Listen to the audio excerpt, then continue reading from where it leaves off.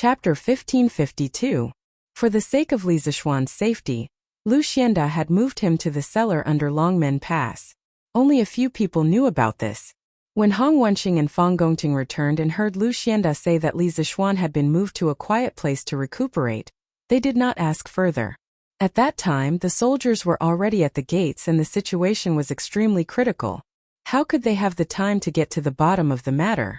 At this moment, Lu Xianda had already followed Fang Gongting to chase after the Turkic army. Fortunately, Lu Xianda's subordinate Bai Qi stayed behind. Under his lead, Xianqing, Wang Ranbiao, and Hong Wenqing came to a cellar on the west side of Longmen Pass. At the entrance they could see a faint light. When they walked in, they saw Li Zishuan lying motionlessly on a straw couch with his eyes closed. Next to the straw couch was a white-bearded old man who was anxiously taking Li Zishuan's pulse. Xiaoxian. Since they'd known each other, Li Zishuan had always had an appearance of having everything under his control. When had he ever been so dispirited and in such a sorry state? At this moment, seeing Li Zishuan like this, Wang Renbiao's heart sank. He hurriedly walked towards the straw couch and called out worriedly. Xianqing frowned and followed him. Seeing that someone had come in and that the other party was not a Turkic, Dr. Lu finally heaved a sigh of relief. However, these people had noble temperaments and he did not recognize them, other than Bai Qi. He did not dare to be rude and quickly stood to the side. Bai Qi stepped forward and introduced softly. Physician Lu, this is the provincial governor of Qizhou. This is the Marquis Junior Marshal Uncle, Daoist Xianqing. This is the provincial governor of Hong Province. Now that the Turkic army has escaped, Longmen Pass is saved. Good, good, good. Hearing this, Dr. Lu could not help but be excited. He then bowed and said, this old man Lu Mingfeng greets the two provincial governors and Daoist Xianqing. Hong Wenqing personally stepped forward and helped Lu Mingfeng up before saying, Dr. Lu, there's no need to be so courteous. This official has already heard from Bai Qi that you ignored the danger and insisted on staying behind to take care of the Marquis of Yong'an. This official thanks you on behalf of Marquis Yong. Lu Mingfeng was flattered and said, I don't dare. I don't deserve your thanks. I'm ashamed to say that I'm not skilled enough to wake up the Marquis. I'm ashamed. Xiaoshuan's injuries are internal. You are more or less able to stabilize his injuries. Xianqing's finally spoke. But your acupuncture method. Xianqing, who was standing at the side, finally spoke. As he spoke, he walked towards the straw couch. Halfway there, he suddenly frowned and said, the environment here is damp and airtight. It is not good for healing. Move Xiaoxian out first and then I will treat him. When Hong Wenqing heard that Xianqing wanted to treat Li Zishuan's injuries, and did not say that Li Zishuan's injuries could not be treated, he immediately knew what to do. He quickly ordered, Bai Qi, quickly bring people to move Marquis to the turret. Yes. Bai Qi responded and immediately turned to call for people upstairs. After a while, the unconscious Li Zishuan was moved to the turret of Longmen Pass. This was originally the temporary resting place for some of the guarding officials of Longmen Pass. The environment was not bad. At least it did not have the damp and moldy smell of the cellar. Xianqing finally nodded and said, Provincial governors, both of you can go out first. I hope no one will disturb me while I am treating Xiaoxian. Hong Wenqing nodded repeatedly and said, Good. Don't worry, Taoist Xianqing. I will send people to seal off the turret. No one is allowed to come near. You can rest assured and treat Marquis Yong. If something happened to Li Zishuan in Jiang Province, it was definitely not good news for Hong Wenqing. Although Li Er would not remove him because of this, it would be difficult for him to be promoted in the future. Although Xianqing was not as famous as immortal Lingxiu, he was also a leading figure of the celestial master Taoism in Longhu Mountain.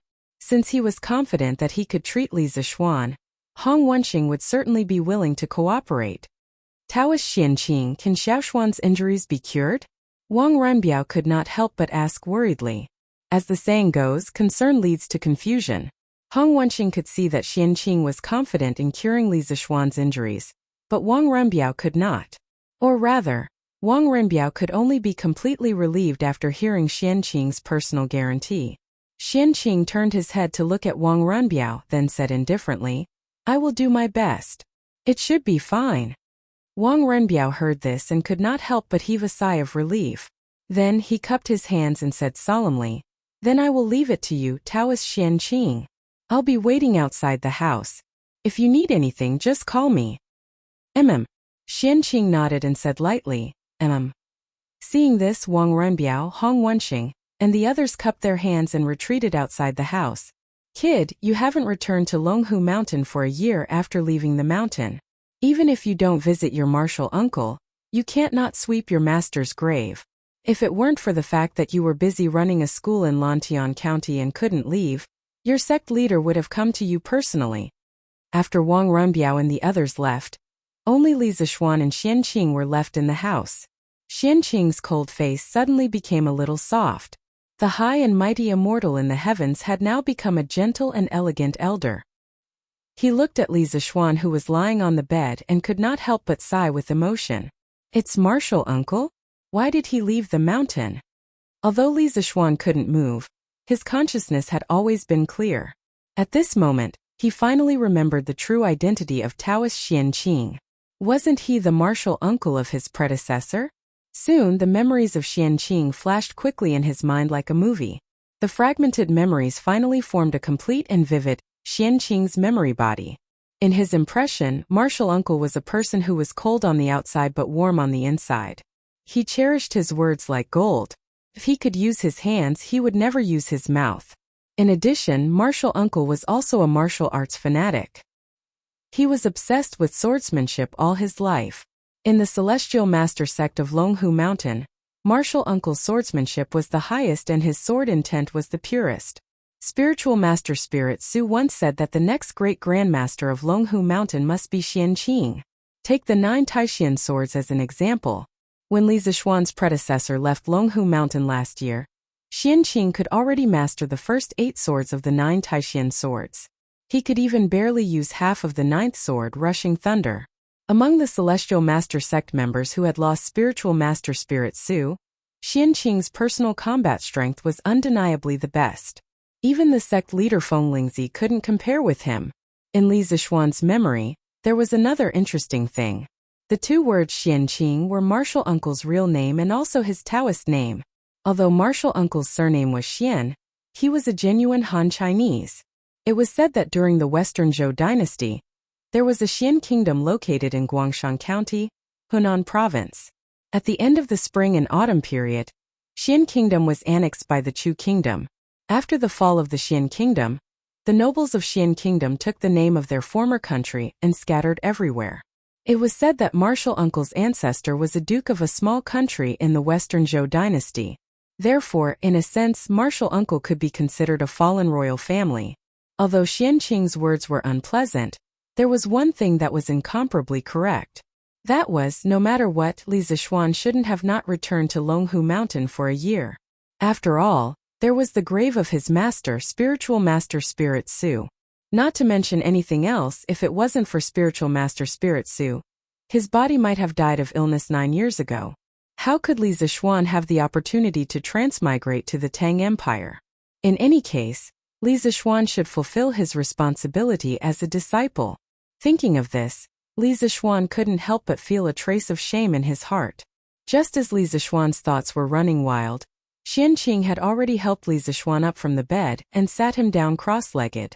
Then Xianqing took Li Zishuan's pulse. After feeling Li Zishuan's exhausted meridians and the lightning force that was still running amok in his meridians, Xianqing couldn't help but deeply furrow his brow. What is the origin of this Wuxia? His body actually contains the lightning force? Xianqing couldn't help muttering. Previously, when Xianqing fought with Wuxia, who only had 50% of his strength, Xianqing also suffered a big loss because of Wuxia's strange lightning force. At this time, after perceiving that Li Zishuan's body also contained the lightning force, Xianqing couldn't help but become more curious about Wuxia's identity. Putting aside the doubts in his heart, Xianqing sat cross-legged behind Li Zishuan. Then he put his hands on Li Zishuan's back and 2 pure Taoist qi instantly drilled into Li Zishuan's body. Those dried-up meridians suddenly became excited.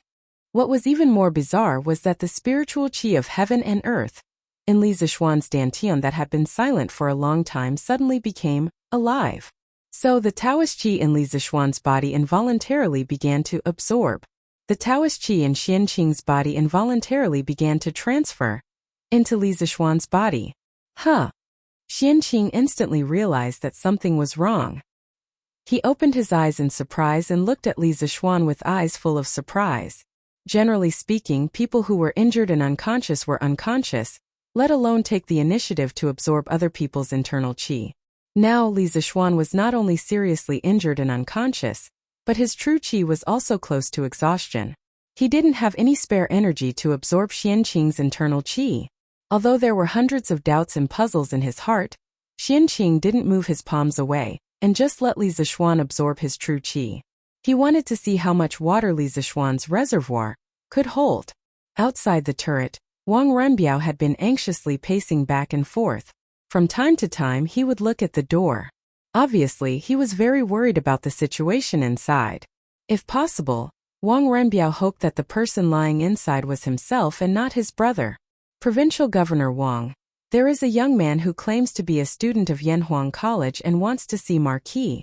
At this moment, a soldier came to Wang Renbiao and bowed with his fists cupped. Wang Renbiao narrowed his eyes and quickly said, "Oh, bring him here quickly." "Yes, sir." The soldier received the order and left. Soon, he returned with a young man carrying a large wooden box on his back. It was Meng Wenhao. Student Meng Wenhao greets Provincial Governor Wang. Meng Wenhao, who was travel-worn, walked to Wang Renbiao and quickly cupped his fists. Previously, when they were about 10 miles away from Longmen Pass, Chang Yaojian suggested that they speed up with 8,000 people and head to Longmen Pass while the 2,000 people at the back brought some dry rations and entered the city. Meng Wenhao rushed all the way until the skin on his thigh was scraped. He also followed at the back, which was why he didn't arrive at Longmen Pass until now. "Wenhao, you don't have to be so polite." Wang Renbiao waved his hand and said. Meng Wenhao straightened up. After hesitating for a moment, he asked directly, "I heard from the soldiers that Yamacho is seriously injured and unconscious. May I ask Provincial Governor Wang, where is Yamacho now and how is his condition?" Wang Renbiao looked back at the turret and said softly, "Little Xian is indeed seriously injured. However, Taoist Xianqing from Mount Longhu is currently treating him. I think he should be fine." Chapter 1553. At around 2:45 in the morning, it was already late at night. The moon had already risen to the western sky, and while everyone was still asleep, it was still silently watching everything that was happening, including the massive battle taking place outside Yonghe Pass. The three armies from Longmen Pass had been madly pursuing the Turkic army, but none of them had been able to catch up. This was because Ashina Shirkum had not only led his most elite cavalry in this invasion of the Great Tang, but each of them had been equipped with 2 war horses. Thus, even though they were deserters, they had been able to escape faster than anyone else. In contrast, the soldiers brought by Qin Qiong, Fang Gongteng, and Leng Yuyao had either just finished a long journey or had just participated in a bitter battle to defend the city. At this time, their men and horses were exhausted, so it wasn't surprising that they couldn't catch up to the Turkic army. But even so, the Turks could not so easily escape from the Great Tang, because there were still soldiers from 4 provinces waiting for them. After passing through Madu Pass and Yonghe Pass, the fleeing Turkic army finally encountered the soldiers of Yunzhou, Yuzhou, Daizhou, and Shua province, who were preparing to reinforce Longmen Pass. Ashina Shirkum and Wuxia only wanted to bring their army back to the steppe, so when the 2 armies met, they didn't even exchange a single harsh word before immediately fighting. Ashina Shirkum's goal was very simple. He wanted to gather his most elite forces and use the shortest amount of time to tear open a hole in the defensive line of the 4 northern provinces of the Great Tang. He and Wu Jia would then be able to escape through this hole and return to the steppe. Even if he had to sacrifice half of his army, Ashina Shirkum felt that it would be worth it. If he ran out of soldiers, he could go back and replenish them. The Turks had plenty of soldiers, and losing 10 to 20,000 soldiers would not hurt them much. But if he and Wu Jia were left behind in the Great Tang, the losses would be far too great for the Turks. This was especially true for Wu Jia. A grandmaster expert was a treasure to any country, and the Turks with Wuxia were completely different from the Turks without him. This could be seen from the fact that Wuxia had single-handedly stolen a large number of books from the academy. Although he had failed in the end, it was an indisputable fact that Wuxia had single-handedly pinned down thousands, if not tens of thousands, of great Tang soldiers. On the plains outside Yonghe Pass, an extremely gruesome battle quickly took place. Under Ashina Shirchu's orders, the Turkic soldiers fearlessly launched their most ferocious attacks on the soldiers of the 4 provinces. The Turks of the steppe were naturally tougher than the people of the central plains, and all of them knew that they were being pursued. If they couldn't break out of the encirclement as quickly as possible, all of them would die here. In this desperate situation, the Turkic soldiers did not despair. On the contrary, their fighting spirit was stimulated. Kill. If you kill 1 Tang soldier, you will be rewarded with 50 cows and sheep. If you kill 10 soldiers, you will be promoted by 1 rank. Kill 100 people, and you'll be rewarded with a tribe. Seeing that there was hope for breaking out, Ashina Shirchu hurriedly roared. His method of boosting morale was extremely effective. The Turkic soldiers were all excited by these words, especially the last reward that Ashina Shirchu had promised. It was simply too tempting. The majority of them were ordinary people of the steppe. The people of the Central Plains liked to study and obtain scholarly honors, while the Turkic people liked to become more courageous and fierce, becoming the warriors of their tribes.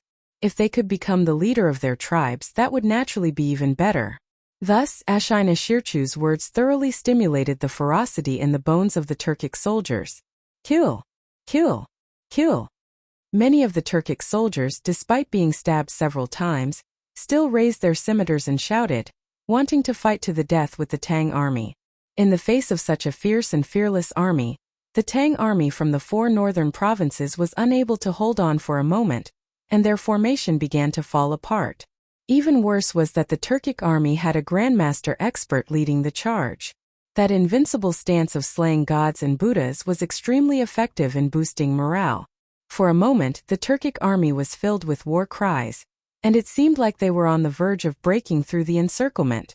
Although Wuxia only had 30 to 40% of his strength left, he was still not someone that the ordinary soldiers of the Tang army could contend against.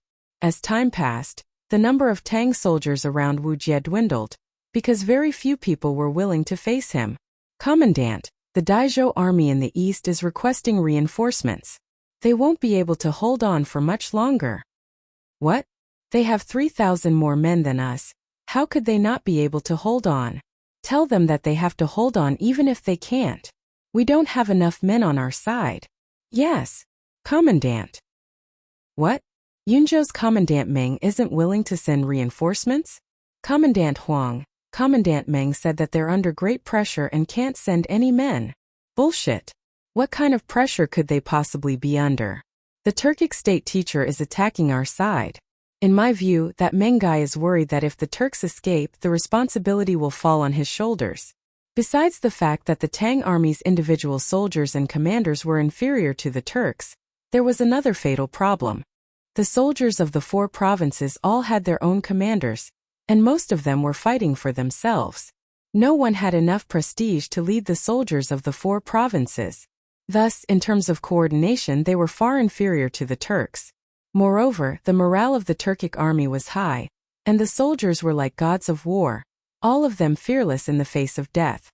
For the soldiers of the 4 provinces to defend against Ashina Shir's fierce assault was much more difficult. Under Wu Jie's lead, the Daizhou army that had been waiting outside Yonghe Mountain Pass would soon be slaughtered by Wu Jie's army. Rumble! Bang bang bang! At this moment, several more armies appeared on the southern road. There were at least 30 to 40,000 of them, and they were rapidly approaching the battlefield. Jijia Jingda, each of you will lead an army to flank them from the left and right to prevent the Turkic army from escaping from the flanks. This old man will lead the rest of the army to attack from the front. Tonight, we will ensure that these invading Turks remain in the Great Tang. These soldiers had come from Longmen Pass. At this moment, Qin Qiong unsheathed his sword and pointed it at the Turkic army. Along the way, Qin Qiong had relied on his powerful prestige in the Tang army to quickly integrate the Qizhou soldiers brought by Wang Ranbiao and the Bing province soldiers led by Fang Gongteng. Thus, at this moment he was the one giving orders to everyone. Okay. Second brother Qin, be at ease. With this old Chang here, not a single Turkic soldier can escape from the east. It would be best if we could capture Wuxia and avenge little Xian. Chang Yaojin loved war the most, and when he learned that Li Zishuan had been heavily injured by Wuxia, old Chang became even more furious. He truly wished that he could fight Wuxia so that he could avenge Li Zishuan. Yuqi Jingda also clasped his fists and said, "Okay. With this old man here, not a single Turkic soldier can escape from the west." The two of them received their orders and then led a group to flank the Turkic army. Meanwhile, Qin Qiong roared, "All soldiers, hear my order. The time to render meritorious service has come. Follow this general and kill the Turkic wolf cavalry." Kill. Qin Qiong could be considered a rather legendary figure in the Great Tang army. Moreover, he was one of the first to follow Li Er. His prestige in the army and among the people was extremely high. Under his leadership, the soldiers, no matter where they came from, were willing to listen to Qin Qiong's orders. Thus, after Qin Qiong gave the order, the more than 10,000 soldiers behind him quickly charged toward the Turkic army. Leng Yuyao was at the back of the army and didn't charge forward. This time, she was under Wang Renbiao's orders to assist Fang Gongting in commanding the Qizhou troops. However, since Qin Qiong, Chang Yaojin, and Yuqi Jingda, these founding veterans, had brought people over, then there was naturally nothing for her to do now. This was because Qin Qiong, Chang Yaojin, and Yuqi Jingda, any one of them had the strength and prestige to control the 30,000 soldiers of Qizhou. Moreover, the development of the situation was more or less as she had expected. The 30,000 soldiers from Qizhou were orderly under Qin Qiong's command, as if they were his arms. This was the great positive effect that a commanding general with great prestige could bring to an army. Not good. The Tang army at Longmen Pass has caught up, and it seems that there is an additional army. No, it seems that Qin Qiong and Cheng Yaojin are here. Hearing the movement here, Ashina Shi-er's expression changed. He quickly killed 2 Tang soldiers and rushed to Wu Jie's side. He shouted, "Imperial teacher, we must rush out as soon as possible." Qin Qiong and Cheng Yaojin seemed to have brought people over. Wu Jie's mace couldn't help but pause. After a moment he said in a hoarse voice, "Immediately gather all the troops and attack this place. Tear open an opening as soon as possible. Take as many as you can."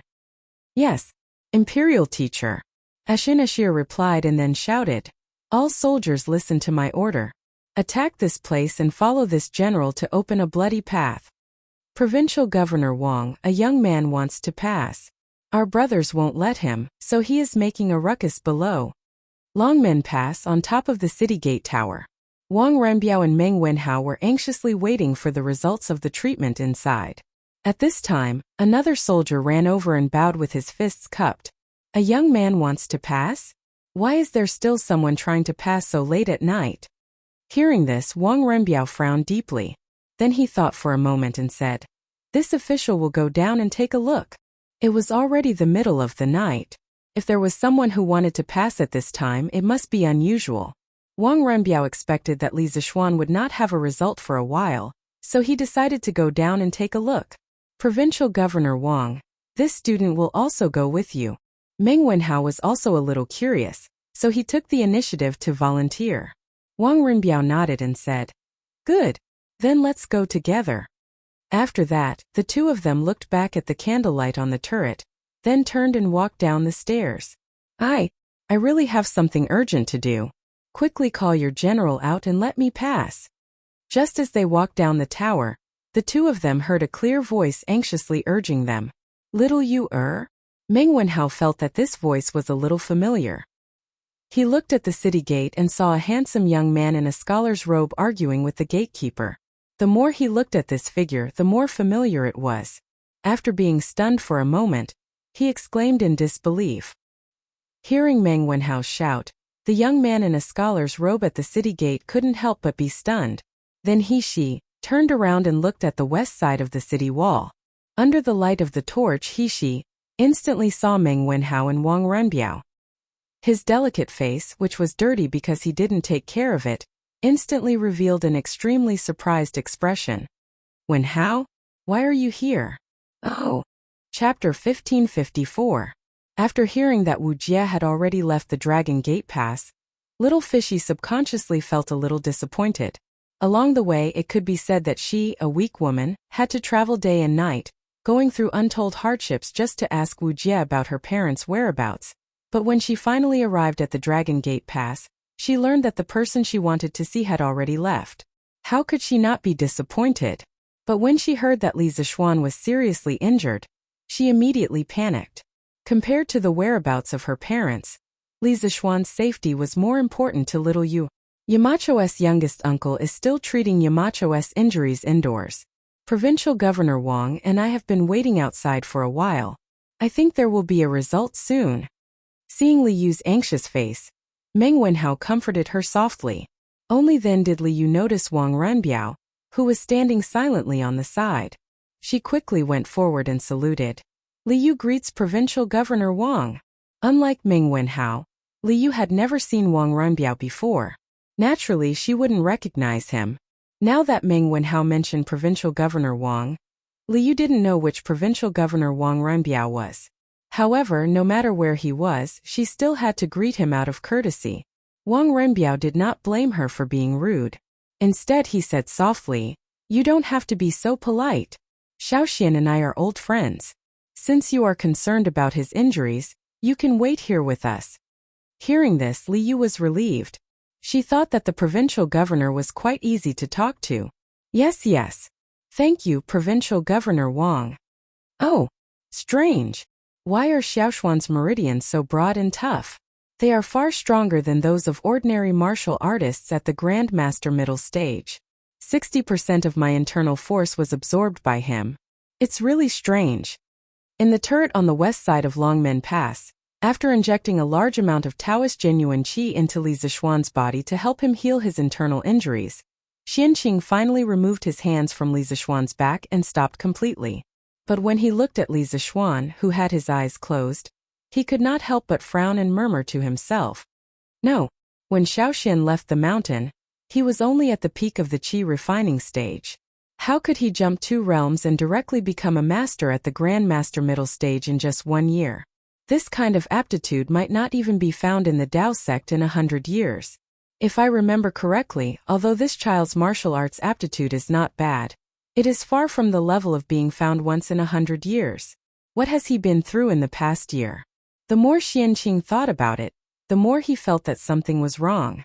Especially when he thought about Li Zixuan's current realm, he felt even more incredulous. It was not that he was jealous of Li Zixuan's rapid progress. He had never been jealous of anyone in his life, because he firmly believed that he could become the strongest person in the world. This belief could not be shaken by anyone and nothing. He was just curious as to how Li Zixuan managed to advance so quickly. Of course, Xianqing did not know that Li Zixuan, who was sitting cross-legged on the bed, although his body had not changed, his soul had been replaced by a 21st century engineering master with the same name. At this moment, after Li Zixuan absorbed the pure Taoist genuine qi from Xianqing, his body had undergone earth-shaking changes. The originally dry meridians in Dantian were now being nourished by the endless river water, and the huge amount of genuine qi quickly began to repair the injuries of the 5 viscera and 6 bowels. Even the farmland spiritual qi in his body began to become active at this time. Acting as the leader of the recovery army, the power of thunder and lightning that Wuxia had left in his body all became a meal for the spiritual qi of heaven and earth. In the end, Li Zixuan seemed to hear the spiritual qi of heaven and earth burp. Damn it! Did I travel to the world of immortal cultivation? Li Zixuan cursed in his heart. He wondered if he had transmigrated again. The scene in his mind was 2F** King fantastical. It was not much different from the fantasy novels he had read in his previous life. However, after using his spiritual power to sense that he was still in the Tang Empire's Longmen Pass, Li Zixuan was relieved, knowing that he had not traveled to another world. Speaking of which, Li Zixuan had his family, friends, and a group of cute officials and generals who wanted to make Tang Empire stronger. Even if he had the opportunity to travel to another world, he would not be willing to leave. For Li Zixuan, this was the best time. He had met the best monarch, the best friends, and the best family here. He would not exchange them even if he was given an immortal. After sitting cross-legged for a while, Li Zishuan's internal injuries were basically healed under the spiritual qi of heaven and earth in his body, and the genuine qi in his body had been completely restored. Just as he was about to open his eyes and see his talented youngest uncle, Li Zishuan suddenly felt a wave of enlightenment. Then, all the pores on his body opened, and under the effect of the spiritual qi of heaven and earth in his body, Li Zishuan began to involuntarily absorb the spiritual qi of heaven and earth again. Without destruction there could be no construction. After destruction there would be construction. After fighting with so many great masters, Li Zishuan had a desire for strength. With the help of the spiritual qi of heaven and earth in his body, and with the enlightenment of his mind, the stagnant realm finally showed signs of loosening. Li Zishuan intended to take this opportunity to break through to the late stage of Dao Guru. Standing aside, Xianqing, who was thinking hard and waiting for Li Zishuan to wake up, immediately sensed something unusual. His expression changed, and he hurriedly turned his eyes to Li Zishuan. Forget everything, oneness of heaven and man. Is he going to make a breakthrough again? Although Xianqing was very confident in his martial arts attainment, when he saw that Li Zishuan had the opportunity to make a breakthrough again, Xianqing did not know how to express his feelings at this moment. Was he excited? Of course. Was he disappointed? Of course not. No matter what, Li Zishuan belonged to the celestial master Taoism of Longhu Mountain. The higher his achievement was, the happier Xianqing would be. He would not be disappointed. If he really had to describe it, Xianqing was doubting life at this moment. How old was Li Zishuan this year? He was only 15 or 16 years old, but he was about to reach the late stage of Dao Guru. This was absolutely shocking. Actually, what Xianqing did not know was that just 2 months ago in Lantian County, Mo Huai told Li Zishuan that he needed a saint for his engineering. Li Zishuan went through a battle in his heart and overcame the temptation of the title of a saint. He said some open-minded words. The title of a saint is not something that I want. Everything that I do in my life should be based on my heart, punishing evil and promoting good, upholding justice, benefiting the common people, and living a carefree life. As for what the future generations say, it has nothing to do with me. Whether it is merits or demerits, they can say whatever they want. After saying that, Li Zishuan's thoughts were instantly clear. He directly entered the state of forgetting himself in the woods at the foot of the mountain. At that time, Li Zishuan finally touched the threshold of the late stage of Dao Guru, but in the end, he failed to enter the late stage of Dao Guru. Now, after several months, Li Zishuan finally had a chance to enter the late stage of Dao Guru again. At this moment, Xianqing only felt that a small invisible cyclone storm had formed in the room, but he could not see anything unusual with the naked eye. This cyclone storm was different from the storms in the natural world. It would not blow away anything, nor would it make others feel like they were being blown by the wind. A good rain knows the season, and it will happen when spring comes. Sneaking into the night with the wind, moistening things silently. This invisible cyclone storm was like a spring rain that moistened things silently, leaving no trace behind. Only martial artists with profound realms would be able to truly feel its existence. No.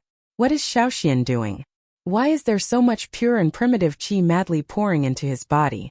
Xianqing had already raised his guard and stood guard at the door. He was guarding Li Zishuan to prevent anyone from disturbing Li Zishuan's breakthrough. However, while Xianqing was shocked by the scene in front of him, he also found it difficult to explain. It seemed that Li Zishuan's method of breaking through was different from all other cultivators. If not for worrying about affecting Li Zishuan's breakthrough, Xianqing really wanted to step forward and grab Li Zishuan's pulse to see how different Li Zishuan's meridian structure was from ordinary cultivators. Kill! Kill! Kill! On the plains outside Yonghe Pass, the Turkic soldiers who were besieged on all sides shouted again and again. Blood dyed the earth red. But not a single Turkic soldier showed any fear. Many of the scimitars in their hands were already curled up, but they still swung their scimitars tirelessly, wanting to open a path for Wuxia and Ashina Shur. This was an extremely fierce and brave Turkic wolf cavalry. They would unconditionally carry out the orders of their commander, even if they had to pay the price with their lives. Encountering such a resolute Turkic army, the reinforcements of the Great Tang's 4 northern provinces were still having a headache. Even with Qinqiang, Chang Yaojin, and Yuqi Jingde leading reinforcements, the defensive line they had built in the north was still about to be torn apart by the Turkic army. It was not that the Great Tang's 4 northern provinces were not elite enough, but that the Turkic army was too fearless. As long as they could send Wuxia and Ashina out of the Great Tang, they were willing to sacrifice themselves here. Quick! Quick! Charge! Continue to charge! The Tang army's defensive line is about to be broken. Seeing that the Tang army at the front was about to collapse, Ashina Shirchu hurriedly shouted. This was both an exhilaration and a morale boost. Charge! Kill! Hearing this order, the Turkic soldiers became even more ferocious, even more fearless. At this moment, the Turkic soldiers seemed to have the assistance of the heavens. Everything was going smoothly for them, and the Turkic army was advancing even faster than before. Meanwhile, the Turkic army in the rear was desperately resisting the left, middle and right armies led by Chang Yaojin Qinqiong and Yuqi Jingde. They did not seek victory, only delaying the Tang army so that Wuxia and Ashina could escape the encirclement. As long as they could escape the encirclement of the Tang army, Wuxia and Ashina could rely on their advantage in speed to shake off the pursuit of the Tang army. Oh! Chapter 1555. Ha! Open for me!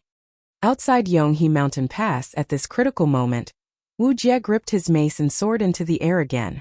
On the way here from Chang'an City, although he had experienced several major battles and had lost a great deal of his strength, his personal strength was still undoubtedly at the top of this battlefield. At this moment, the mace in his hand flashed with a faint lightning glow, and with him flying high up in the air, he looked like a god of thunder descending from the heavens, majestic and insufferably arrogant. With a loud roar, Wujia's aura reached its peak. Then Wuxia slammed his mace down, sending a powerful gust of wind towards the Tang army.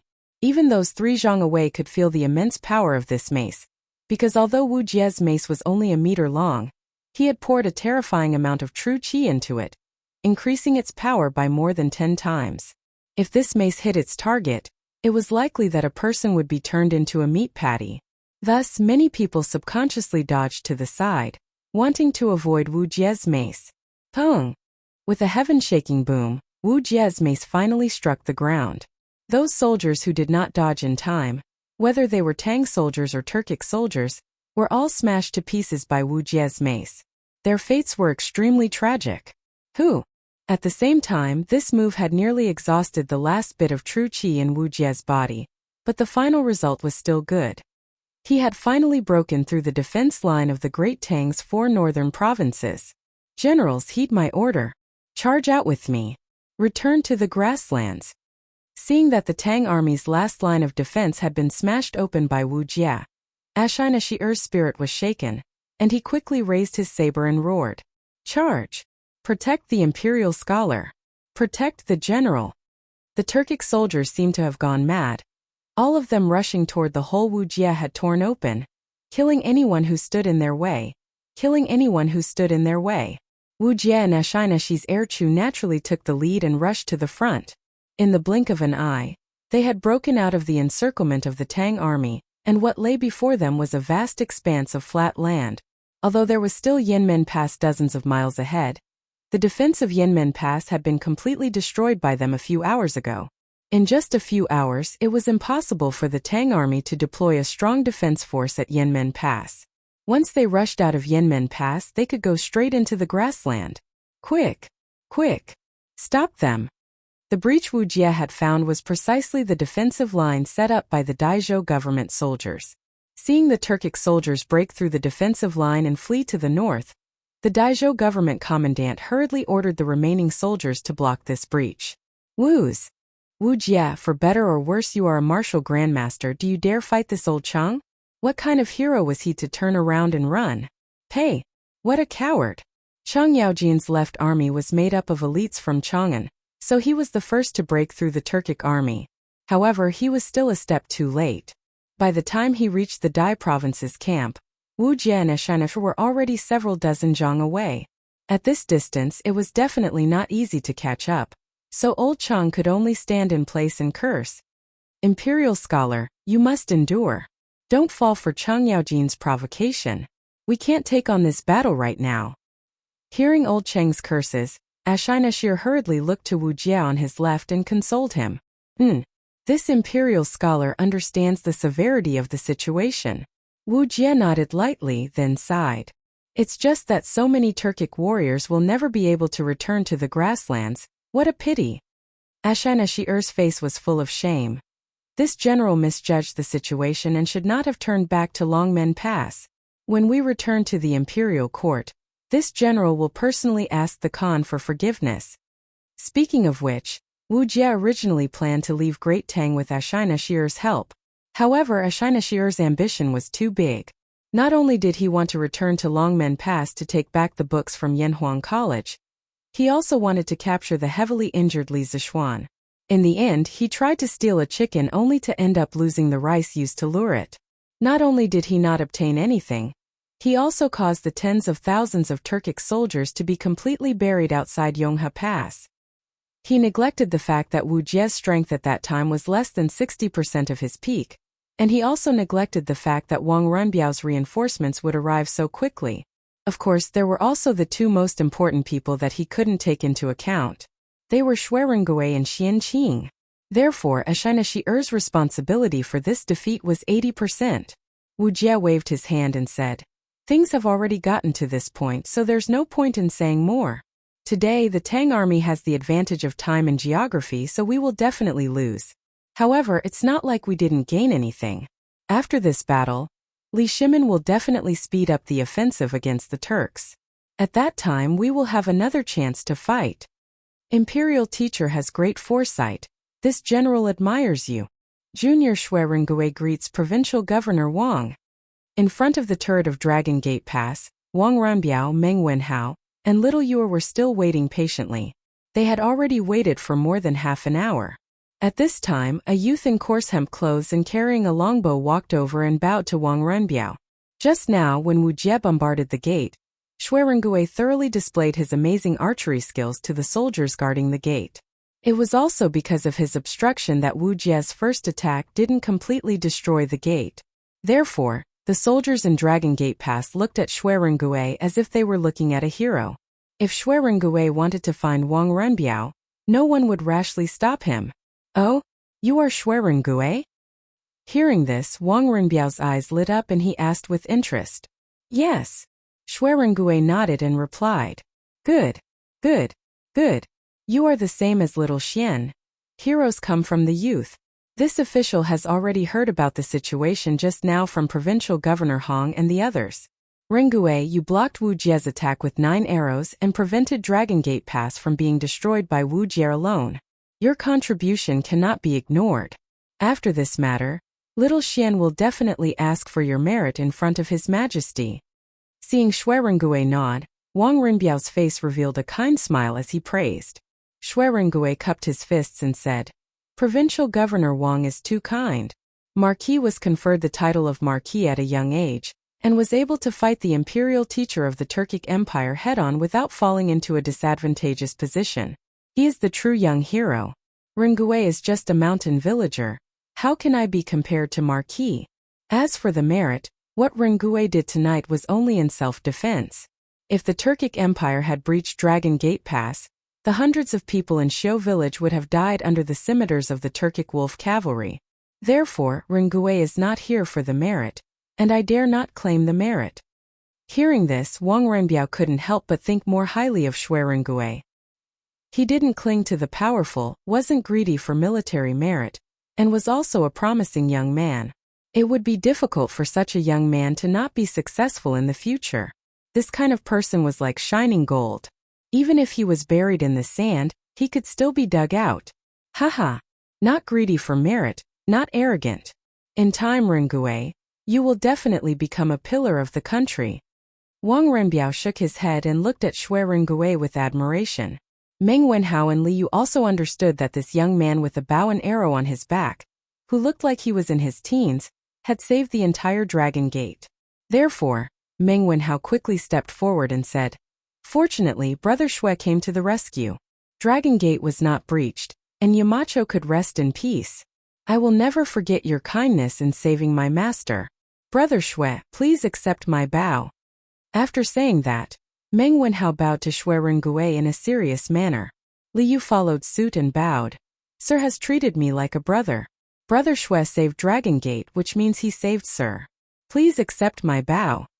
Li Yu had already taken off the Confucian headscarf on her head and let her long hair down.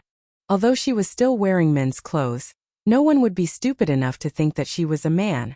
Shui Rengui quickly helped Meng Wenhao up and said to Li Yu, Miss Li Yu, little brother Meng, please get up quickly. The one who saved the Dragon Gate was Daoist Xianqing, not me. I can't accept your greetings. I came up the tower to see if Marquis had woken up. It's getting late, and I should bring the villagers back to the village. Meng Wenhao stood up and said, Yamacho is still in the tower. Daoist Xianqing is treating Yamacho's injuries. Shui Rengui turned to look at the candlelit tower and said, Since that's the case, I'll take my leave first. The Marquis of Yong, and is blessed by the heavens. He will be fine. Provincial Governor Wang, brother Meng, Miss Li Yu, you don't have to worry. I believe that a good man like the Marquis of Yong, and will be protected by the heavens. Then we'll meet again. Wang Renbiao nodded and said, We'll meet again. Li Yu and Meng Wenhao also cupped their hands. Creak. Just as Shui Rengui was about to leave, the door that had been closed for a long time was finally opened from the inside. Daoist Xianqing walked out expressionlessly with his hands behind his back. If one looked closely, one could see a trace of fatigue and surprise in the corner of his eyes. Daoist Xianqing. The corner of Wang Renbiao's eyes never left the turret for a moment. He found that the door was opened at the first moment, so he hurriedly walked forward and asked anxiously, Daoist Xianqing, you're out? How's Xiaoxian? Meng Wenhao, Li Yu and Shui Rengui also hurried over and looked at Xianqing with hope. Xianqing stopped and looked at Wang Renbiao, Li Yu, Meng Wenhao and Shui Rengui. He paused for a moment and said lightly, Humph, that kid is fine now. Go in and take a look yourselves. Then Xianqing swung his sleeves and was about to leave. However, he stopped after 2 steps and turned to Wang Renbiao, who was about to enter the house, and said, I heard that the Turkic state preceptor sneaked into the Tang dynasty to steal some books from Yanhuang College. Where are those books now? Wang Renbiao was stunned and quickly replied, Daoist Xian, I heard that Xiaoxian hid all those books. They should still be in the cellar. All right, I'll go and take a look. Xianqing nodded and left with his hands behind his back. Although Wang Renbiao felt that Xianqing's question was a little strange, he was not in the mood to think about it. Once Xianqing left, he quickly walked into the house. Xiaoxian, are you okay? Entering the room, he saw Li Zishuan sitting cross-legged on the bed with his eyes slightly closed. His previously pale face had already turned into a healthy rosy color. Wang Renbiao knew that this was a sign that his injuries had recovered, so he couldn't help but exclaim excitedly, Yes, I'm fine. Not only am I fine, but I also benefited from the disaster and improved my martial arts. Hearing Wang Renbiao's question, Li Zishuan opened his eyes and smiled. Phew, that's good. That's good. Wang Renbiao heard and could not help but heave a sigh of relief. Li Zishuan got up from the bed and looked at Wang Renbiao. He was surprised and relieved. Renbiao, shouldn't you be in Qizhou? Why did you come to Dragon Gate? Wang Renbiao replied with a smile. Wuxia snuck into the academy to steal the books, so the emperor issued a notice that Wuxia was wanted throughout the country. By the afternoon, the notice had already reached Qizhou. After dinner, I heard that the Yanmen Pass had been breached. Thinking that little Xian, you should be in the Hudong Road area right now, and should have also heard about the theft of the academy's books.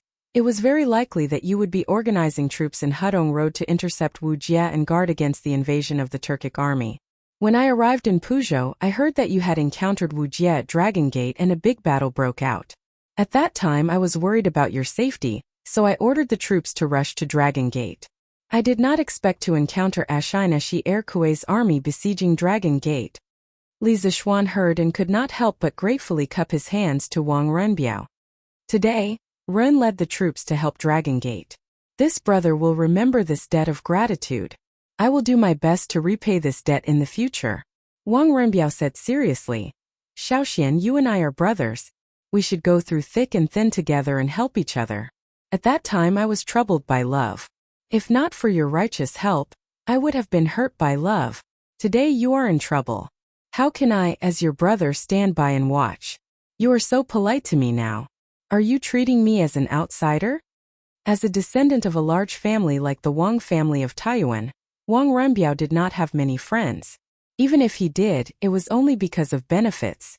This kind of friend could only be made with benefits but not with hearts.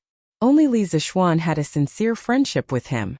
There were no benefits involved, so Wang Renbiao cherished this friendship. When he sensed that Li Zishuan might be in trouble, he did not hesitate to lead the troops to leave Qizhou. When he made this decision, he did not even consider the consequences. This kind of behavior was absolutely inconceivable for a descendant of a large family who prioritized benefits. Renbiao, that's not what I meant. Hearing this, Li Zishuan hurriedly explained. Then he waved his hand and said, Forget it, forget it. Since that's the case, I won't be polite with you. But this time you led the troops out of the country without permission. It should be considered a violation of the laws of the Great Tang. When I return to His Majesty, this brother will do his best to speak on your behalf. Chapter 1556. When how little you are, why did you two come to Dragon Gate? After talking to Wang Renbiao, Li Zishuan finally looked at Meng Wenhao and Li Yu. To be honest, he was a little surprised to see these two little guys. Meng Wenhao stepped forward and replied, Yamacho. His Majesty was furious when he learned that the books of the academy were stolen. He ordered General Qin, General Cheng, and General Yuqi to lead 10,000 light cavalry to chase after Wuxia. In order to keep in touch with Yuan Chang'an City, His Majesty allowed General Qin and the others to carry a telegraph, but no one in the army knew how to use it. Later, General Cheng chose me, so I came with the army. Li Zishuan nodded, then looked at Li Yu and asked, Little Yu, or what about you? You're just a weak girl, you didn't come with the army, right? Sir, Little Yu opened her mouth and looked embarrassed. In front of so many people, she couldn't say that she came here to look for Wuxia, could she? If she really said that, she didn't know how many strange looks she would receive. Yamacho, Little Yu didn't come with the army. She came here by herself. She was worried about your safety and wanted to see you in person. Seeing Li Yu's embarrassed face, Meng Wenhao, who knew the inside story, quickly explained.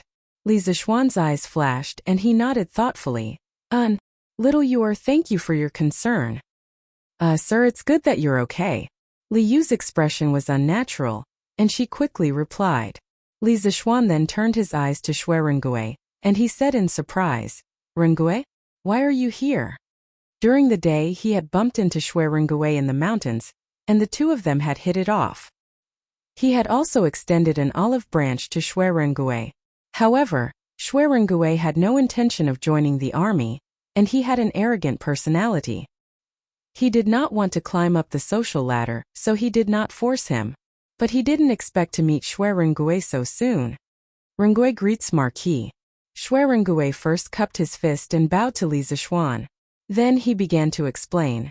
Around midnight, someone in the village saw a fire in the direction of Longmen Pass. They heard from me that you, Marquis, were also at Longmen Pass, so they wanted to come and help. My speed was fast and I was one step ahead. The young men of the village followed behind me. When I arrived at Longmen Pass, I happened to see the Tuzhou Estate preceptor bombarding the city gate. Thus, I followed Adjunct Feng to defend the city.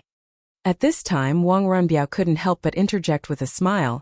Little Xian, you don't know, but Rengui relied on his superb archery skills to block Wu Jie's first attack on the city wall, and forcibly destroyed 30% of Wu Jie's first attack. If it wasn't for him, I reckon the Longmen Pass wouldn't have lasted until Taoist Master Xian Qing and the Qizhou army arrived. Shui Rengui hurriedly replied, Governor Wang, you flatter me.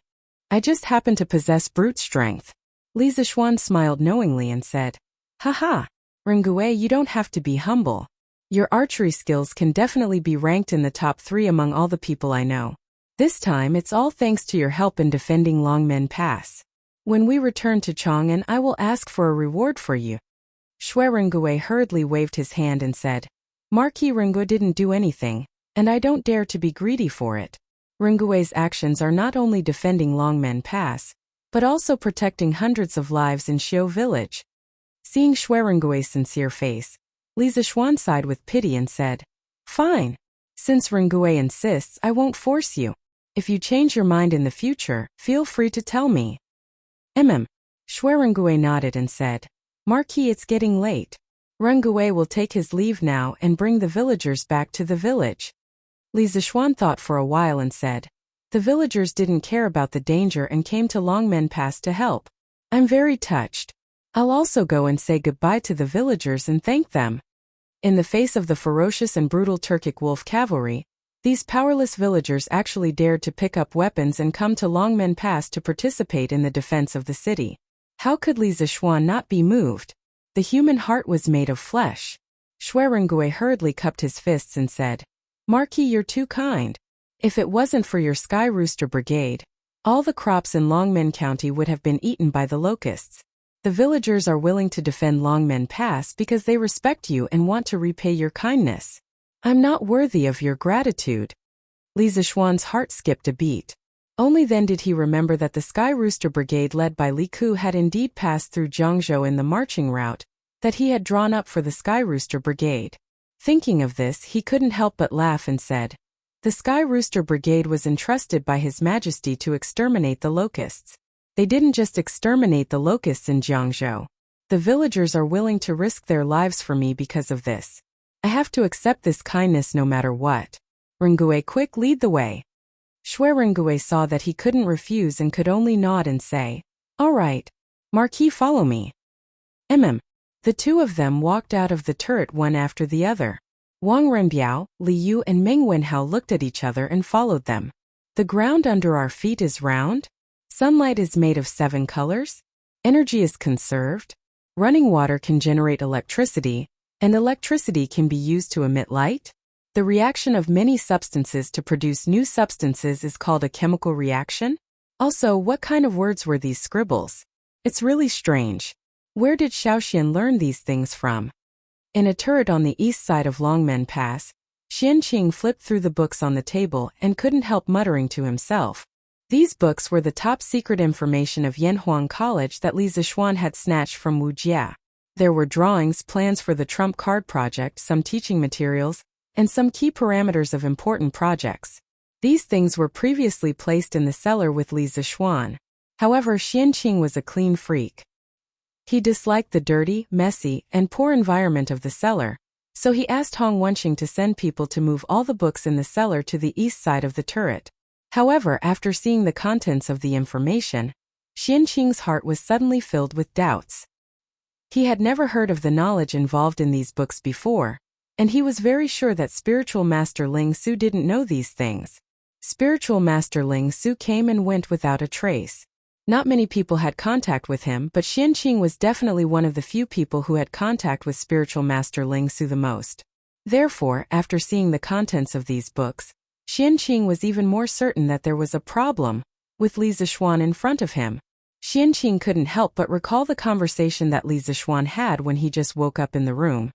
You brat, it's time to wake up, right? Oh, it's Junior Uncle. Li Zishuan greets Junior Uncle. Do you still remember me, your Junior Uncle? Do you still remember your sect? I'm afraid. Although I went down the mountain to help the world, I didn't forget my identity at all times. I not only accumulated virtue and did good deeds, but also preached Taoism among the people. Because of the busy affairs of the academy, and the emperor also assigned me a lot of official duties, I couldn't return to the sect to visit Junior Uncle and the head of the sect for a long time. I'm ashamed. You still have some conscience. But the one you should visit the most is your master. Senior brother has no children. He not only treats you as a disciple, but also as his own child. He gave everything to you. You can't be ungrateful. Junior Uncle, you're right. When this matter is over, I will personally go to Mount Longhu and kowtow in front of Master's tomb to apologize. Little Xian, let me ask you. When you went down the mountain, you were still at the peak of the Qi refining stage, but now you're at the peak of the Zhongshe realm. After my observation, I found that when you broke through the realm, the way you broke through was different from other warriors. Tell me honestly, did you practice some evil skills? Martial Uncle, you've wronged me. Although I'm not a benevolent and virtuous person, I'm still in awe of heaven and earth and all living beings. Everything I've learned comes from Master. After Master passed away, I've encountered several life or death situations. In those desperate situations, I've gained some special insights into the martial way. Perhaps it's because of these insights that my way of breaking through realms is different from ordinary people. Well, are you willing to let me check your meridians? Don't misunderstand. I don't mean any harm. It's just that the Celestial Master Taoism has always been a righteous sect. We can't have evil people. I have to make sure that you don't stray into the evil path. Junior uncle, you don't have to explain. You saved my life. If you want to check my meridians, go ahead. I have a clear conscience and will never resist. Good. Then I'm being rude. Well, the path of genuine Qi is indeed the path of the Taishan Sutra. And the genuine Qi is also pure Taoist genuine Qi. It seems that you've always been firm in your Taoist heart. I've wronged you. No. Why do you have such pure genuine Qi in your body? Genuine Qi? Junior uncle, what is genuine Qi? You don't know genuine Qi? Then why do you have genuine Qi in your body? I don't know. The capacity of a person's dantian is limited. When one reaches the peak of the Zhongshe realm, true Qi will fill the entire dantian. One needs to use a secret method to condense true Qi and turn it into true essence. Coupled with one's own martial arts comprehension, only then can one break through to the Zhongshe realm. This genuine Qi is unique to the Supreme Power realm. Okay, you've just recovered from your serious injury. Take the time to adjust your Qi circulation. There are a few people outside. They should be looking for you. I'll leave first. Thank you, junior uncle. Take care. It makes sense that this child's kung fu has improved by leaps and bounds. But where does this strange knowledge come from? Along the way, I have more or less heard of Yanhuang Academy. The commoners say that they impart knowledge of engineering. Engineering, what kind of knowledge is that? Why haven't I heard senior brother mention it? Recovering from his contemplation, Xianqing's eyes became more and more confused. Clang, clang, clang, clang, clang. At this moment, 5 gongs and drums sounded under the city tower. Xianqing was stunned and murmured, "It's already 5 o'clock. Forget it. As long as this child is on the right path and doesn't do anything harmful, I don't have to worry about it." After that, Xianqing closed the book in his hand and walked to the bed next to him. As Li Zishuan's junior martial uncle and the flag-bearer of Mount Longhu's Celestial Master Sect, Xianqing received some preferential treatment here. He had a separate space to rest, unlike the other ordinary soldiers who could only sleep in tents. On the other side, after Li Zishuan received and persuaded the nearby villagers who came to support Longmen Pass, he urged the people around him to disperse and rest. He returned to the turret and planned to wait quietly for Chang Yaojin and the others to come back.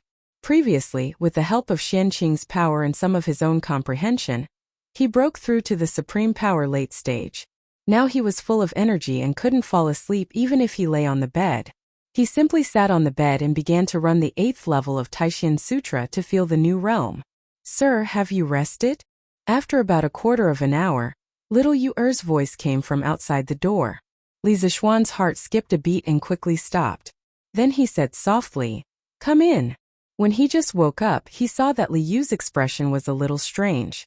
He always felt that this girl was hiding something. Now that Li Yu took the initiative to come to him, he guessed that she was going to take the initiative to lay her cards on the table. With a creak, Li Yu pushed the door and entered. Then she turned around and closed the door. Then she walked quietly to Li Zishuan and said with a guilty face, "Sir, you have just recovered from a serious injury. Did I disturb your rest?" Li Zishuan smiled and waved his hand, saying, "It's okay. I'm not sleepy now. Little you are still awake. Is there something on your mind?" "Yes." Li Yu nodded and replied, "Yes." Then she bit her lips and said softly, "Sir, you've met the Tuju Estate Preceptor before. Can you tell me what kind of person he is?" "National Master of the Tujua National Master?" Hearing this, Li Zishuan couldn't help but be surprised. Then he asked with some confusion, "Little Yu, why are you asking about the National Master?" Li Yu's face froze. After hesitating for a moment, she replied, "Sir, the National Master of the Tujua National Master may know the whereabouts of my biological parents, so—" "What? Wu Jie knows the whereabouts of your parents? Little Yu, who told you this?" Li Zishuan was shocked. His eyes flashed with disbelief. Regarding Li Yu's background, he had always sent people to secretly search for it. According to the jade bracelet on Li Yu's wrist, Li Yu's parents must have been very rich. So Li Zishuan had always sent people to ask around Chang. And if there were any rich families who had lost their children more than 10 years ago, there were quite a few people who met this condition, but when he asked them face to face, none of them met this condition. After searching for so long in Chang, and without finding any useful clues, Li Zishuan never thought that Li Yu's parents would have some kind of connection with Wuxia. How could he not be shocked? Seeing Li Zishuan's disbelief, Li Yu explained seriously. Sir, this is what Wuxia told me personally. 2 nights ago, the academy was attacked. Mr. Mo, the 2 Dugu generals, and Mr. Zhang San, who had gone out to sea but secretly returned, were all defeated by the Turkic imperial preceptor. In the end, the Turkic imperial preceptor even wanted to kill Mr. Zhang San. Chapter 1557. Is there such a strange thing? Inside the west tower of Dragon Gate Pass. After listening to Li Yu's story of that night, Li Zishuan was shocked. He rubbed his chin and pondered for a long time before turning his eyes to Li Yu and asking, "Is that why you came all the way from Chang'an to Jiangzhou?" Sometimes he couldn't help but admire this little girl Li Yu. At her age, if placed in modern times, she probably wouldn't even have graduated from primary school. Yet she dared to travel so far by herself. This could no longer be called independent, it should be called precocious. Li Yu nodded and said, "In order to find my parents, I ran all the way from Yuezhou to Chang'an. Now that I've come all the way from Chang'an to Jiangzhou, what does that count as? Sir, I really want to know who my parents are. I also want to know why they sent me away that year and didn't take me away. But I was still a step too late. The imperial tutor is now nowhere to be found." Towards the end, Li Yu's tone became slightly gloomy. She had traveled day and night without rest, but in the end she hadn't been able to achieve what she wanted, so naturally she couldn't help feeling disappointed. Li Zishuan thought about it for a moment before replying, "I've fought with Wuxia before. This man's martial arts are extremely high. He wears a black robe and a black hood, making it difficult to see his face, but his voice is very hoarse, as if it's been burned by fire, dry and hoarse. In addition, he also has a strange internal force that can release something similar to lightning, catching people off guard. Wuxia's fighting style is inclined towards one person's strength. He doesn't like to beat around the bush, relying on his moves and personality. Wuxia may also be the kind of person who doesn't like trouble, decisive and unstoppable. He really has the qualifications to be one of the world's top masters. However, I don't know much about Wuxia's background. Master rarely mentioned him before his death. Perhaps you can ask my little martial uncle tomorrow. He should know." Recalling Xianqing's previous interrogation, Li Zishuan couldn't help feeling a little scared. So, regarding Wuxia, he didn't intend to ask Xianqing himself. Wouldn't that be walking right into a trap? It was better for little Fishy to ask him herself.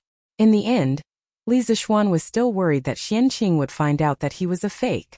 After all, he used to do many things under the banner of Spiritual Spirit Su, and Xianqing had always had a good relationship with Spiritual Spirit Su. If Xianqing investigated seriously, he would definitely find clues from many things. Yes. Good. I'll ask Daoist Xianqing tomorrow. Li Yu didn't think much about it and just nodded. Then she suddenly said, "Yamacho General Qin is leading the army to chase after the imperial teacher. Do you think Wuxia?" Although he didn't finish his sentence, the gist of it was obvious. Li Zishuan frowned, paused for a moment and then said, "I heard from Renbiao that it's not just Uncle Qin and Uncle Cheng who are pursuing us from behind. To the north there are also soldiers from Yunzhou, Shuozhou, Daizhou, and Yuzhou who are intercepting us. There are at least 60,000 of them, and the Turkic army has already been defeated at Longmen Pass, so their momentum is no longer there. In the face of these 60,000 soldiers, their defeat is certain. However, Wuxia and Ashina Shirchu are both martial experts. If they escape with all their strength and pave the way for them with the lives of the Turkic soldiers, it will be difficult for Uncle Qin to catch them." Hearing this, Li Yu secretly breathed a sigh of relief. Li Zishuan looked at Li Yu's face and asked, "Little Fishy, do you want Wuxia to die? Or do you want him to live?" Under Li Zishuan's gaze, a trace of panic flashed in Li Yu's eyes. She opened her mouth and said nervously, Of course I want him to die. I am a Tang and he is a Turkic. He killed so many Tang people, of course I want him to die. But before he dies, I want to hear the whereabouts of my father and mother from him. Li Zishuan nodded, then turned around and stood with his hands behind his back.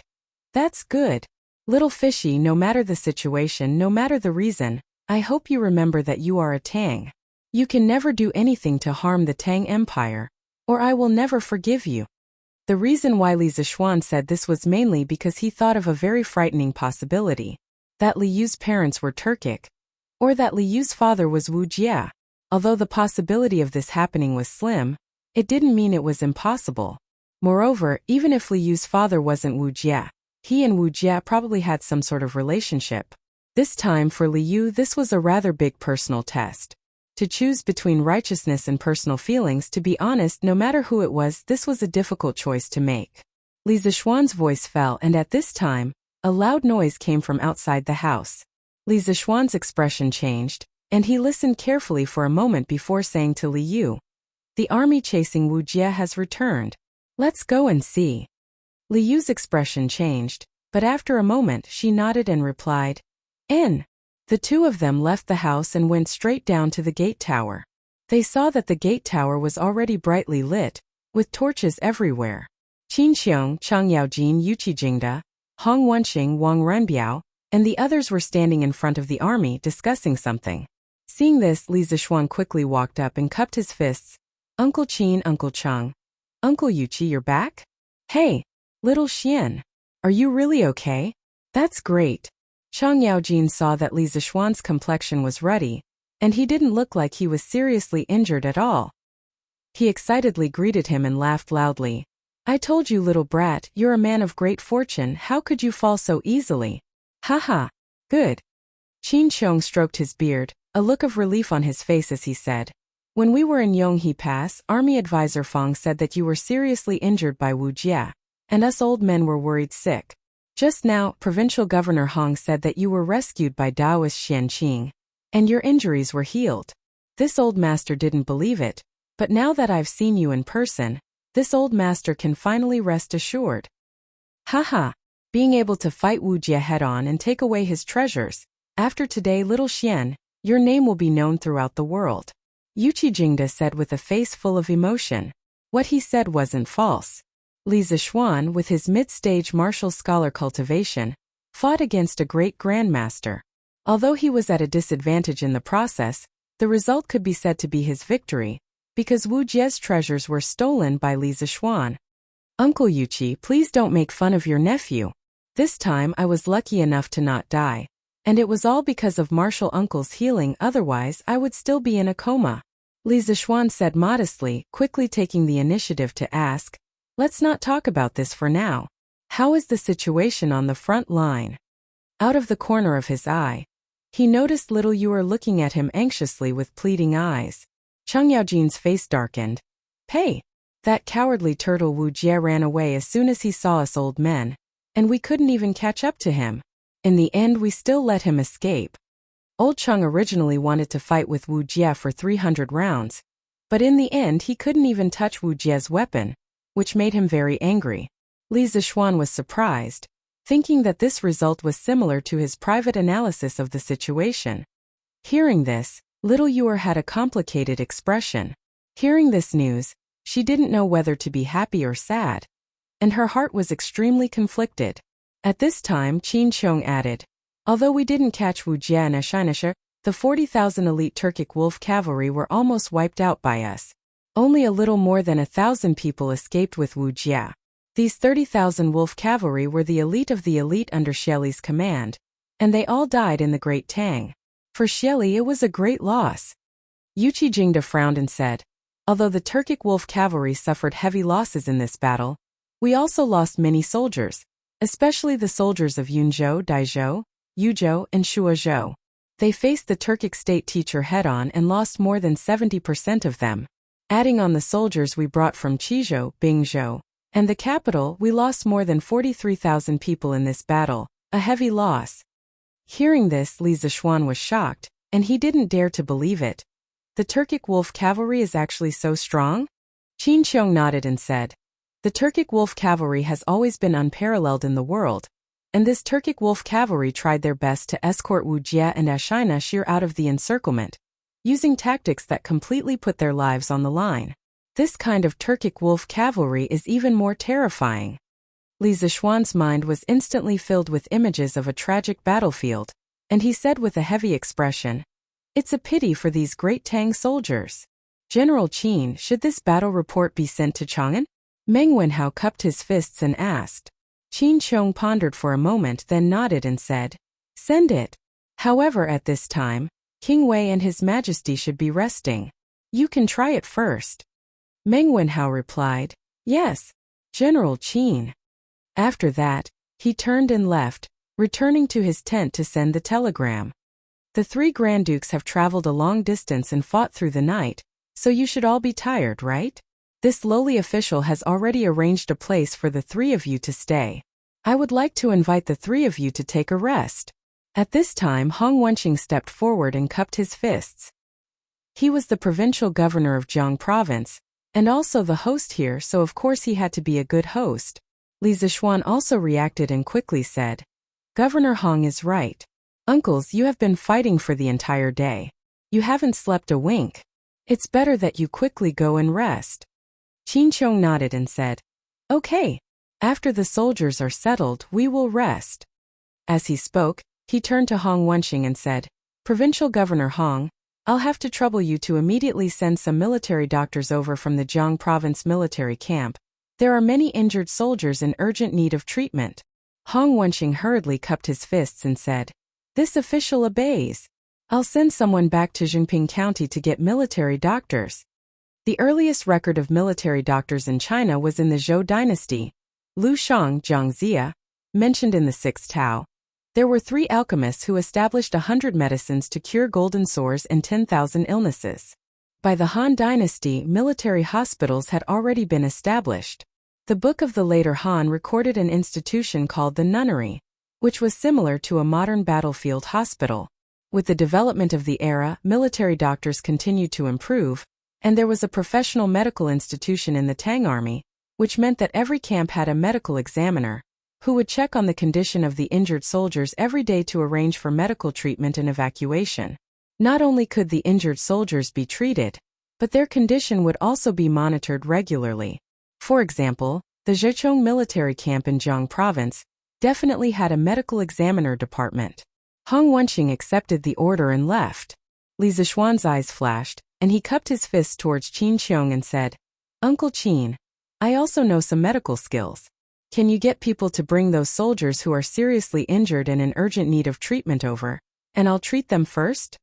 These injured soldiers were not only there to fight against the Turks, some of the people from Qizhou and the people from Chang, and were there to save Longmen Pass and save him. Li Zishuan had medical expertise. If he were to stand by and do nothing at this moment, his conscience would not be at ease. Hearing this, Qin Qiong could not help but worry. "Xiaoxian, you've just recovered from your injuries, so you should rest well and not overwork yourself." Cheng Yaojin also nodded and said, "Second brother Qin is right, Xiaoxian, you should rest well." Li Zishuan shook his head and refused. "Uncle Qin, Uncle Cheng, to be honest, I'm indebted to Martial Uncle for saving me. Not only have my injuries healed, but I've also luckily had a breakthrough. Right now I'm full of energy, so you don't have to worry about my body." "What? Xiaoxian, you've broken through again?" Hearing this, Chang Yaojin's eyes widened, and his face was filled with disbelief. Li Zishuan smiled and said, "Haha, I was just lucky." Chang Yaojin was speechless, thinking to himself, "I also want to be as lucky as you, but unfortunately, I'm too old and my martial arts journey will probably stop here." Qin Qiong said, "All right. Since Xiaoxian's body is fine, I'll get someone to carry the injured soldiers over." "Okay. Your wounds need to be disinfected with alcohol, or else they will fester and hurt a little, so bear with it." "Don't worry, Marquis, I can bear with it." "Hiss. Ouch. Didn't you say you can bear with it? Why are you crying out?" "Marquis, who would have thought that it would hurt so much?" "Hiss. It's burning." "Haha. All right. Let me help you bandage it first, and the military doctor will apply some medicine for your wounds later." "Thank you, Marquis." Marquis, can you let me have a taste of that alcohol in your hand? It smells so good. Go and rest. Did you not have enough pain just now? In the large tent in front of the Longmen Pass, Li Zixuan carried a simple medical kit and shuttled through the tents for the wounded.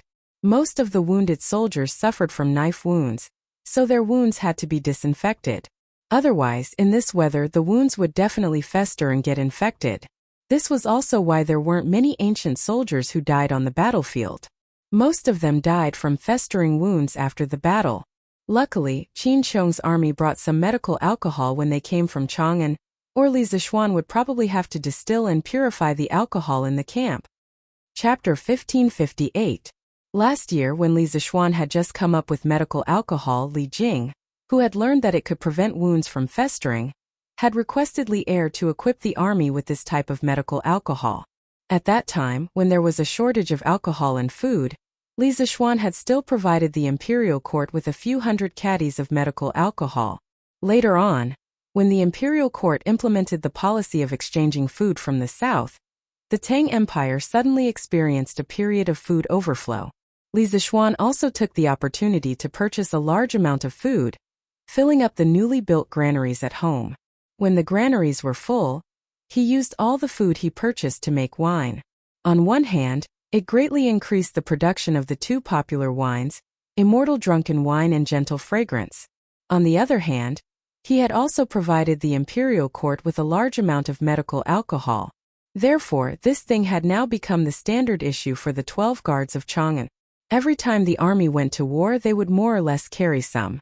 However, due to the limited production, medical alcohol had not yet been popularized in the Zhejiang prefecture's barracks.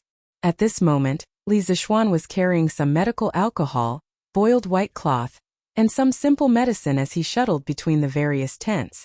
At first, when the heavily injured soldiers heard that Li Zixuan was coming over to treat their wounds, they were more or less a little frightened or flattered. After all, Li Zixuan was a marquis, and they were just ordinary soldiers. However, after the initial uneasy contact, the injured soldiers found that Li Zixuan was not difficult to get along with at all. Not only did he talk and laugh with them, sometimes he even chatted with them and made vulgar remarks.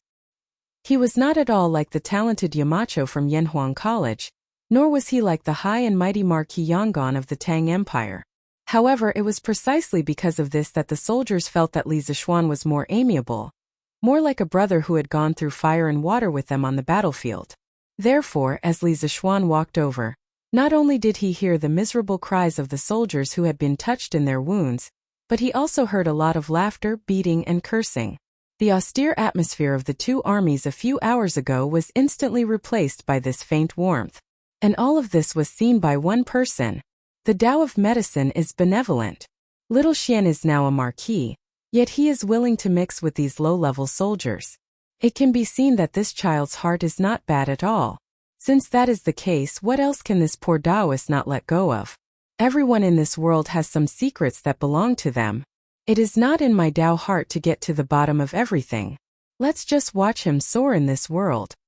On the turret of the city wall, Xian Qing, who had long been awakened by the commotion outside, stood by the window and watched as Li Zixuan shuttled back and forth between the various tents, talking and laughing with the wounded.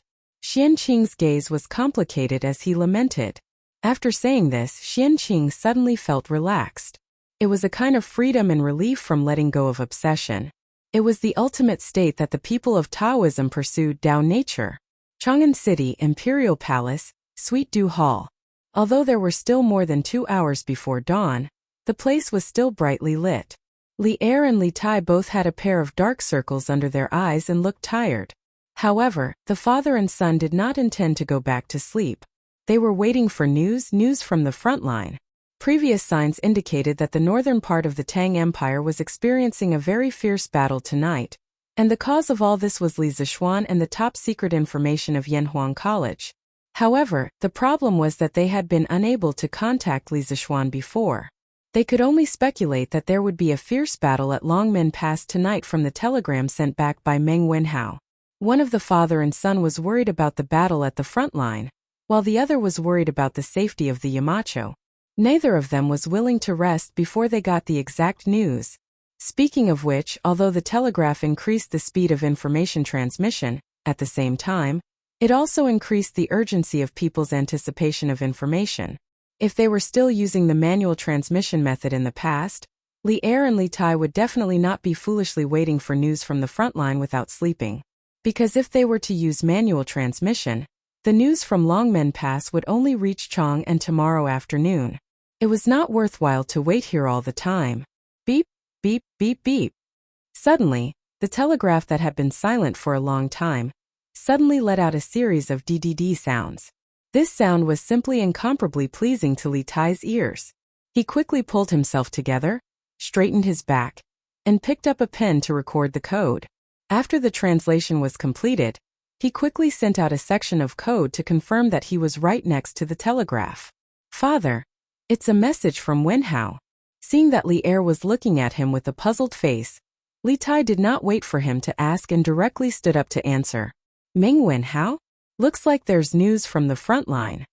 A bright light flashed in Li Er's eyes. He sighed as if relieved of a heavy burden.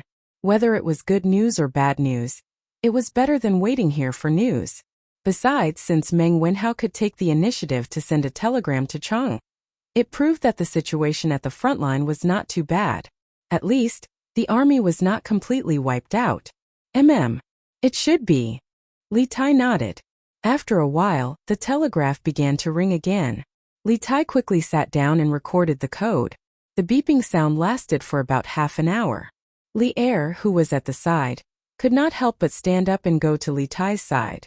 However, when he saw the messy message on the rice paper, he could not help but frown because he could not understand it. Li Er waited anxiously for a while.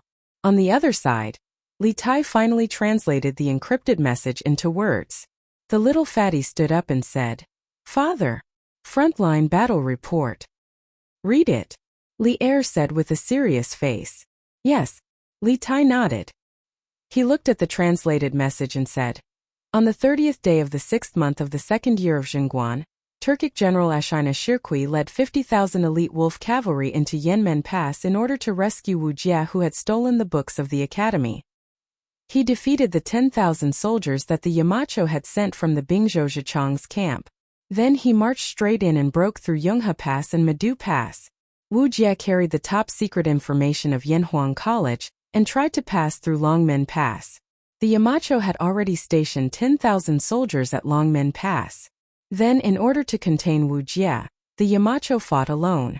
Although he did his best, he was unable to stop Wuxia. However, he managed to snatch back the information of the academy, but the Yamacho was also seriously injured.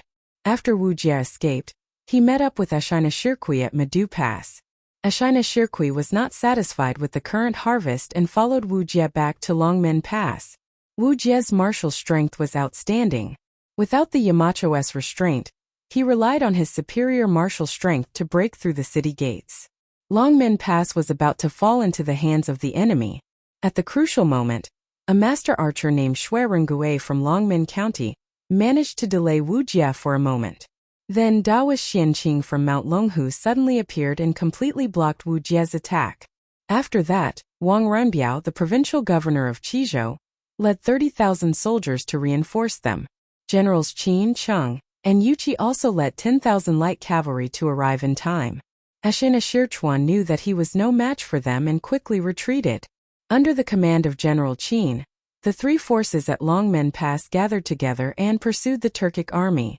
At this time, the soldiers of Yunzhou, Shuadaizhou, and Yuzhou had already set up a defensive line outside Yonghe Pass.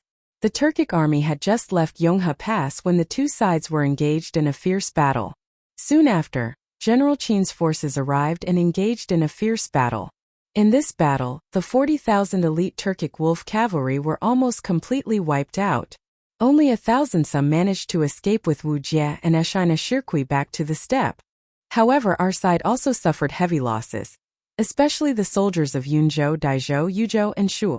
Because they were directly attacked by the Turkic state teacher, their casualties reached more than 70%. Adding on the soldiers that General Qin brought from Chang'an and Qizhou, our side suffered more than 43,000 casualties. After Li Tai finished reading the battle report, the Sweet Nectar Palace immediately fell into silence. It was unknown if it was because of the low temperature of the night, but Li Tai suddenly felt a chill. This made the little fatty somewhat regret not wearing a cloak when he came to the imperial palace. After a long time, Li Er finally opened his mouth. 50,000 elite wolf cavalry? Xieli is truly willing to part with them. Invading the Great Tang time and time again, do they really think that our patience is limitless? Bang! Li Er angrily slapped the table and turned to walk toward the dragon couch. Li Tai cautiously said, Imperial Father, calm your anger. Based on this report, these Turkic wolf cavalry must have been the elite of the elite. Now that they've all been lost in the Great Tang, Xieli's strength must have been greatly damaged. To our Great Tang, this is not necessarily a bad thing. Li Er sat on the dragon couch, his brow furrowed. After a few moments of thought, he shook his head and said, Xieli claims to have 1 million soldiers controlling the bowstrings. Losing so many soldiers is not enough to harm his bones. Besides, our Great Tang's losses are no less than the Turks'. In the future, when the Great Tang and the Turks face each other, if the ratio of casualties is still like this, we will definitely lose. In this war, from start to finish, the Great Tang side had lost nearly 60,000 soldiers, including the Turks' attack on Yanmen Pass, Yonghe Pass, and Madu Pass, while the Turks had lost 49,000 elite wolf cavalry. Just from the number of casualties, the Tang army did not have the advantage. However, considering that the Tang army had very good methods to prevent wounds from being infected, and could allow a large portion of the injured soldiers to survive, it seemed that the number of casualties on both sides was about the same. But even if it was a 1-to-1 casualty ratio, it was still somewhat difficult for Li Er to accept. After all, the Turks at this time were definitely in a period of unprecedented strength. The number of soldiers that Xieli could bring out was definitely greater than the Great Tang's. Li Tai also understood this reasoning. He thought about it and clasped his hands. Imperial Father, these Turkic wolf cavalry are the elites of the elites. Ordinary soldiers would naturally be at a disadvantage against them, but the 1 million soldiers of the Turks can't all be elites like this. Moreover, Sun Tzu's Art of War says that above all warfare is warfare. Next is warfare. Next is warfare. Now that our Great Tang has even more advanced weapons and armor, as well as a method of communication that surpasses all foreign countries, we completely have the conditions to make a big fuss about tactics and allow the cooperation between the armies to be seamless. With such superior tactics, our chances of victory are definitely 30 to 40% higher than the Turks'. Chink, your words are not without reason. Hearing this, Li Er's eyes brightened. At this moment, he remembered that Li Zishuan's workshop was currently working on equipment for the Black Armored Army. With the new armor and Li Zishuan's new tactics, the fighting power of the Black Armored Army would at least double. If Li Er knew the word technology, he would definitely sigh and say, technology is fighting power. According to the battle report, Li Zishuan fought with Wuxia and was seriously injured. How is his injury now? Suddenly, Li Er remembered the battle report that Li Tai had just read out and hurriedly asked. Li Tai smiled and replied, Imperial Father, although Yamacho was seriously injured, after Taoist Master Xianqing's treatment, not only has his injury healed, but his martial arts have also improved. Zhao Song, who was standing in the corner of the hall, was shocked when he heard that Li Zishuan's martial arts had improved again. He secretly thought that Li Zishuan was already at Grandmaster middle stage before he went to the north.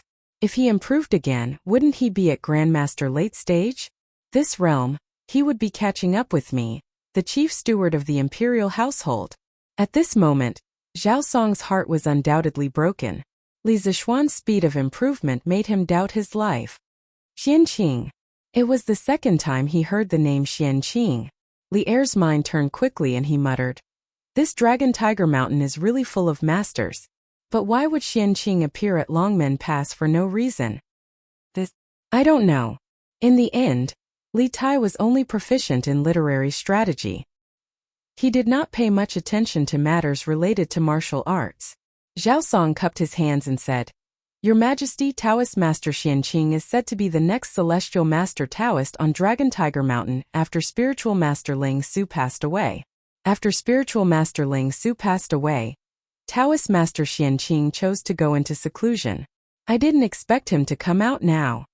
Although Zhao Song was not in Jianghu, he still knew some things about the martial arts world. Well, this matter is indeed a bit strange, but since Li Zishuan is fine, it's fortunate. Hearing this, Li Er frowned and said. Today Li Er attached great importance to Li Zishuan. He knew better than anyone that if all the advanced knowledge in Li Zishuan's head was used, it could be compared to an army of 100,000. Therefore, when he learned that Li Zishuan was fine, old Li couldn't help but breathe a sigh of relief. As for whether Li Zishuan's martial arts had improved, he didn't care much about it. Father is right. Li Tai's thoughts were much simpler than Li Er's. He only hoped that Li Zishuan was fine. As long as Li Zishuan was alive, Yanhuang College would continue to exist. Li Er nodded and said, "All right, it's getting late. Chinga, you should go and rest." It was indeed getting late. In a while, the rooster would start crowing. Li Tai stood up and cupped his hands. "Then I'll take my leave. Father, you should rest early too." "Well, go." Li Er grunted. Li Tai packed up the telegraph and turned to leave the Sweet Dew Hall. Chapter 1559. More than 2 hours ago, we received news that last night, Turkic Great General Ashina Shirkuh led 50,000 elite wolf cavalry into the pass and routed the garrisons of Yanmen Pass, Yonghe Pass, and Madu Pass. Turkic state teacher Wuxia, after stealing the academy's secret dossier, wanted to meet up with Ashina Shirkuh. At Longmen Pass, he engaged in a major battle with the Marquis of Yong'an's army. The Marquis of Yangon fought with all his strength, and although he was no match, he left behind the Yanhuang College dossier that Wuxia had stolen. Wuxia fled and successfully met up with Ashina Shirkuh at Madu Pass. Afterward, Ashina Shirkuh and Wuxia charged back into Longmen Pass, wanting to steal the academy dossier. The garrisons of Longmen Pass defended with all their strength, and with the timely arrival of Xu Bao and the reinforcements of Qizhou provincial governor Wang Ranbiao, they were able to push back the Turkic army. Duke Yi led his army in pursuit and joined forces with the garrisons of Yunzhou, Daizhou, Shu, and Yuzhou to encircle the Turkic army. Ashina Shirkuh and Wuxia did their utmost to break out, but in the end, they only managed to escape back to the steppe with around 1,000 soldiers. The next day, no, to be more precise, it was today. After daybreak, Li Er, who had slept for more than 2 hours, once again got up to preside over the morning court. Li Er was an extremely disciplined emperor, and unless it was absolutely necessary, he would not miss the morning court. In the court, after the sovereign and his subjects had exchanged greetings, Li Er went straight to the point. The entire court was stunned by his words. Other than Li Jing and Li Ji, who had participated in the war simulation yesterday, when the other officials heard that the 50,000 Turkic elite wolf cavalry had charged into Longmen Pass, they all gasped in shock. At the same time, they couldn't help but think that the Great Tang and the Turks had been at peace for more than 2 years. Were they finally about to declare war?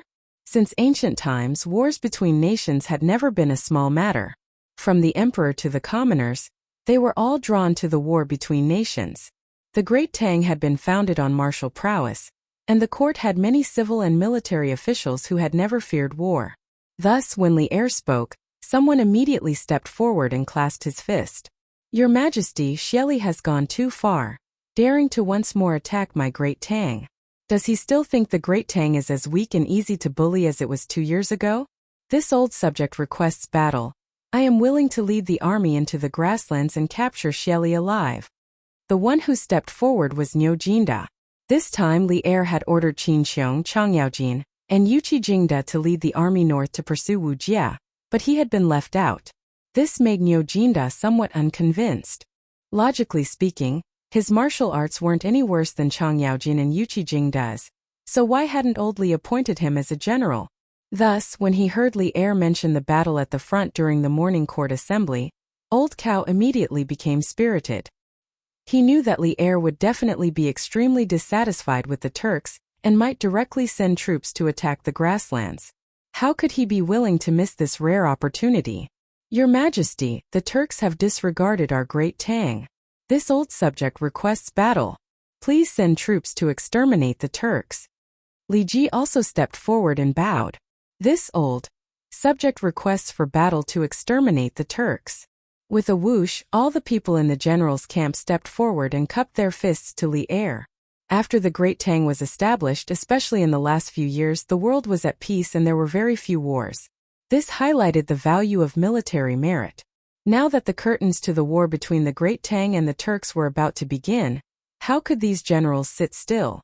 They all wanted to get a share, some, of the spoils contributions, in this kingdom war. With the generals like this, the civil officials did not show any weakness. The civil officials of the beginning of the Great Tang were not all pedantic scholars. Many civil officials not only knew how to ride horses and shoot arrows, some could even pick up swords and sabers and knew some martial arts. Seeing the generals express their stance, many civil officials could no longer sit still. Your Majesty, our Great Tang has been recuperating for the last 2 years. Not only is the people's livelihood flourishing, our national treasury is also growing by the day. Now, Xieli has sent an army to invade the borders of our Great Tang. This is not putting your Majesty in his eyes, not putting our Great Tang in his eyes. Since ancient times, if a sovereign is humiliated, a subject dies. If your Majesty decides to go on a campaign against the Turks, this old subject, Wei Zheng, is willing to accompany the army. Wei Zheng took 2 steps forward and cupped his fists angrily. Even though Wei Zheng usually scolded Li Er, what was the saying again? The deeper the love, the more the blame. Even though this saying was not very appropriate for Wei Zheng and Li Er, Wei Zheng's goal in scolding Li Er was to hope that Li Er could become a sage. In the 2 years since Li Er ascended the throne, even though there were still some areas where he was lacking, he had not made any major mistakes. He was already very close to the sage in Wei Zheng's heart. Seeing that the Great Tang was getting better and better, more and more prosperous, the Turks were actually marching south and invading the Great Tang's territory. Even though Wei Zheng was only a civil official, he was also filled with patriotism. For this country, he was willing to personally go to the front lines and kill the enemy. Wei Zheng was definitely not just saying this.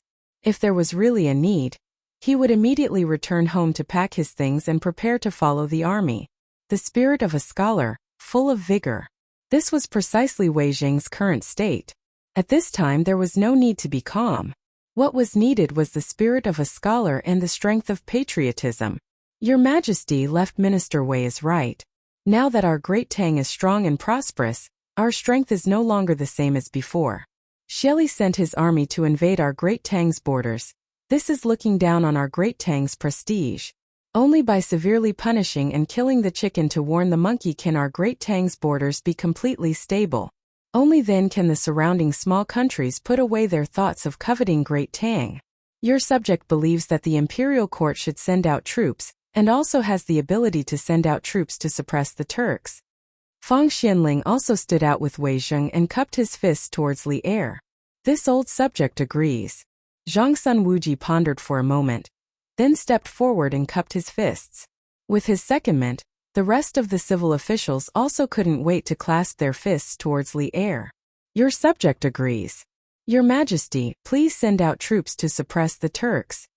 The civil and military officials of the imperial court, from top to bottom, were united in their support of war. This was the Great Tang.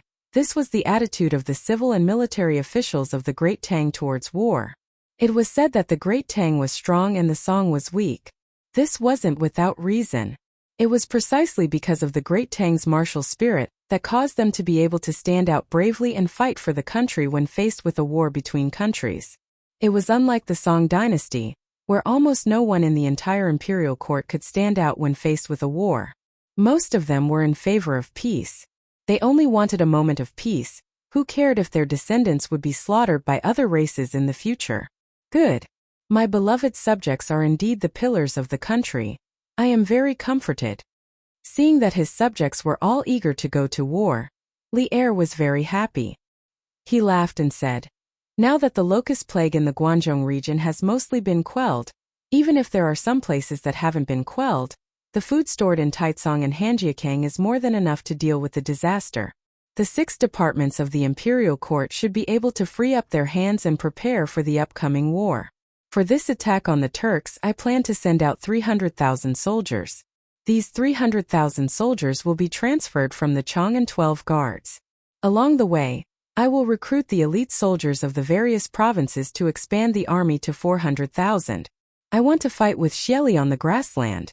officials of the 6 ministries within 3 months, they must prepare the provisions, armor, war horses and medicine needed for an army of 300,000.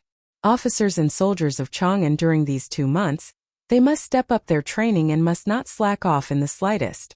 Zhen will enter the camp to inspect. If anyone is found slacking off in training, the officers in the camp will definitely punish them severely. 3 months later, the army will officially set out. I want to destroy the entire Turks and let the northern border of the Great Tang be completely peaceful, so that the descendants of the Great Tang will no longer be threatened by the foreign tribes in the north. Everyone's heart trembled. They did not expect that Li Er would actually plan to attack the Turks in 3 months. This was somewhat sudden, but it was also reasonable. After all, in a few more months it would be winter, and fighting in winter would be very disadvantageous for the Great Tang army. However, at the same time, everyone's blood was boiling from Li Er's bold words. Thus, as soon as Li Er finished speaking, the civil and military officials in the imperial court bowed in unison and said, "We obey the decree." This was a massive war between 2 countries, the first time the 2 most powerful countries in the world were going against each other. Even though the Great Tang had a strong army and ample treasury, against a colossus like the Turks, they still had to go all out. The 300,000 soldiers that Li Er had spoken of was already the minimum estimate. It wasn't that he didn't want to send more soldiers, but deep in the steppe and engaging in long-range battles was an extremely arduous challenge. The more soldiers there were, the more difficult it would be to resupply. 300 to 400,000 soldiers was already the limit of what the supply line could maintain. Any more and there would be problems with supplies. On the other hand, Li Er had to consider not only the Turks, but also the smaller countries on the Great Tang's borders. If the Great Tang mobilized its entire army, it would inevitably leave its rear empty.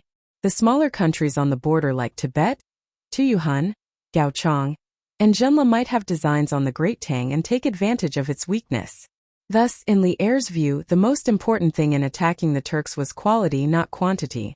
When the time came, with excellent armor and outstanding tactical command, an army of 400,000 might be able to shake the 1 million mighty soldiers of the Turks.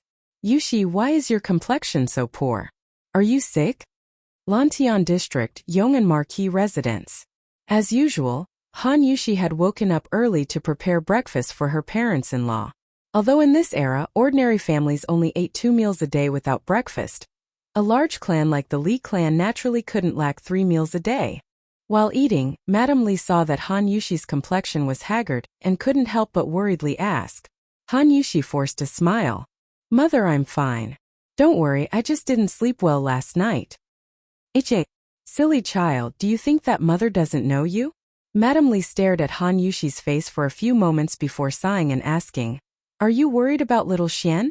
So worried that you couldn't sleep last night?" "Mother, I'm not. Husband is highly skilled in martial arts, so there's nothing to worry about. He'll definitely be able to return safely in a few days."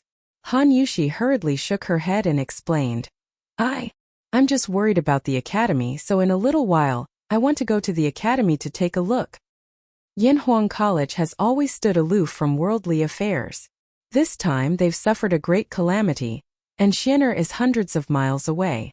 "Yushi, you should go to the academy to take a look." This old man also heard that old Mr. Li Gang is bedridden. This old man will also visit him later. Li Jingma, who was sitting next to Madame Li, said in a deep voice, "Ichi, old Mr. Li is a person of virtue and prestige. He's been untainted his entire life. He's clearly at the age where he can enjoy the rest of his life, yet he still insists on teaching at the academy.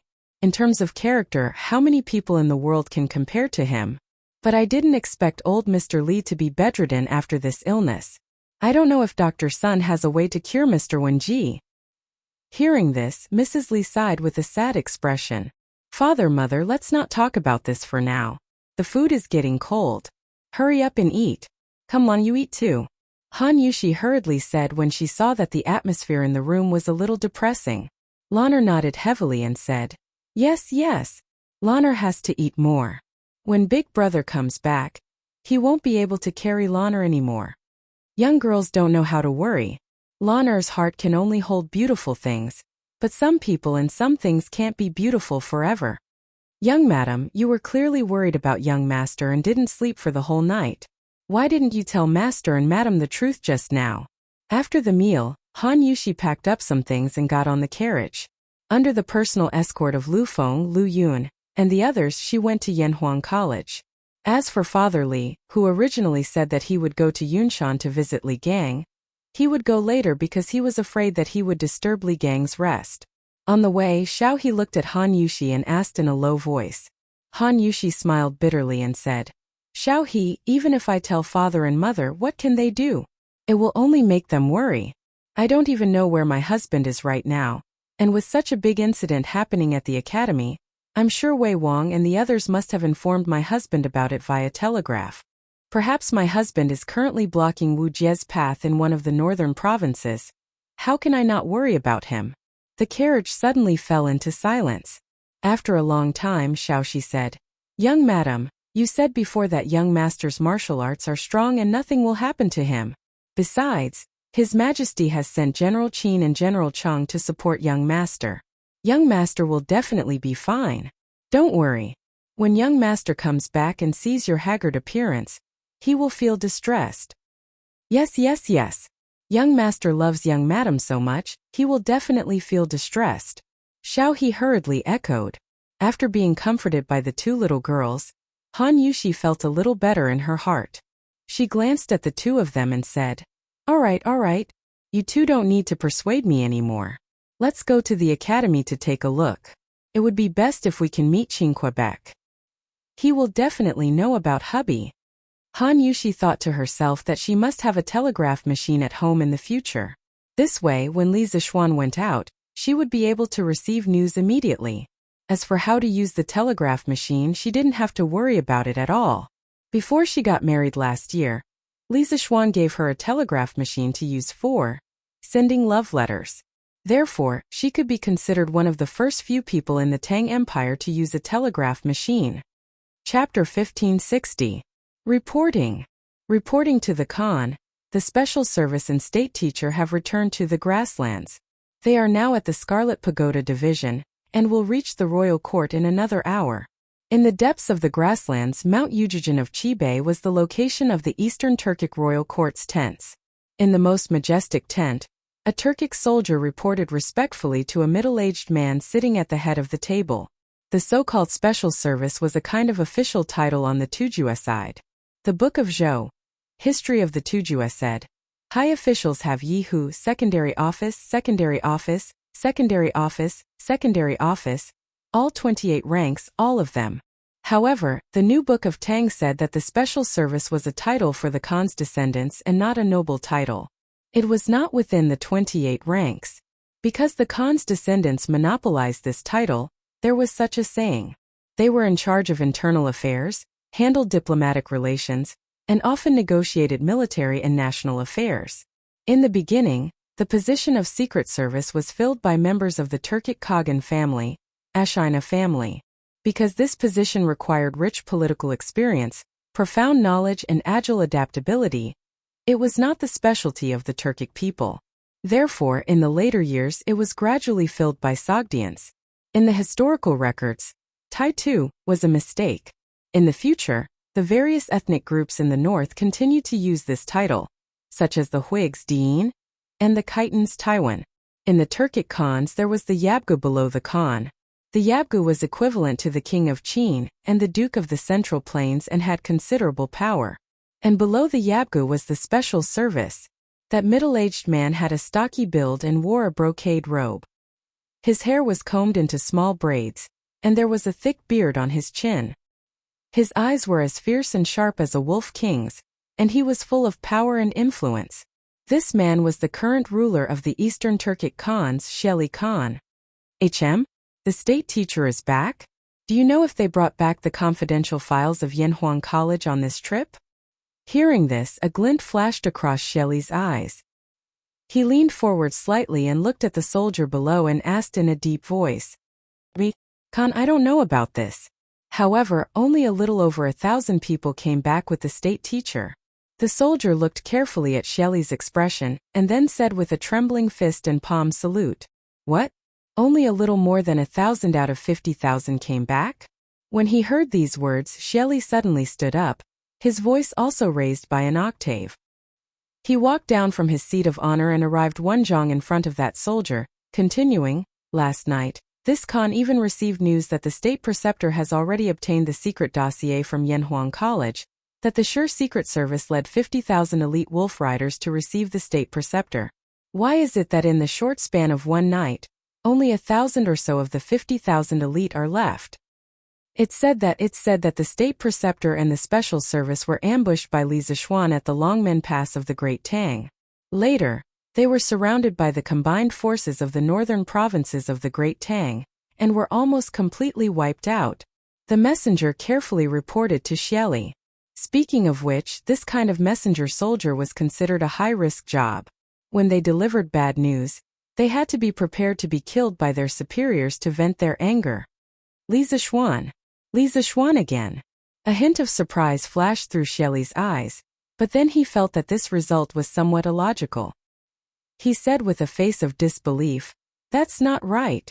Isn't it said that Li Zishuan is treating the plague of locusts in the Great Tang's Guangzhou provinces? Then why was he able to set up an ambush in advance on the state preceptor's way back to the grasslands?" The messenger soldier immediately had a troubled expression. This lowly one does not know. How could he know how Li Zishuan could set up an ambush in advance? He could only answer truthfully. Xieli's eyes were filled with anger. After a pause, he said in a deep voice, "Leave. When the state preceptor and the special service return, have them quickly come to see this Khan."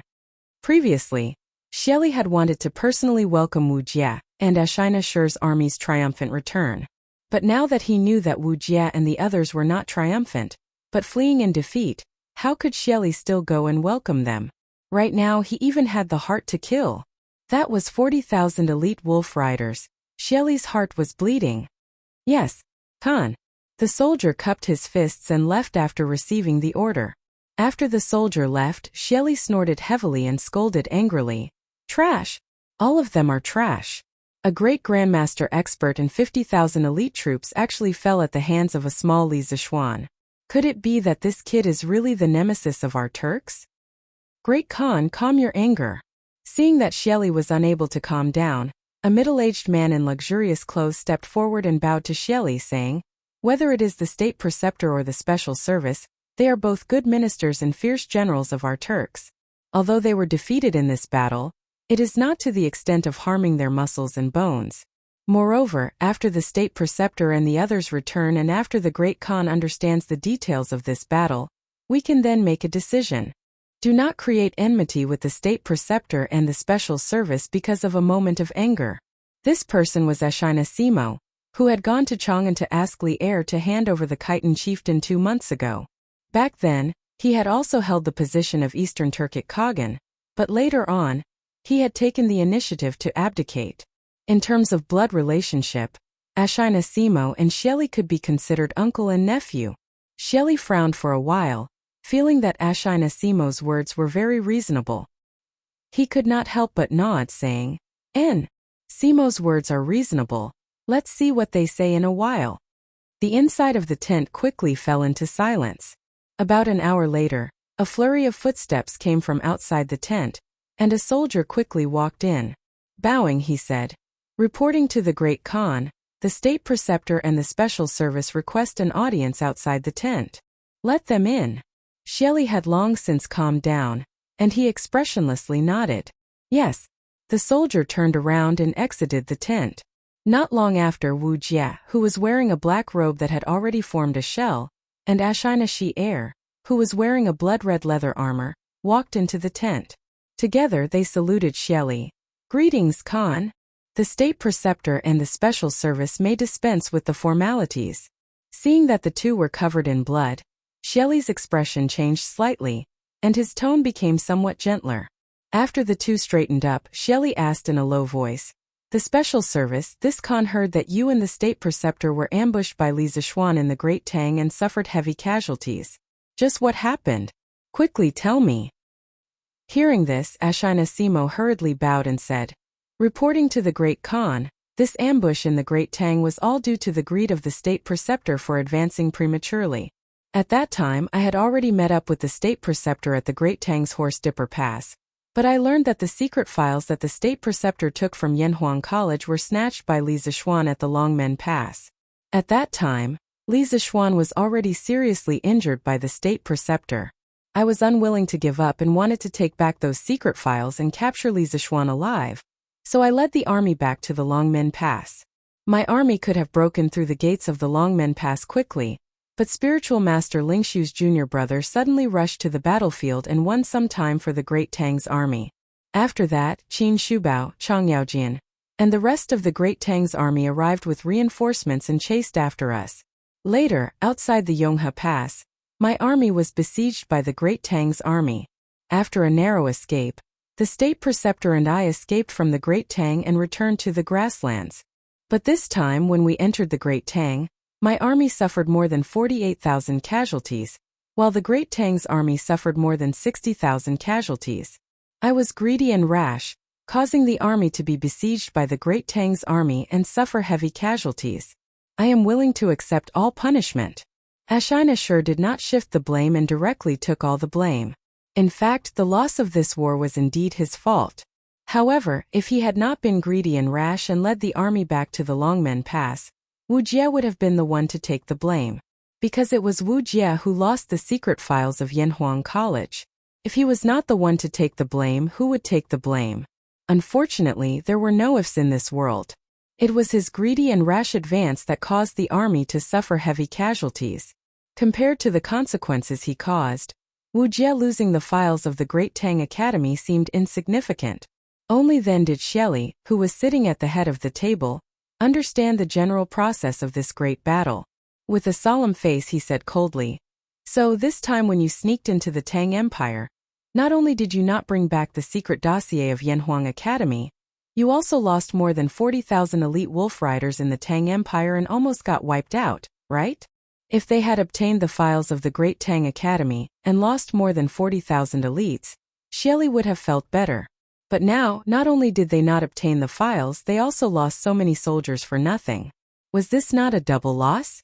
It would be strange if Xieli was not angry. "We have failed at the start of the war. Please punish us, Khan." Seeing Xieli angry, Ashina Shur and Wuxia both bowed and asked for punishment. Good. You have caused the Turks to lose soldiers and generals. You deserve 10,000 deaths. Men. Xieli's anger could not be quelled. He could not help but shout and call for men. "Great Khan, calm your anger." Seeing that the situation was about to get out of control, Ashina Simo hurriedly stood up and bowed. "Great Khan, calm your anger."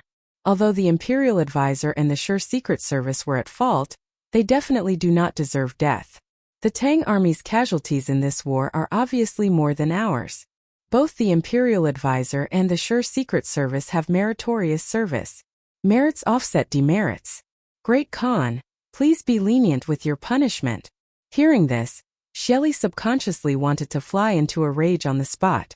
But seeing Ashina Simo looking at him with eager eyes, those eyes seemed to be able to speak, constantly hinting him not to be impulsive. Taking a deep breath, Xieli said in a deep voice, "What Simo said is reasonable.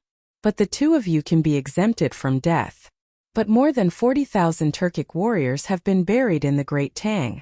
There must be an explanation for this matter. Men, drag the Sure Secret Service out and whip him 50 times. As for the Imperial Advisor, although the Imperial Advisor has no merits, he has worked hard. The Imperial Advisor should go back and have a good rest." Although Xieli was somewhat dissatisfied with the result of Wujia's infiltration into the Great Tang, in order to leave some face for Wuxia, he could only suppress these dissatisfaction in his heart. After all, the persimmon to pinch was the soft persimmon. Obviously, Ashina Sure Secret Service was a soft persimmon. Many thanks for Kagan's leniency. Ashina Sure Secret Service was not dissatisfied with Xieli's punishment. In fact, the moment he had been defeated at Yonghe Pass, he had already thought about the punishment he would receive upon his return. In comparison, this result could already be considered good. He also did not feel unbalanced because Wuxia had not been punished. On one hand, the main reason the Turkic army had suffered such heavy losses was because he had made a wrong strategic decision. On the other hand, if not for Wujia's formidable strength, He might not have been able to break out of the encirclement with his thousands-some men, and there was a high chance that his entire army would have been wiped out. Wuxia was expressionless. He did not show the joy of surviving a calamity or escaping punishment, nor did he show the dejection of defeat. After Xieli's words, he was silent for a few moments. Then, he cupped his fists to Xieli and turned to leave. His departure was very confident, and his departure was also very domineering. He was truly worthy of being the Turkic imperial advisor, second only to one and above all. But even so, Xieli did not say anything. Ashina Simo and Ashina Shur Secret Service were also not surprised. It was clear that they had often seen this sort of situation before. Wuxia, you're finally back? I heard that the army had a bad start. Did Father Khan blame you? After leaving Xieli's tent, Wuxia headed west to a relatively large tent. He opened the flap and walked in, where a beautiful Turkic woman hurriedly came up and asked with concern. No, Wuxia indifferently replied, and then he stepped forward and hugged the woman's body, asking, Yen, while I was gone, did your illness relapse? His voice was unexpectedly filled with tenderness. In the eyes of outsiders, Wuxia was a murderous demon, but in front of a woman, he had transformed into an infatuated man.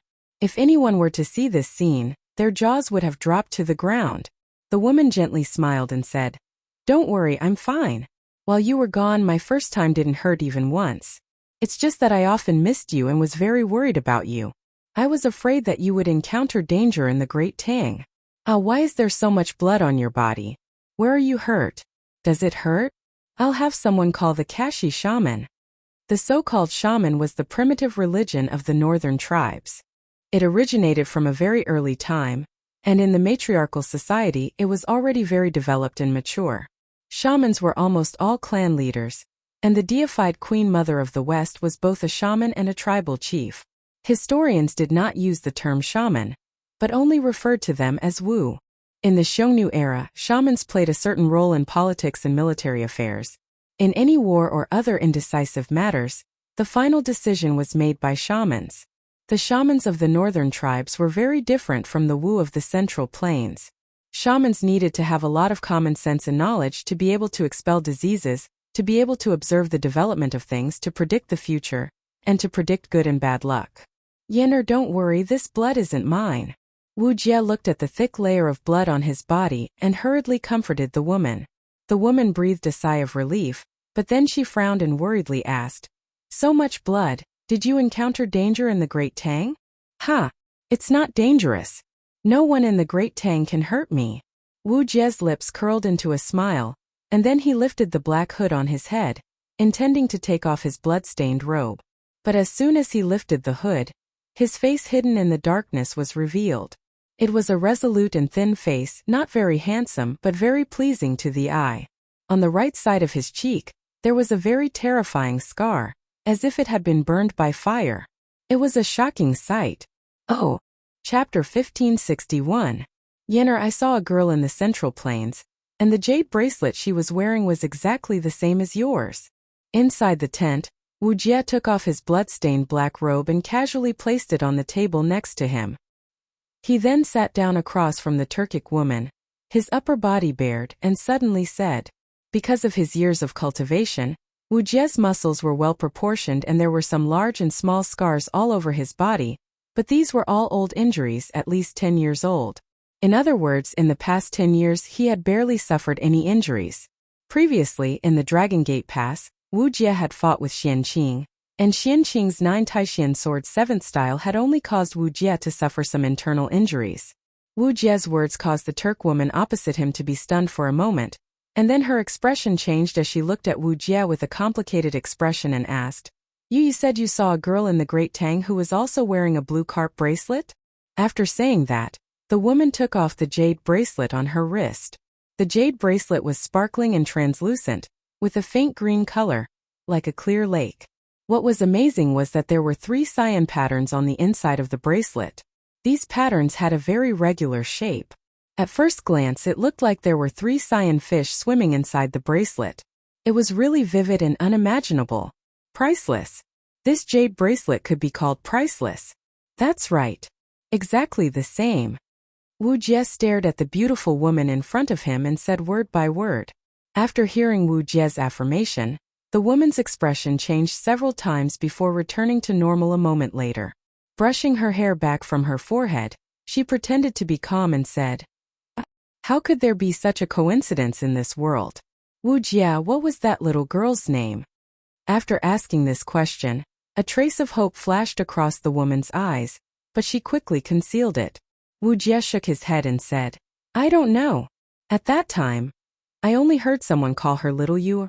Yenner, do you know this little girl?" A trace of panic flashed across the woman's eyes as she hurriedly said, How is that possible? I've never met her before, how could I know her?" Wu Jie frowned and asked, "If that little girl has nothing to do with you, why is she wearing the same jade bracelet as you?" The woman's expression froze, but she still argued, "This should be a coincidence, right?" Coincidence? Wu Jie's eyes couldn't help flashing a trace of anger as he glared directly at the woman in front of him. This kind of azure carp jade bracelet is extremely rare in this world, yet now two of them have appeared together. Yenner, you're telling me this is a coincidence? The woman's expression changed and then she stood up and said, "You don't believe me?" Wu Jie frowned. "How can I believe you?" The woman snorted and said, "That's the truth. It's up to you to believe it or not." After a pause, the woman continued, "I'm going to look for Father Khan. Although Father Khan didn't say anything, I'm sure he still blames you in his heart. I'll go and plead for you." Then, the woman left the tent without looking back. "Simo, why did you dissuade Ben Khan?" In the imperial tent, Shelley's face was cold as he asked Ashina Simo in a deep voice. Ashina Simo took a step forward and bowed. "Great Khan, more than 2 months ago, the Khitan chieftain led his tribe to seek refuge with the Great Tang. Simo was ordered to go to Chang'an to ask for the Khitan chieftain, and even promised to give up the Shuafang. Emperor Tang not only did not agree, but also sent troops to wipe out Liang Shidu. It means that the Tang Empire at this time is not afraid of us at all. This time, the Imperial Tutor and the Sure Secret Service led troops to infiltrate the Tang Empire. The Tang Empire will most likely mobilize troops to attack the grasslands. We have to be careful. At this critical time, Khan must not do anything that will hurt his own family and please his enemies. The Imperial Tutor cannot punish him, and the Sure Secret Service cannot kill him.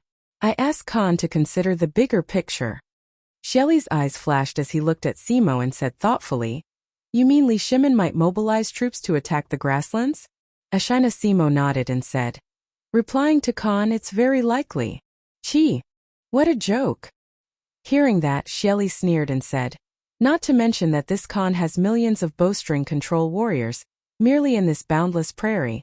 As long as he, Li Shimin, dares to send his troops here, this Khan will definitely make his people unable to return. We are the true kings of this grassland." Confidence. This was the confidence of the ruler of the Eastern Turks. Of course, he did have the right to be so confident. Although there was internal strife in the Eastern Turks now, Shelley still had more soldiers than Li Er. On the other hand, the grasslands were a rather unfamiliar environment to the Han people of the Central Plains. There was no reference point on the vast grasslands, and the Tang people could easily get lost here.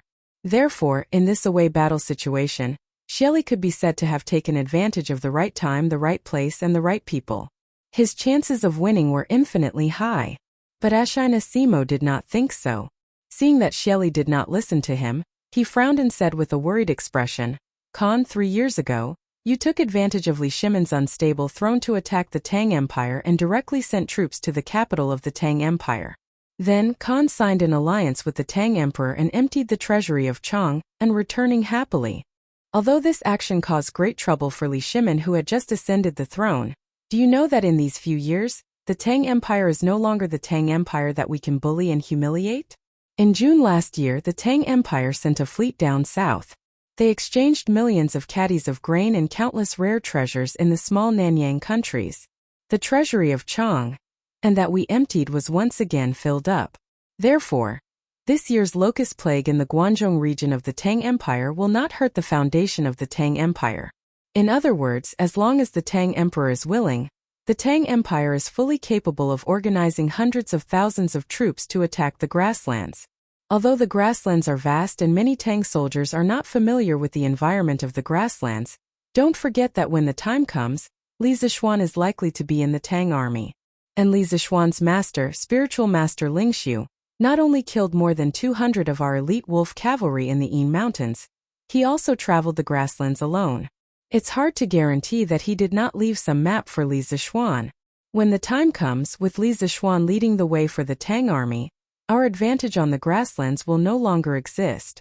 In truth, Ashina Simo greatly admired the culture of the Central Plains, so he collected more detailed information on the Tang Empire. It was precisely because he knew more that he felt that the Tang Empire was a greater threat to the Turks. The Turks were very powerful now, but it did not mean that they were invincible in the world. Seeing Xieli's uncertain expression, Ashina Simo continued, Khan, think about it. When the Han dynasty was first established, was it not suppressed by the Xiongnu? Emperor Gaozu of the Han dynasty, Liu Bang, personally led an army to attack the Xiongnu but suffered a crushing defeat. He was almost captured by the Xiongnu and the great Han Empire was almost destroyed. One must know that when the Han dynasty was first established, there were many strategists and generals. Scholars such as Zhongliang, Chanping, Xiaohe and the others, and martial scholars such as Han Xian, Fan Kuai, Zhoubo and the others. They were all outstanding officials and fierce generals.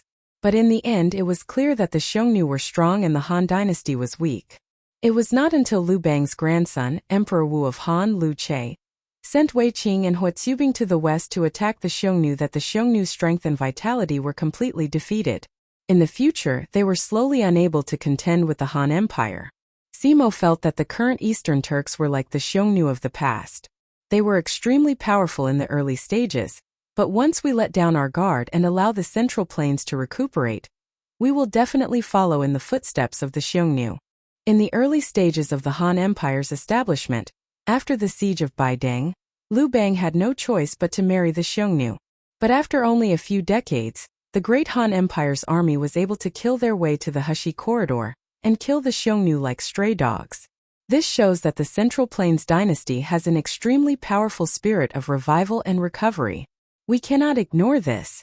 After saying that, Ashina Simo bowed deeply to Xieli with a sincere expression.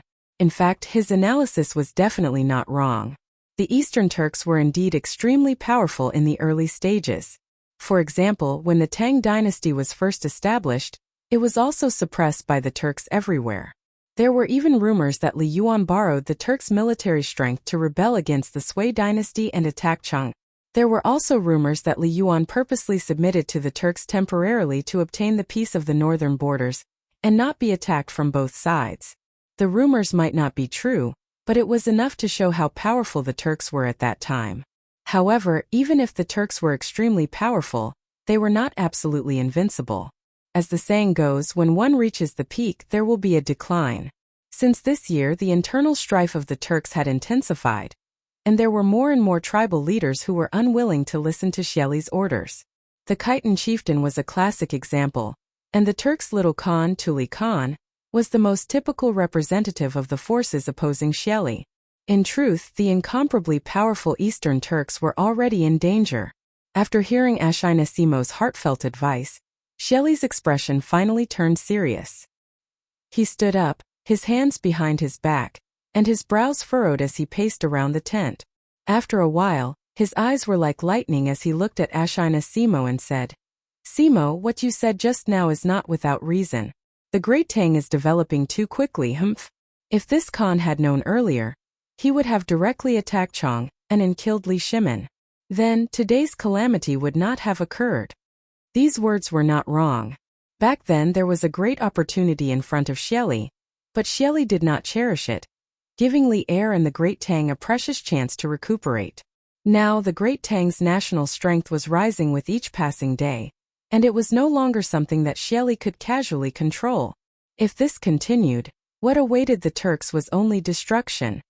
Great Khan, there is no point in bringing up the matter of the past.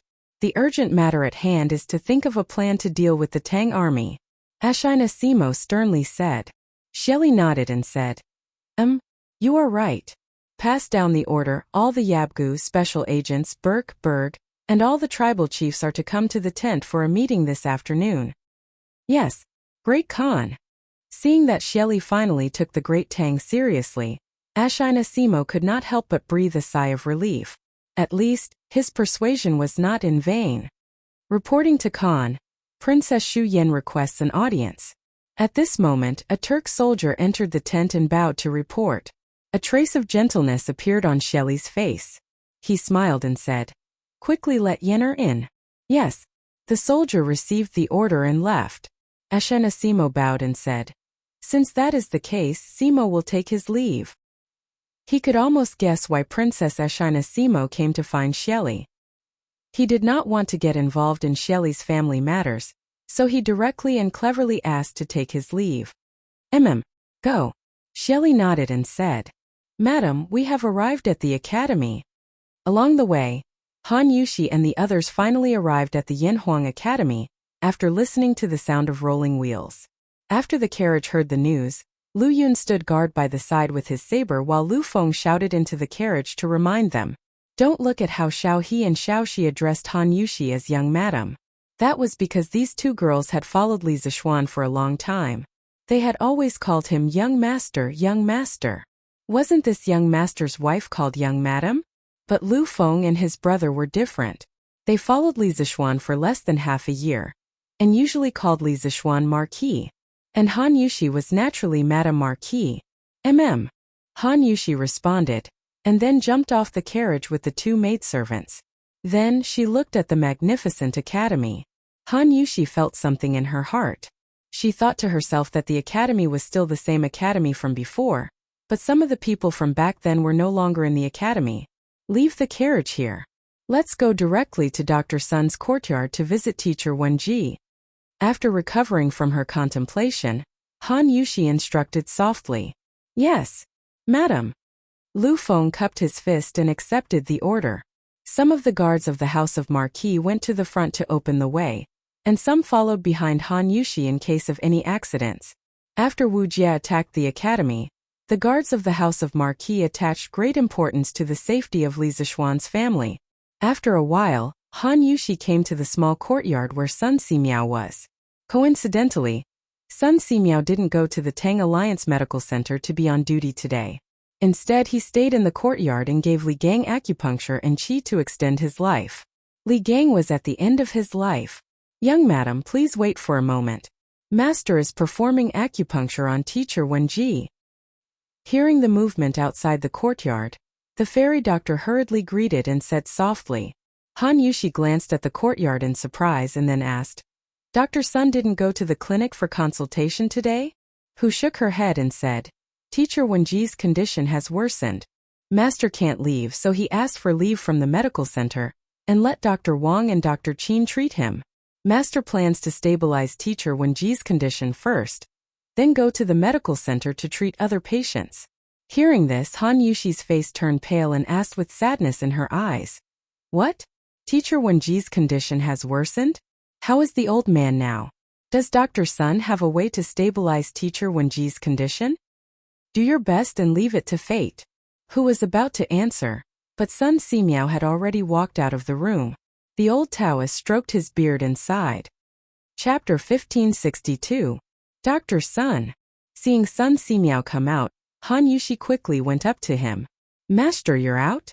I'll get you a glass of water." Who actually also quickly came to Sun Simiao's side. Seeing that Sun Simiao's forehead was full of sweat, he thought that the healing process must have been very difficult.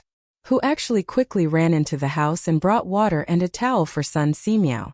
Sun Simiao knew that he couldn't persuade him, so he didn't try anymore. He pointed to the stone bench under the big tree in the yard and said, "Aunt Han, Mrs. Li, let's go over there and sit." He originally wanted to call Han Yushi Miss Han, but on second thought, Han Yushi got married last year, so it was very inappropriate to call her Miss Han, so he quickly changed his words. Although Sun Simiao was an outsider, his ambition was to practice medicine and save people. He needed to deal with people every day, so Sun Simiao still knew some of the ways of the world. Dr. Sun, please." Han Yushi nodded, then moved aside to let Sun Simiao go first. Sun Simiao didn't refuse. He walked to the stone bench and stone table under the big tree in the yard, and the two sat opposite each other.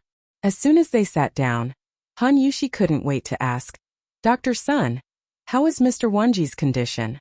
Alas, it's a long story. Sun Simiao sighed. At this time, who actually brought 2 teacups, a pot of tea, and a sweat towel with the help of Xiao He and Xiao Shi. Xiao He poured tea for Sun Simiao and Han Yushi, who actually took the sweat towel and wanted to help Sun Simiao wipe his sweat, but Sun Simiao took the sweat towel and wiped it himself. Then he looked at Han Yushi and continued, Mr. Wanji only suffered minor injuries that night and has been cured long ago. However, the old man is already old, and these minor injuries have triggered other old diseases in his body. The old man can't bear it and is bedridden. At this time, relying solely on the medicine to strengthen the corporeity can no longer stabilize the old man's condition. This poor Taoist can only use acupuncture to transfer qi, and the 1,000-year-old ginseng sent by Qing Ke to help Mr. Wanji maintain the normal operation of his heart meridians. But this is not a long-term solution. Although this poor Taoist knows how to cultivate qi, the qi in my body is far inferior to that of a martial artist like Shaoxian. 3 days, this poor Taoist can at most extend teacher Wenji's life for 3 days. 3 days. Hearing this, Han Yushi's expression changed greatly. Only now did she know that Li Gang's condition was so serious. After thinking about it, she asked anxiously, Dr. Sun, is there really no other way? Teacher Wenji is a man of noble character and has lived a clean life. Now that he has finally reached the age where he can enjoy the rest of his life, you must save him. Sun Simiao smiled bitterly and said, It's not that I don't want to save him, but my ability is limited. Mr. Wanji is now at the end of his rope, and there's nothing I can do to save him. Unless there are martial artists in this world who are skilled in both medicine and martial arts, they might be able to help teacher Wenji by some time. Han Yushi was not stupid. She quickly understood what Sun Simiao meant. She said with a worried expression, But time is tight. Where can we find someone who cultivates both medicine and martial arts? Sun Simiao frowned and pondered for a moment before suddenly saying, Perhaps little Xian can. My husband? Han Yushi's eyes lit up, and endless hope rose in her heart. However, not long after, her eyes dimmed again. Frowning, Han Yushi shook her head and said softly, My husband is now in the north intercepting the Turkic state preceptor. We don't know which county he is in, whether he is in danger, and whether he can escape. Teacher Wenji can only hold on for 3 days. My husband might not be able to make it in time. That kid is doing very well now. He is not in danger. Call him back. Just as Han Yushi finished speaking, a vigorous voice suddenly came from the gate of the courtyard. Everyone looked towards the source of the voice and was shocked. Who else could it be but Li Er? Greetings, Your Majesty. Han Yushi quickly got up and bowed to Li Er with Xiao He, Xiao Shi, Hu Jing, and the others. Sun Simiao stood up and cupped his hands to Li Er, saying, Greetings, Your Majesty. Li Er waved his hand and said, No need to be so polite. I came here today to visit Teacher Wenji. I didn't expect to hear your conversation outside the courtyard. Sit down. Previously, when he learned from Li Tai that Li Gang was seriously ill and bedridden, Li Er had thought of visiting him. Although Li Gang used to be Li Jianqing's teacher, the old man had a noble character. He only cared about teaching and educating people all his life. He never got involved in those political struggles, and enjoyed a very high reputation in the literary world. Li Shimin could tolerate Wei Zheng, who repeatedly suggested to Li Jianqing to kill the king of Qin. How could he not tolerate Li Gang? Therefore, when the morning court session ended, Li Er quickly ordered Zhao Song to prepare a carriage and went directly to Sun Simiao's courtyard on Yunshan Mountain. Thank you, Your Majesty. Under Li Er's signal, everyone sat down. At this time, Han Yushi remembered what Li Er said just now and couldn't help but ask, Your Majesty, you said that my husband is doing very well now? Is that true? Li Er nodded slightly and said, Of course it's true. This morning, Qing Ke received an urgent battle report from Meng Wenhao. Last night, Li Zishuan blocked Wuxia at Longmen Pass and stole the secret files of Yanhuang College. Although he was seriously injured, Taoist Master Xianqing of Longhu Mountain suddenly arrived. Not only did he defeat the enemy, but he also cured all of Li Zishuan's internal injuries. If I need someone who is skilled in both medicine and martial arts, I can ask Li Zishuan to hurry back. Sun Simiao cupped his hands and said, If Xiaoxian can come back, that would be great. If I remember correctly, Xiaoxian also knows how to perform acupuncture. Oh, by the way, Your Majesty just said that Taoist Master Xianqing of Longhu Mountain is also at Longmen Pass? That's great. If Taoist Master Xianqing can come back with Xiaoxian, Teacher Wenji might be saved. Li Er's face lit up and said, Good. I will send someone to ask Qing Ke to immediately send a telegram to Li Zishuan and urgently summon him and Taoist Master Xianqing to return to the capital. Speaking of which, Li Tai was still crazily sleeping in his bed.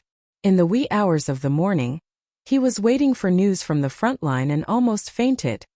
Your Majesty is wise. Sun Simiao breathed a sigh of relief in his heart.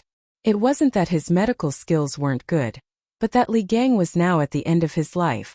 Forcefully extending his life was against the heavens.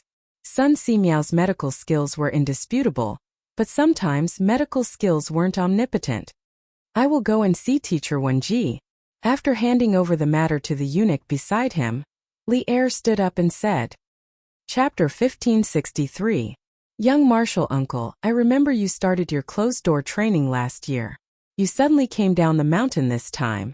Have you broken through to the great Grandmaster realm?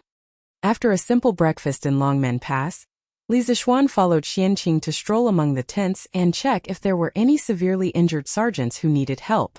After checking on the recovery of several seriously injured sergeants, Li Zishuan suddenly asked Xianqing.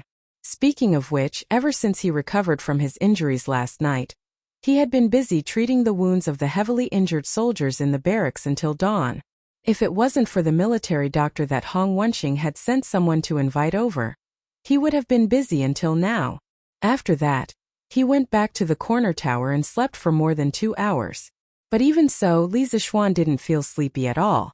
Instead, he felt refreshed. It was mainly because with the help of Xianqing last night, Li Zishuan broke through to the late stage of the Great Grandmaster realm. His mental strength also soared a lot. Not sleeping for a day had no effect on him at all. Besides, when he fought Wuxia alone, he was exhausted and fell into a coma. He had slept for several hours. When he was interrogated by Xianqing last night, Li Zishuan was in a panic. He was afraid that his identity as a time traveler would be exposed. But after a night of digestion and contemplation, he felt a lot more at ease. But he began to wonder why his young martial uncle would appear here at this time. To reach the great Grandmaster realm, in addition to talent and hard work, you need more opportunities and martial arts comprehension. It's easier said than done. Xianqing carried the heavy sword case on his back and walked with his hands behind his back. He answered Li Zishuan's question with a blank face. Li Zishuan, who was a little behind Xianqing, glanced at the sword case on Xianqing's back. In the memory of his predecessor, no matter where his young martial uncle went, he would carry a sword on his back. He remembered that his young martial uncle once said, "The sword never leaves the body. As long as the sword is with you, the sword is Xianqing's best brother. It will never betray him." It was because of this almost crazy obsession that Xianqing's talent in swordsmanship was rarely matched by others. It made his swordsmanship so pure that even spiritual master Ling Su felt inferior in this aspect. "Then, junior martial uncle, what realm are you at now?" Hearing this, Li Zishuan could not help but ask curiously. Regarding Xianqing's cultivation, he really couldn't see through it. What's more, when Xianqing was fighting Wuxia outside the Dragon Gate, he wasn't there. So naturally he couldn't judge Xianqing's current strength. In his impression, Xianqing was already at the peak of the supreme power realm before he started his closed-door training. With his talent and aptitude, he must have made great progress in the past year of closed-door training. Half-step to Great Grandmaster. Although he had seen the threshold of Great Grandmaster, it was difficult for him to cross it. The further you go on the path of martial arts, the more difficult it gets. Little Xian, you must remember not to be greedy and advance rashly in the future, so as to avoid going astray. Xianqing said after a moment of silence. Li Zishuan nodded and said, "Don't worry, martial uncle. This disciple will remember martial uncle's teachings and fight steadily and surely. I won't be greedy and advance prematurely." "Oh right, little martial uncle. Why did you go down the mountain this time? Did martial uncle's sect leader give you some task?" Hearing this, Xianqing suddenly stopped and his expression became a little unnatural. After a while, he turned to look at Li Zishuan and said, "Martial uncle went down the mountain this time because I was instructed by martial uncle's sect leader. When I arrived in Chang'an, I wanted to see you on the way. But I didn't expect to learn that the Yanhuang college you founded was attacked by Wuxia a few hours ago. In order to track Wuxia's whereabouts, martial uncle followed you all the way here." "I see." Li Zishuan nodded. His expression didn't change, but his heart began to move. He secretly wondered what important task Dragon Tiger Mountain had to send Xianqing down the mountain in person. This was a little unreasonable. After spiritual master Ling Su passed away, there was no more great grandmaster on Mount Longhu. This was very inconsistent with the status of the celestial master Taoism in the world. In addition, there was still a great grandmaster in the world who came from the Shaolin Temple. If the Tao sect didn't produce another great grandmaster, wouldn't it be suppressed by the Buddhist sect? Therefore, the most important task of the celestial master Taoism in the past 2 years was to cultivate a great grandmaster. And Xianqing was the next most promising disciple of the celestial master Taoism in Dragon Tiger Mountain. This was said by spiritual master Ling Su himself, and no one doubted it. Therefore, Feng Lingzi, the head of the celestial master Taoism, would never let Xianqing go down the mountain unless there was a particularly important or urgent matter. "Do you want to ask what task the sect leader gave me?" Xianqing's deep eyes seemed to be able to see through the soul. He fixed his gaze on Li Zishuan and asked after a while, "Martial uncle, if it's inconvenient for you to say, then forget it." Li Zishuan was stunned at first, and then he said unexpectedly. The implication was that he really wanted to know what task the sect leader of the celestial master Taoism had given Xianqing. Xianqing was silent for a moment, then he turned and said as he walked, "Previously, when your sect leader learned that you were now the Marquis of the Tang Empire, he sent me down the mountain to visit the emperor through your recommendation. But it happened that you were killing locusts in the northern provinces and counties, and Wuxia attacked Yanhuang College, so I came here to solve your problem first." Xianqing's temperament was destined to be a straightforward person. He would not beat around the bush and said whatever he wanted to say. Li Zishuan next to him was stunned. After being surprised for a long time, Li Zishuan couldn't help but ask, Little martial uncle, is the sect leader planning to let the celestial master Taoism enter the secular world?" In Li Zishuan's impression, the celestial master Taoism of Longhu Mountain could be regarded as a semi-secluded sect. They did not deal with the local government, nor did they have disciples enter the imperial court as officials. Of course, Li Zishuan was an exception. Their usual contact with the outside world was probably only to treat the mountain people. They existed in the world, but they were hidden from the world. This was the previous state of the celestial master Taoism of Longhu Mountain. That was why Li Zishuan was so shocked when he heard from Xianqing about the mission given by Feng Lingzi. Xianqing seemed to have prepared for this question. As soon as Li Zishuan's voice fell, he directly replied, "Xian, you are also a member of the celestial master Taoism. Since the moment you entered the imperial court, the celestial master Taoism has already entered the secular world. Our sect leader said that now the world is gradually stabilizing, and the current emperor is also a wise emperor. If the celestial master Taoism wants to pass on from generation to generation, it must deal with a good relationship with the current ruler. It is not to flatter him, but to not offend him. Blindly avoiding the secular world will only lead to the gradual extinction of the celestial master Taoism. You are wise, sect leader."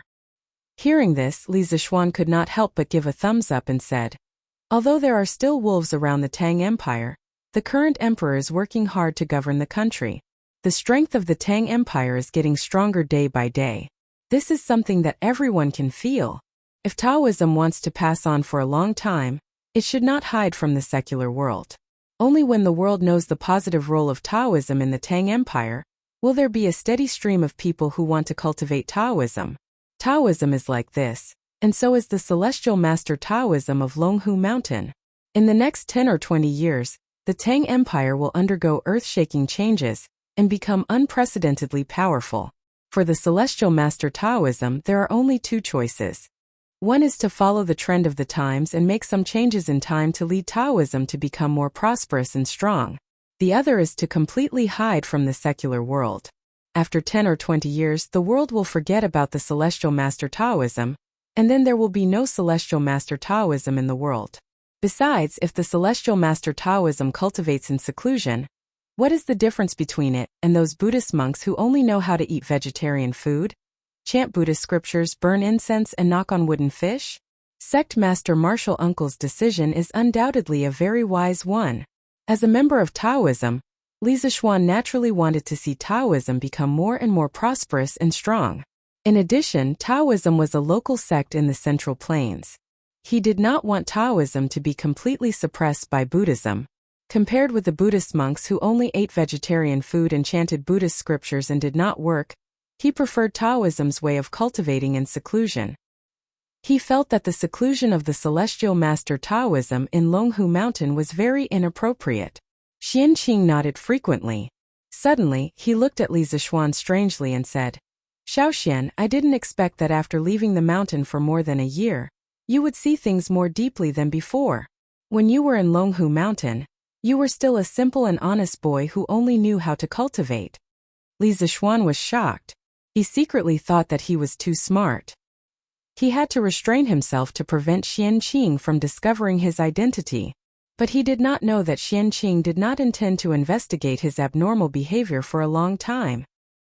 "When I was in Longhu Mountain, I had my master to take care of everything. Why would I need to worry about these things?" Li Zixuan scratched his head and quickly found an excuse for himself. Hearing Li Zixuan mention Lingxiu, Xianqing's face darkened. After a long silence, he sighed and said, "Xiaoxian, you continue to patrol the barracks. I will go out for a walk." "Yes, Martial Uncle."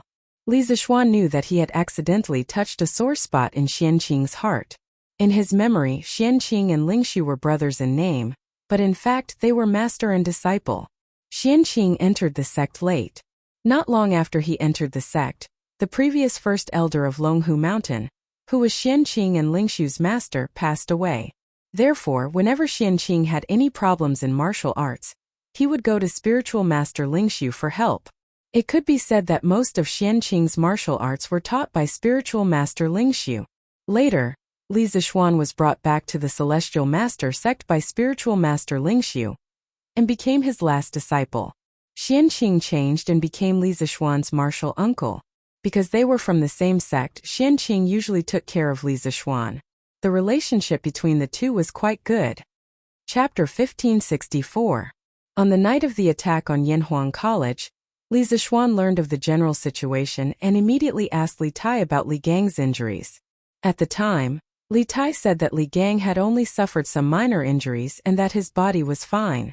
Only then did Li Zixuan feel slightly relieved.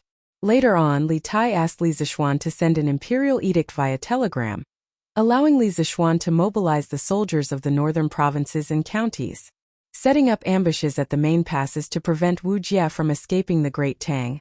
Li Zixuan thought that since nothing major had happened at the academy, the most important thing would be to deal with Wuxia. At the very least, he would have to take back the academy's secret files from Wuxia. What happened next was somewhat out of his expectations.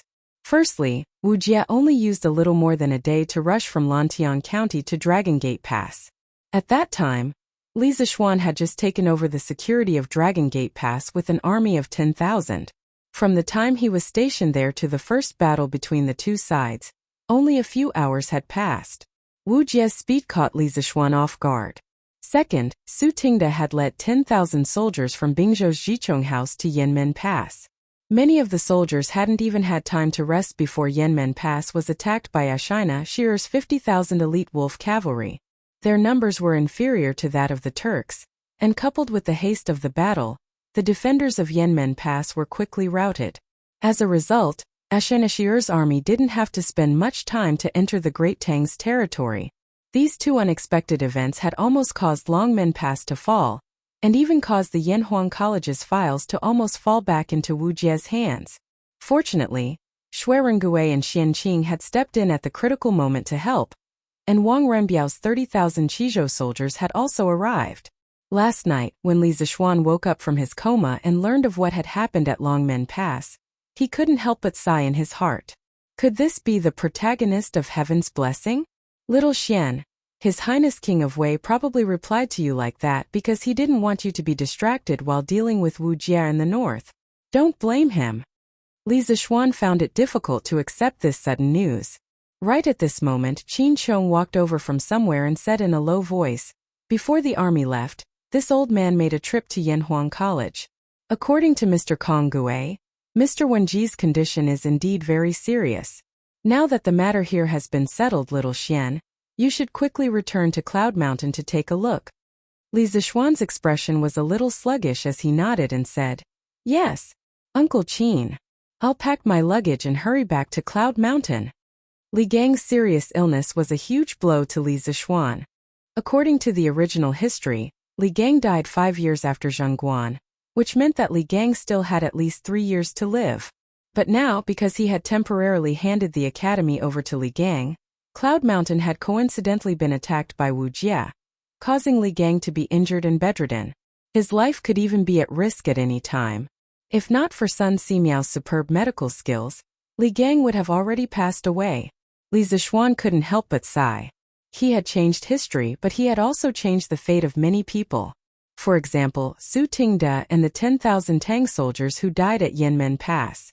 If not for his existence, they would still be living well in Bing Province's subjugation residence. They were all brave and fearless soldiers of the Tang Empire, but because of his appearance, they died prematurely on the battlefield. There was also Li Gang. If not for his repeated pleas to the old man to come out, Li Gang would be comfortably teaching Li Changqian in the imperial palace right now. How could he have encountered such a life-and-death crisis? All of this made Li Zishuan feel guilty, and at the same time, a trace of confusion appeared in his heart. He felt that on his path to making the Great Tang even more prosperous, he had inadvertently taken the lives of many innocents. Even though he had done it unintentionally, the truth was that he was shouldering more and more lives. Li Zishuan suddenly felt that his shoulders were very, very heavy. Remember to call Daoist Xianqing. Qin Chong saw Li Zishuan's brow furrowed in pain, and he couldn't help but feel somewhat distressed, but he still loudly reminded him, "I know, Uncle Qin." Li Zishuan didn't turn his head, only responded in a low voice, "Ichi, this child is good at everything, but sometimes his heart is too soft." Qin Chong stared at Li Zishuan's back, and after a long while, he shook his head and sighed. "Teacher Wenji? It's Li Gang, right?" After leaving the camp, Li Zishuan went up the city gate tower. In the eastern corner tower, Li Zishuan found Xianqing, who was meditating cross-legged. He briefly told Xianqing about Li Gang's serious illness, and how Sun Simiao needed their martial uncle and nephew to go back together to help. After hearing this, Xianqing frowned and said, "Then let's go back to Lantian immediately." Without any hesitation, Xianqing agreed to Li Zishuan's request. Li Zishuan had spent so much effort before, but he didn't expect Xianqing to agree so easily.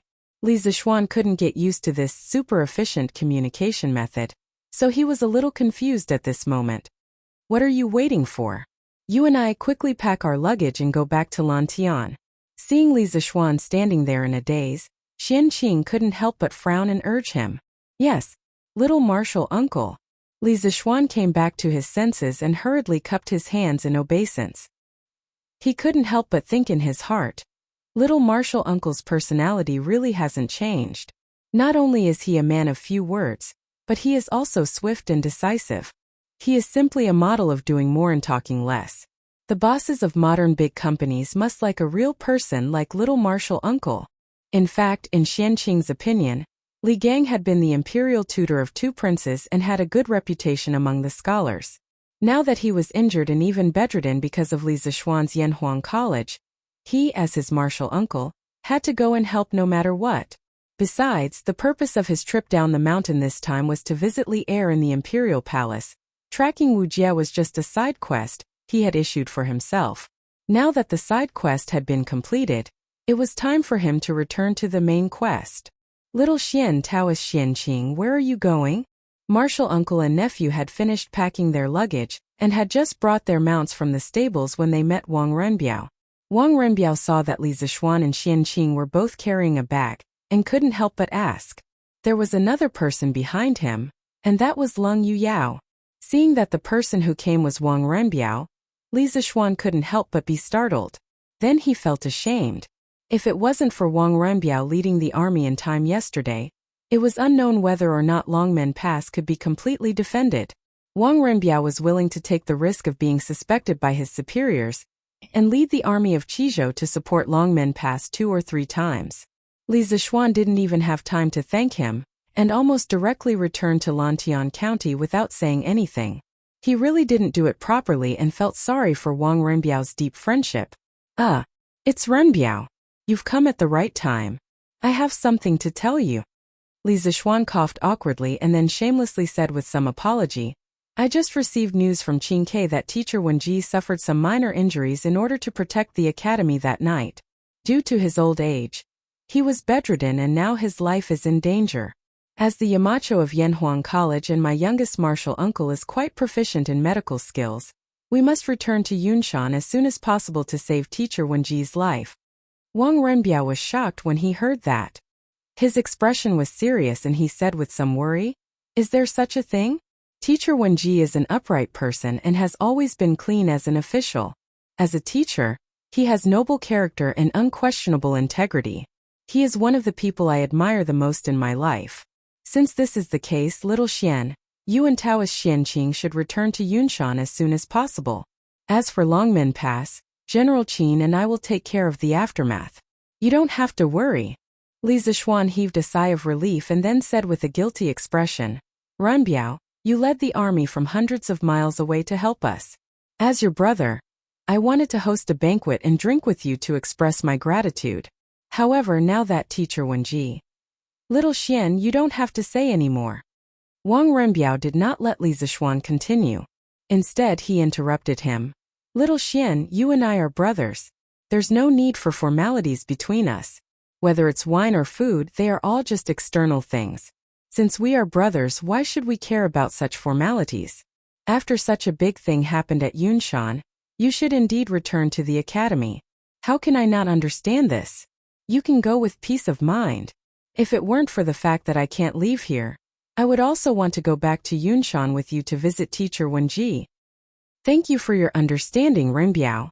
With a brother like this, what more can I, Li Zixuan, ask for? Li Zixuan was touched as he saluted Wang Renbiao and said, Chapter 1565. There was no such thing as an impenetrable wall in this world. The news of Wang Renbiao and Li Jingchu's relationship had already reached the ears of the elders of the Wang family of Taiyuan a few days ago. Li Jingchu was just a merchant's daughter. In the eyes of these elders, who had very serious views on family status, Li Jingchu was far from being worthy of the eldest son of the Wang family. Therefore, there was almost no suspense. Almost everyone in the Wang family opposed this marriage. Some elders even threatened that if Wang Renbiao insisted on marrying Li Jingchu, he was no longer worthy of being the eldest son of the Wang family, and had to be expelled from the family as a punishment. As Wang Renbiao's father and the current head of the Wang family of Taiyuan, Wang Yu naturally knew about this matter. On one side was his son, and on the other side was his family. Old Wang was actually in a difficult position. Li Zixuan's casual guess hit the nail on the head. Hearing this, Wang Renbiao couldn't help but be startled. He wanted to deny it, but facing Li Zixuan's aggressive gaze, he sighed and said, Xiaoxian, you guessed right. Little Xian, your guess is correct. Recently, the elders of the family have indeed expressed their dissatisfaction with my marriage with Jingchu. In 2 days, my mother will also personally come to Qizhou. If I insist on being with Jingchu, it's very likely that my name will be removed from the family. At that time, I should no longer be the provincial governor of Qizhou. Therefore, I have the heart but not the ability to help Shuirengui. Hearing this, Li Zixuan's heart sank. When he learned that Wang Renbiao had fallen in love with a merchant's daughter, he guessed that this matter would cause a violent reaction from the Wang family. This was because in history, Wang Renbiao's mother, Princess Tong'an, didn't like Wang Renbiao's wife because of her low birth. As a result, after Wang Renbiao died of illness, his wife and son were directly expelled from the family and completely became an orphan and widow. Renbiao, I'll go back to Chang'an to treat teacher Wenji first. As for the Wang family, I'll write a letter to your father and see if he can favor you for once. Besides, even if the Wang family wants to abolish your position as the eldest son of the Wang family, They can't take away your position as the provincial governor of Qizhou. This is an official position conferred upon you by the current emperor. If the emperor doesn't speak, you can't be removed. If the Wang clan sends someone into the palace, I will also plead for you in front of His Majesty. You don't have to worry too much. After pondering for a moment, Li Zixuan said slowly. In Yunshan, Li Gang was critically ill, and this was an extremely urgent matter. Even if Li Zixuan wanted to help Wang Renbiao, he didn't have the time right now. In addition, this was a family matter of the Wang clan. He didn't want to and couldn't get too involved. The only thing he could do was act as an outsider and do what he could. For example, if the Wang clan wanted to use Princess Tong and Li Zixuan's relationship to remove Wang Renbiao from his position as governor of Qizhou, Li Zixuan would definitely speak up for him. Wang Renbiao smiled in relief. Regarding the position of governor of Qizhou, I don't really care about it. You don't have to worry about me, Xiao Xian. You should return to Yunshan to treat teacher Wenji. Even if I don't have the identity of the Wang family's eldest son and the position of Qizhou's provincial governor, I won't starve to death. Even if I'm really at my wit's end, I can still rely on you, right? Xiao Xian, you won't reject me, right? Of course not. Li Zixuan said seriously. We'll always be brothers. Brothers should share weal and woe together. The worst outcome of this is that not only will you lose the identity of the Wang family's eldest son, but you'll also lose the position of governor of Qizhou. But even so, what's the harm? You're still my brother, Li Zixuan. Haha. Xiao Xian.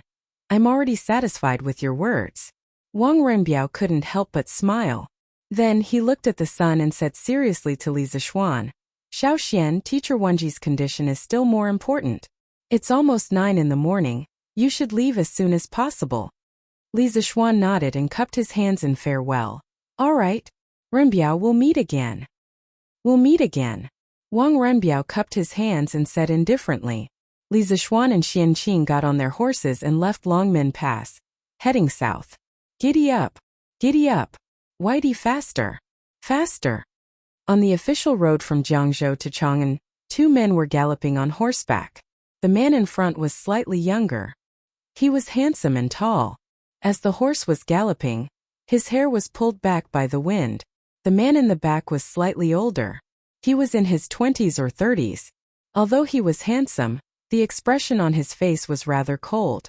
He gave off a feeling that strangers should not approach him. Xiao Xian, where did you get this horse? It's even faster than a Fergana horse. Xianqing, who didn't like to talk, finally couldn't help but ask after seeing the speed of Whitey under Li Zixuan. The horse he was riding was a mount that had accompanied him for many years. It was one of the best horses and he spent a lot of money on it. But now, compared to the big white horse under Li Zixuan, it suddenly paled in comparison. The big white horse seemed to have the energy to continue accelerating, but the big black horse he was riding was already running at full speed. How could Xianqing not be surprised? Hearing this, Li Zixuan turned around to look at Xianqing's position. He realized that the distance between the two of them was about 30 feet. Thus, he hurriedly slowed down the speed of the horse and replied, Junior Marshal Uncle, my father bought this horse from the Hu people 2 years ago. After returning home from Mount Longhu last year, I realized that I had some affinity with this horse, so I asked my father for it to be my mount. I see. Xianqing nodded and didn't ask further. He knew that Li Zixuan was anxious to go back to Chang'an to visit Li Gang, so he said, Xiao Xian, your horse doesn't seem to be running at full speed. Don't worry about me, go back to Yunshan at full speed and check on teacher Wenji's injuries first. I'll be there soon. Li Zixuan hesitated for a moment, but finally nodded and said, Okay. Youngest uncle, I'll go first. You can go directly to Yunshan, I'll be waiting for you there. Okay. Be careful. Xianqing said in a low voice. Li Zixuan turned his head to face the front, then patted Whitey's neck and said anxiously, Whitey, hurry up. Whitey seemed to be able to feel Li Zixuan's anxiety. As soon as Li Zixuan finished speaking, Whitey's speed suddenly increased by 20%, and it was still accelerating. The distance between Li Zixuan and Xianqing was getting farther and farther. Last year, when Han Yuxi was kidnapped to Xiefeng Stockade, Li Zixuan felt Whitey's extreme speed when he went to save her. However, it was only a short distance back then, and the whole city was only about 40 miles away. This time it was different. The distance between Jiang province and Chang'an was about 500 to 600 miles. Li Zishuan didn't know how long Whitey could last at full speed, but in order to save Li Gang, who was in critical condition, he could only take one step at a time. At worst, he could wait for Whitey to get tired and use his qinggong to rush for a while. Whitey could follow behind him and rest while running. After resting, he could get back on the horse and continue to run. Brother Crown Prince, is Brother Xiaoxian really okay now? Not long after the morning assembly, Chang'e came directly to the East Palace and found Li Changqian. She asked directly when she saw him. Obviously, some of the discussion in the morning assembly had reached Chang'e's ears. Li Changqian frowned and said, "Chang'e, you've heard about the war in the north?" Chang'e nodded and said, Yes. Previously, when I passed by Taiji Palace, the officials had just finished their morning assembly. Uncle and Minister Fong talked about it. Brother Crown Prince, quickly tell Chang'e whether Brother Xiaoxian is okay or not." As she spoke, Chang'e's beautiful eyes revealed a trace of pleading as she looked at Li Changqian. Li Changqian couldn't bear Chang'e's pleading gaze and hurriedly replied, "Don't worry, Chang'e. Although Xiaoxian was injured when he fought with the Turkic state preceptor, his injuries have completely recovered with the help of Taoist Xian Qing from Longhu Mountain. Thinking about it, he should be back after things are stabilized over there." "Really? That's great." Hearing this, Chang'e was immediately overjoyed and her face lit up with joy. She stood up and said with a smile, "Since that's the case, then I'm relieved." "Oh right, Brother Crown Prince. Imperial Mother's soaring meteoric prosperity is almost finished. Should we go to the Drunken Immortal restaurant outside the palace to help Imperial Mother buy some more?" Speaking of the locust plague that broke out in the Guangzhong area, Li Zishuan took the opportunity to purchase a lot of locusts. So not only did the supply of flying locusts of the Drunken Immortal restaurant soar, the price also dropped a lot. Many people knew that flying locusts was made from locusts, but those who had tasted the delicacy of flying locusts could not resist the temptation of this delicacy. Even if they knew that this thing was made from locusts, they still ate happily and fought to come to the Drunken Immortal restaurant to eat flying locusts. Empress Zhongsun had heard from Li Zishuan a long time ago that locusts could be used to treat illnesses, especially for those with qi ailments. Locusts were very useful, so when the locust plague broke out this year, a batch of prepared locusts was quickly sent to the Imperial Palace. Although the imperial chefs in the Imperial Palace had tried to make soaring meteoric prosperity at the behest of Empress Zhongsun, this thing might look the same on the outside, but it clearly couldn't compare to the soaring meteoric prosperity at the Drunken Immortal restaurant. Many times, the soaring meteoric prosperity that Empress Zhongsun ate came from the Drunken Immortal restaurant because only the soaring meteoric prosperity at the Drunken Immortal restaurant didn't have the earthy taste of locusts. Soaring meteoric prosperity? Hearing this, Li Changqian quickly shook his head and said, "This thing can be directly sent to the Drunken Immortal restaurant to buy some. Why do we need to personally make a trip?" Chang'e wrinkled her nose and said unhappily, "Brother Crown Prince, we haven't been out of the palace together for 2 months. Now that we finally have the opportunity, do you want to go out of the palace with Chang'e?" The imperial palace symbolized a life of luxury, but at the same time, for the princes and princesses, the imperial palace was almost equivalent to a cage. The people in the cage wanted to desperately get out, while the people outside wanted to enter and live a life of luxury. But no matter how hard they tried, they couldn't enter the cage. Chang'e was lively by nature and often liked to go out of the palace. Especially now that her qi ailment had completely recovered, she didn't need Li Er to worry about her health. Li Changqian thought for a moment and said, Okay, but I have other important things to do today. Tomorrow, I'll take you out of the palace and go to the Drunken Immortal restaurant in Chang'an City. Chang'e, what do you think?" Tomorrow is fine too. Brother Crown Prince, remember to send someone to call me." Chang'e nodded and then left. Looking at her lively and lovely back, Li Changqian had a headache and rubbed his head, but his eyes were full of pampering. Yinshan residence. Previously, Li Anren went into the room with Li Er to see Li Gang, who was lying in bed. At this time, little Anren's eyes were red and swollen from crying. He was hiding in his mother's arms and sobbing slightly. Li Er, after staying here for half an hour, had already set the carriage to return to the palace. Sister Yushi, when will Brother Shaoxian come back to save grandfather? Li Anren had received a good education since he was young, and he was more sensible than other children. Little Anren had heard some of the conversation between Li Er, Sun Simiao and Han Yushi, so he couldn't help but ask at this moment. He had a kind of blind trust in Li Zishuan. Don't worry, Anren. Your brother Shaoxian should be on his way now. He should be back tonight. Han Yushi looked at little Anren with eyes full of heartache and comforted him softly. Chapter 1566. Master. Master. Not good. Mr. Wenji's body is hot and his breath is getting weaker. His condition seems to be worsening. At noon, Sun Simiao had just finished his lunch when Hu ran over and said anxiously, "What? This poor Taoist will come right away." Hearing this, Sun Simiao's expression suddenly changed, and then he quickly walked towards Li Gang's room. "Master, look, Mr. Wenji is sweating a lot. Shall I get some medicine to reduce his fever?" Hu followed Sun Simiao to Li Gang's room. Seeing Li Gang sweating profusely, Hu hurriedly stepped forward and used a handkerchief to wipe Li Gang's sweat. After that, she turned to Sun Simiao and said. Sun Simiao had been observing Li Gang's complexion from the side. He frowned and said, "No need. Mr. Wenji is suffering from an internal deficiency and external heat. Yang deficiency is at the bottom and Yang deficiency is at the top. It's hot at the top and cold at the bottom. You can't just use medicine to reduce his fever." Hu frowned and couldn't help but touch the back of Li Gang's foot with her hand. Sure enough, it was cold to the touch. She said in surprise, "It's hot on the inside and cold on the outside. Master Teacher Wenji."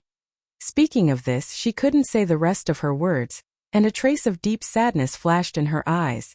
Sun Simiao sighed and said, "Alas! You guessed right. This is a sign that his condition is worsening and he is about to die.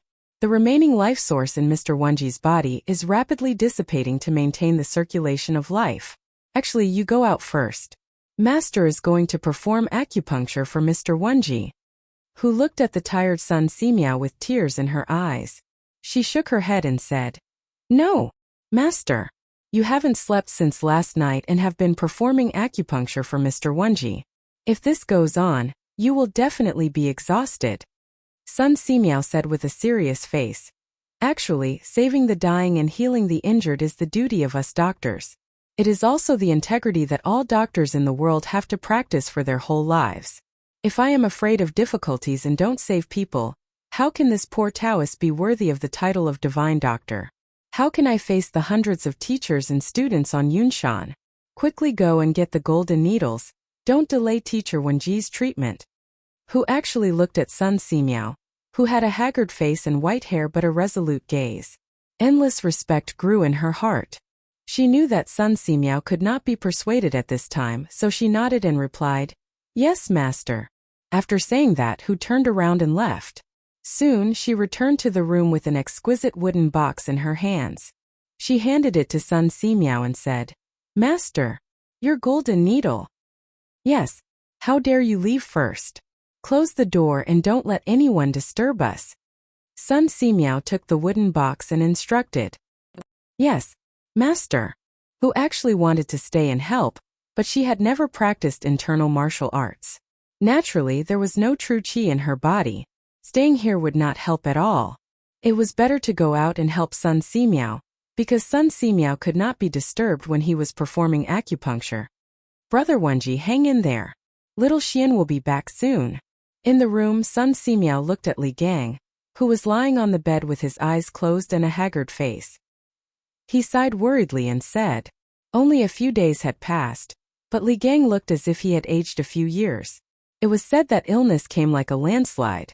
For the 82-year-old Li Gang, this sudden accident was burning the last of his life force, and he could die at any time. In fact, just looking at age, Sun Simiao was older than Li Gang by 6 years. However, Sun Simiao paid attention to health and had been practicing Taoist true qi. Therefore, the quality of his body was much better than Li Gang's. The same injury on Li Gang might be fatal, but on Sun Simiao, it was estimated that he would be fine after 2 days of recuperation.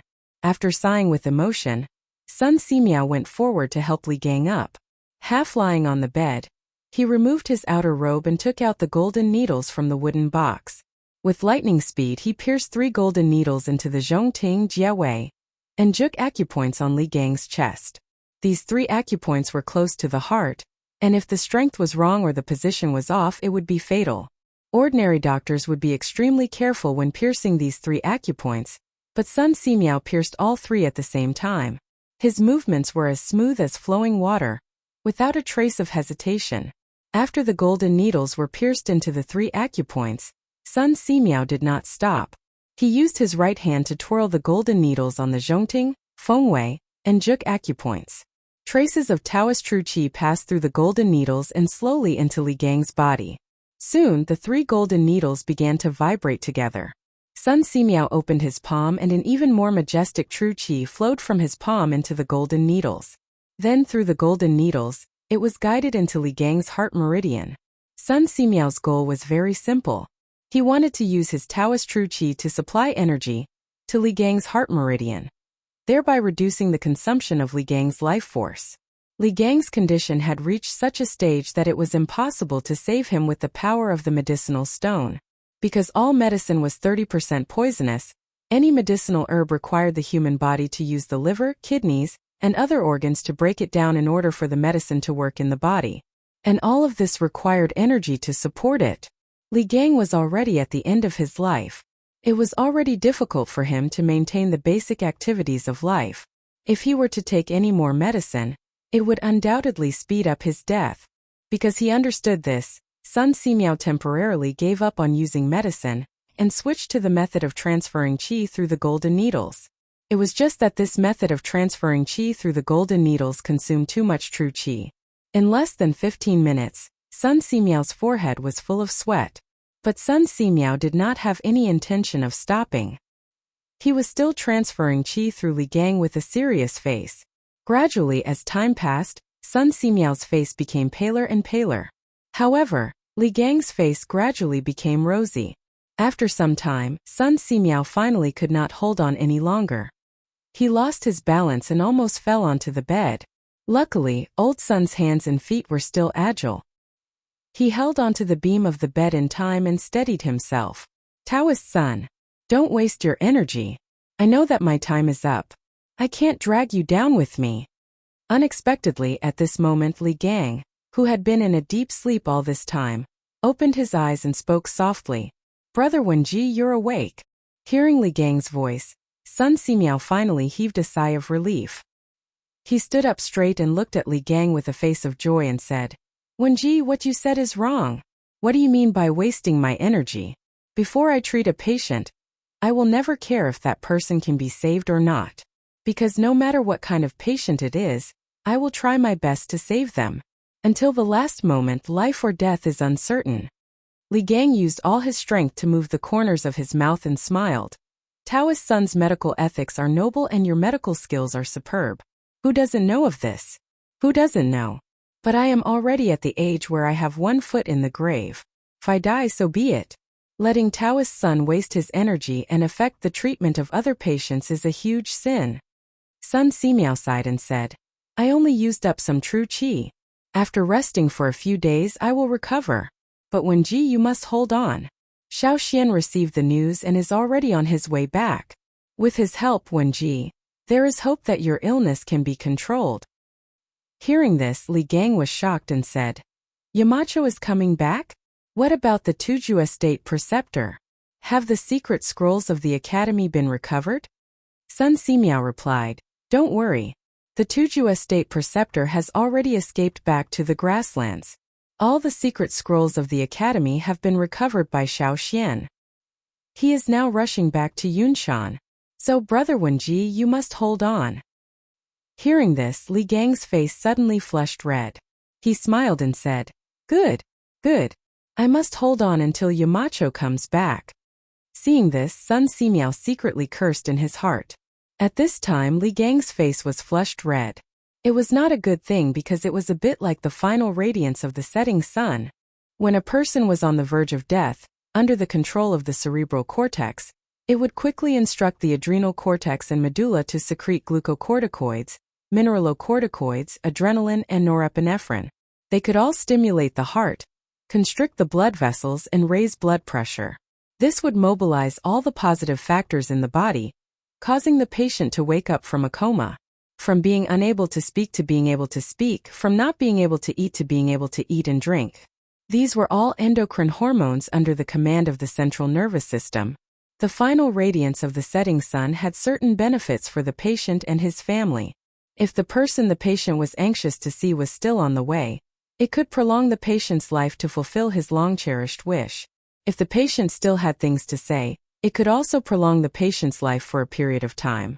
However, terminal lucidity mobilized the last bit of vitality and potential left in the patient's body to help the patient overcome the pain in a short period of time.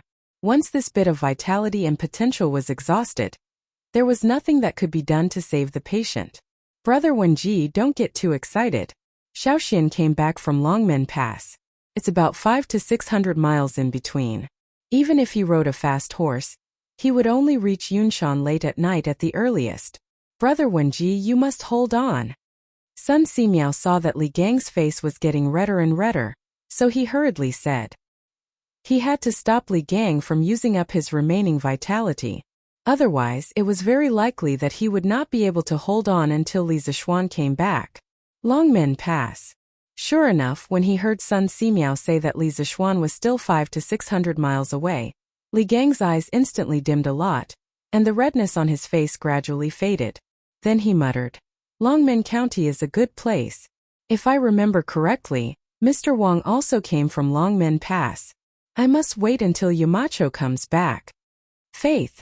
Sometimes faith was a very magical thing. As long as there was a thought in one's heart, one would be able to persevere. Sun Simiao wanted to tell Li Gang about the time it would take for Li Zishuan to reach Yunshan.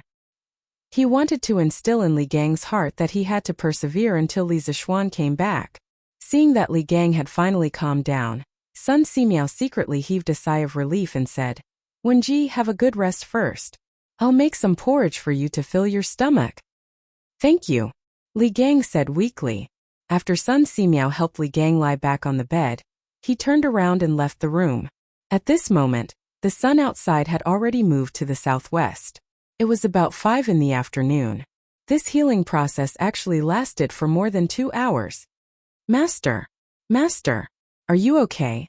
Hu Yao, who had been guarding outside the room, saw Sun Simiao walk out with a pale face. She quickly went up and supported Sun Simiao with a worried expression. I'm fine. I just need to rest. Sun Simiao waved his hand, then turned to look at Hu Yao and said, Yao, I'll give you a prescription. Quickly go and get the herbs according to the prescription. There can't be any mistakes. Prescription? Get the herbs? Hu Yao heard this and her eyes widened. She said with a shocked expression, Master, are you planning to use medicine on Teacher Wenji? But Teacher Wenji's body is so weak now. How can he withstand the medicinal properties of various herbs? Hu Yao was respectfully called Little Fairy Doctor by many people. She still had this bit of medical knowledge.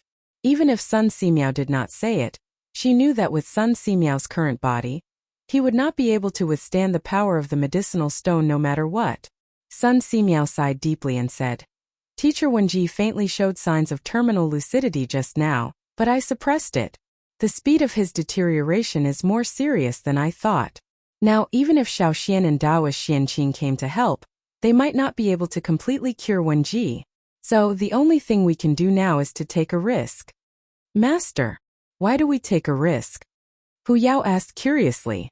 Sun Simiao paused for a moment and opened his mouth to explain. Wenji is now completely relying on his will to support himself. Once Xiaoxian returns, this will dissipate and Wenji will also show signs of terminal lucidity. At this time, the functions of all the organs in his body will be normal. Although after this short period of normalcy, he will exhaust his life force and die. I can take advantage of this period of time when Wenji's body is normal to let the medicine enter his body, and extend the time of terminal lucidity through the golden needle. As long as the medicine can take effect during this period of time, it can cure the symptoms and cure the root cause, fundamentally saving Teacher Wenji's life. And this terminal lucidity will become a revival from the dead. Chapter 1567. Ginseng nourishes the 5 viscera, calms the spirit, stabilizes the soul. Antler nourishes the kidney, generates the essence, strengthens the muscles and bones. Sanchi stops bleeding and removes blood stasis, unclogs the meridians and relieves pain. Amber calms the nerves and facilitates the water flow. Placenta nourishes the innate, nourishes the qi and nourishes the blood. In front of Yunshan's courtyard, after listening to Sun Simiao's prescription, who could not help but cover her mouth in surprise and said, "Master, although these medicines are in line with Teacher Wenji's current physical condition, their medicinal properties are extremely strong and extremely young. If Teacher Wenji can't hold on then..." Alas! That's why I said this is a risky move. Sun Simiao sighed helplessly and said, "With Wenji's current condition, even if little Xian Taoist Xian Qing and I join hands, we can only help Teacher Wenji extend his life for a few more days. After all, it's treating the symptoms but not the root cause. If we want to treat both the symptoms and the root cause, then we can only take the risk and try." Who said with a sad face, "Master, is Teacher Wenji's condition really that serious?" "Yes. I didn't expect that Brother Wenji's condition would deteriorate so quickly. Now we can only hope that little Xian and Taoist Xian Qing will come back soon." Sun Simiao frowned, stroked his beard and sighed. Then he said tiredly, "You go get the medicine quickly. I'll go in and rest for a while." In fact, since last night, Sun Simiao had been taking care of Li Gang in the courtyard. He had performed acupuncture for Li Gang no less than 4 times. Now he was really exhausted. Although he was respectfully called a miracle doctor by the people, he knew that he was far from reaching the level of a miracle doctor. At most, he knew more than ordinary people in pharmacology, pathology, and diagnosis experience. Facing a patient like Li Gang who was extremely weak and could not use medicine, Sun Simiao also felt a little powerless. This was the same principle as a clever housewife could not cook without rice.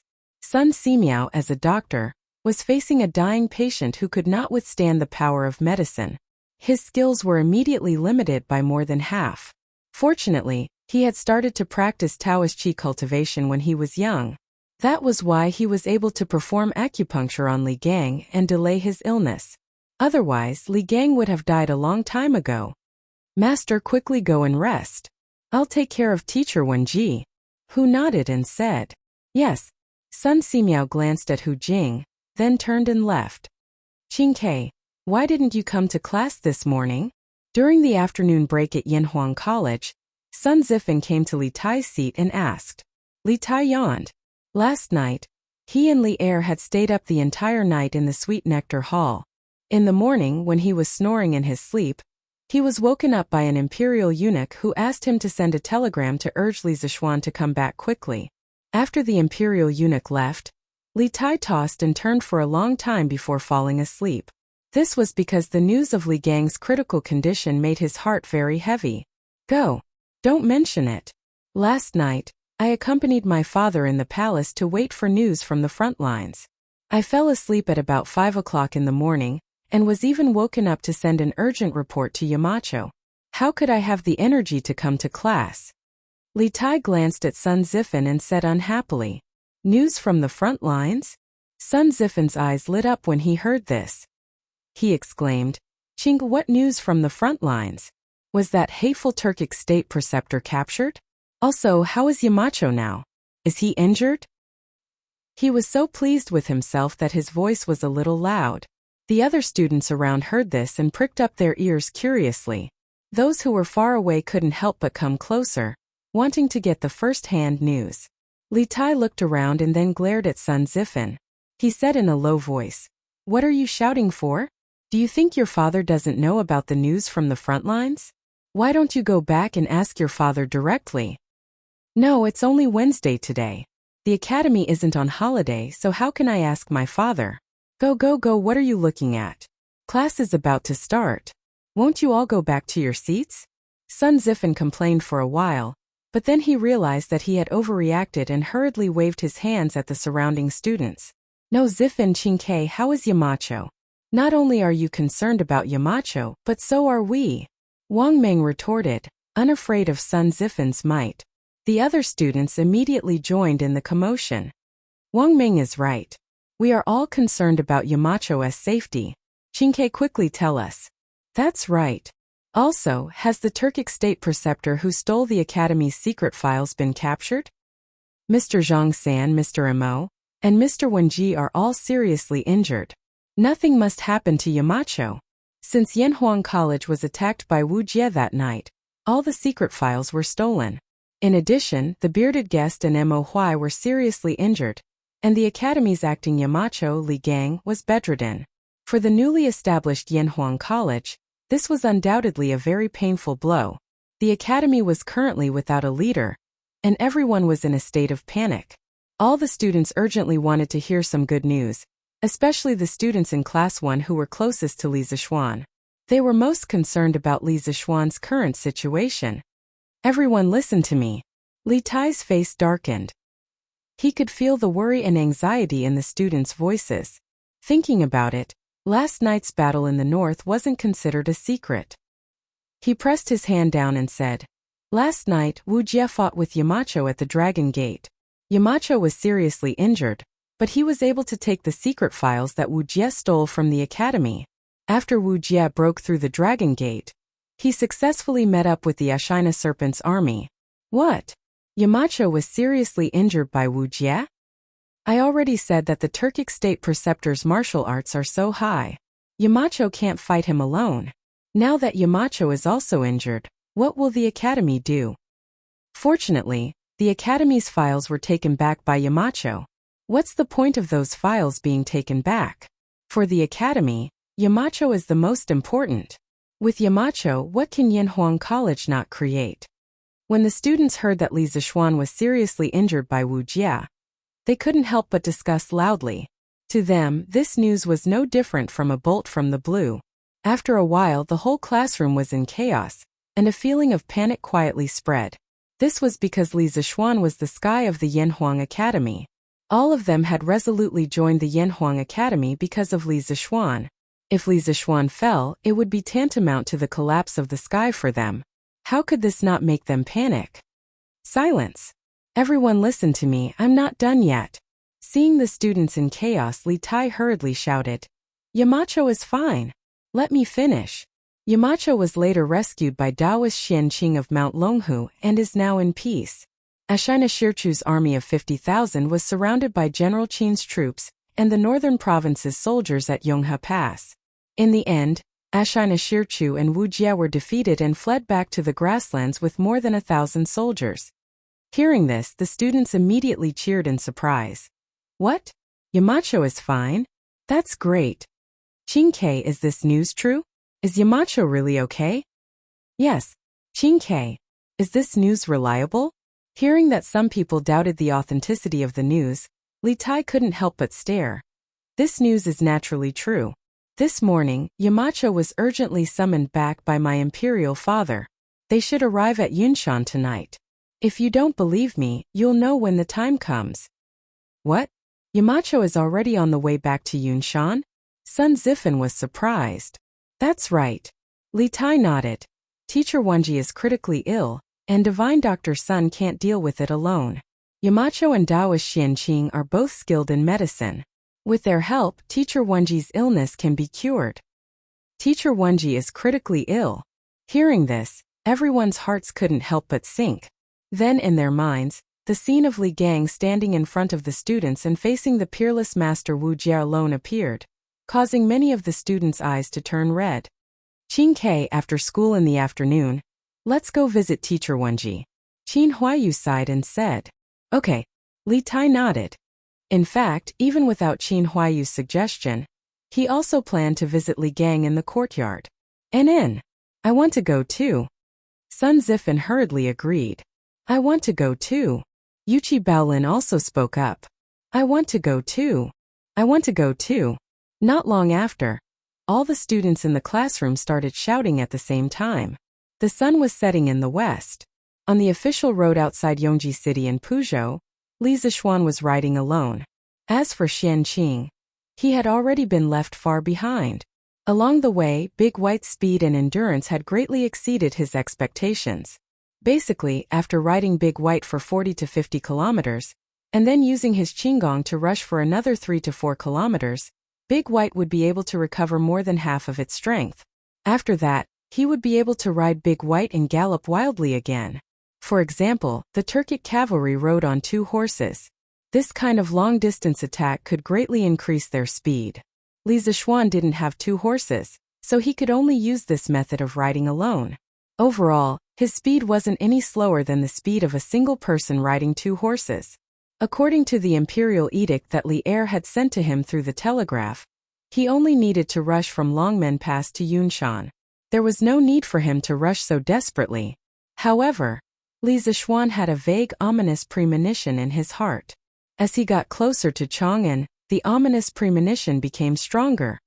Teacher Wenji, you must hold on. Although Li Zishuan didn't want this ominous premonition to be related to Li Gang, at this time, other than Li Gang's illness, he couldn't think of anything else that could make him feel so uneasy. Therefore, he could only pray silently as he ran. At Yunshan, after the afternoon classes, the students of Class 1 were led by Li Tai to Sun Simiao's courtyard to visit Li Gang.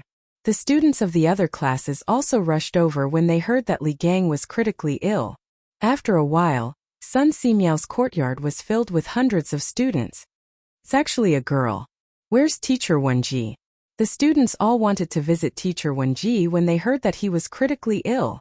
Li Tai, who was standing at the front of the group, asked Hu Jing, who had gone out to check on the situation. Li Gang usually treated the students of the academy very well. None of the students disrespected or disliked him. Although there were hundreds of people gathered outside the courtyard, no one made a fuss. Everyone was watching Li Tai and Hu Jing negotiate. They didn't dare to make a sound, for fear of disturbing Li Gang, who was recuperating in the room. It was precisely because the students did not kick up a fuss that Hu Jing's expression became slightly better. She looked at Li Tai, frowned and said softly, "Your Highness Prince of Wei, Teacher Wenji is now critically ill. My master is currently administering acupuncture and transferring qi to Teacher Wenji. Both of them need to be quiet and should not be disturbed. Once my young master and Taoist priest Xianqing arrive at Yunshan, my master will work with them to save Teacher Wenji. Now, Your Highness and young masters should return." Although Li Tai was anxious, he knew that Hu Jing's words made sense. He nodded sadly and cupped his hands, saying, "All right then. Miss, if Teacher Wenji gets better, please come to the academy to inform us. Tai will be very grateful." Who actually nodded her head lightly and replied, Go back." Li Tai turned around and waved to the rest of the students. Although the students were unwilling in their hearts, they had no other choice in the current situation. They could only leave. Thus, the students reluctantly looked at the door of the courtyard as they moved their feet and turned to leave. Wait. Chapter 1568. Teacher Wenji, don't worry. We'll definitely do our best tomorrow. Teacher Wenji, don't worry. We'll definitely do our best tomorrow. Li Gang's words didn't sound out of place when spoken by Sun Simiao.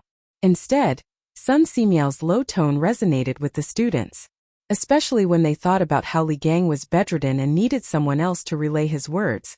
The students couldn't help but feel sour in their hearts. Thus, under the leadership of Li Tai, the group of students spoke with determination. Finishing their words, the students bowed towards the direction of the courtyard before turning around and leaving. The academy had a self-study session at night. After listening to Li Gang's words, the students' hearts were filled with energy as they planned to shine in this final exam. At the very least, they couldn't disappoint Li Gang. "Boyong, help me get a meal from the cafeteria later." "I won't be going." "Eh? I was just about to say that. Wenbo, why don't you help me get a meal? I suddenly remembered that I still haven't figured out the question that Teacher Su taught yesterday." "You only haven't figured out one question. I still have a few questions that I haven't figured out in the previous math exam. Hurry up and help me get a meal. I'm going back to the classroom to study." "It's settled then. After the exam, I'll treat you to a big meal at the Drunken Immortal restaurant." No, I don't want to go to the Drunken Immortal restaurant. I want to study." After leaving the courtyard, the students hastened their footsteps and walked towards the academy. Many students didn't even bother to eat dinner in order to be able to cram before the exam. At this time, if anyone were to disturb their studies, that person would be their life and death enemy, and would definitely not be forgiven. Master, are you hungry? I'll go and cook for you. After the students left, the courtyard instantly became quiet. Hu actually raised his head and looked towards Sun Simiao and asked. Sun Simiao thought for a moment and said, No need to trouble yourself. Go to the academy's cafeteria and get some porridge. Brother Wenji can only eat this now. Yes, master. Hu actually responded and hurriedly went to the kitchen to get cutlery. Sun Simiao looked in the direction where the students left and sighed with a complicated expression. A moment later, he returned to Li Gang's room with his hands behind his back. Daoist son, have the children gone back? When Li Gang heard the sound of the door being pushed open, he quickly opened his eyes and turned his head to look at Sun Simiao. They're all going back. Sun Simiao walked to the bedside and bent down to check Li Gang's pulse. It's good that he left. It's good that they're gone. These children are still young and have a good time to learn. How can they waste their time on an old man like me? Hearing this, Li Gang's face relaxed as he muttered to himself. Sun Simiao frowned. After an entire afternoon, Li Gang's pulse had become even weaker. This meant that Li Gang's life was rapidly draining away. This was not a good sign.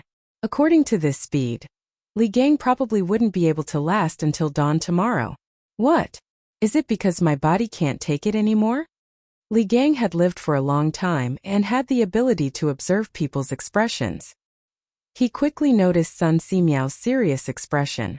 After thinking for a while, he understood.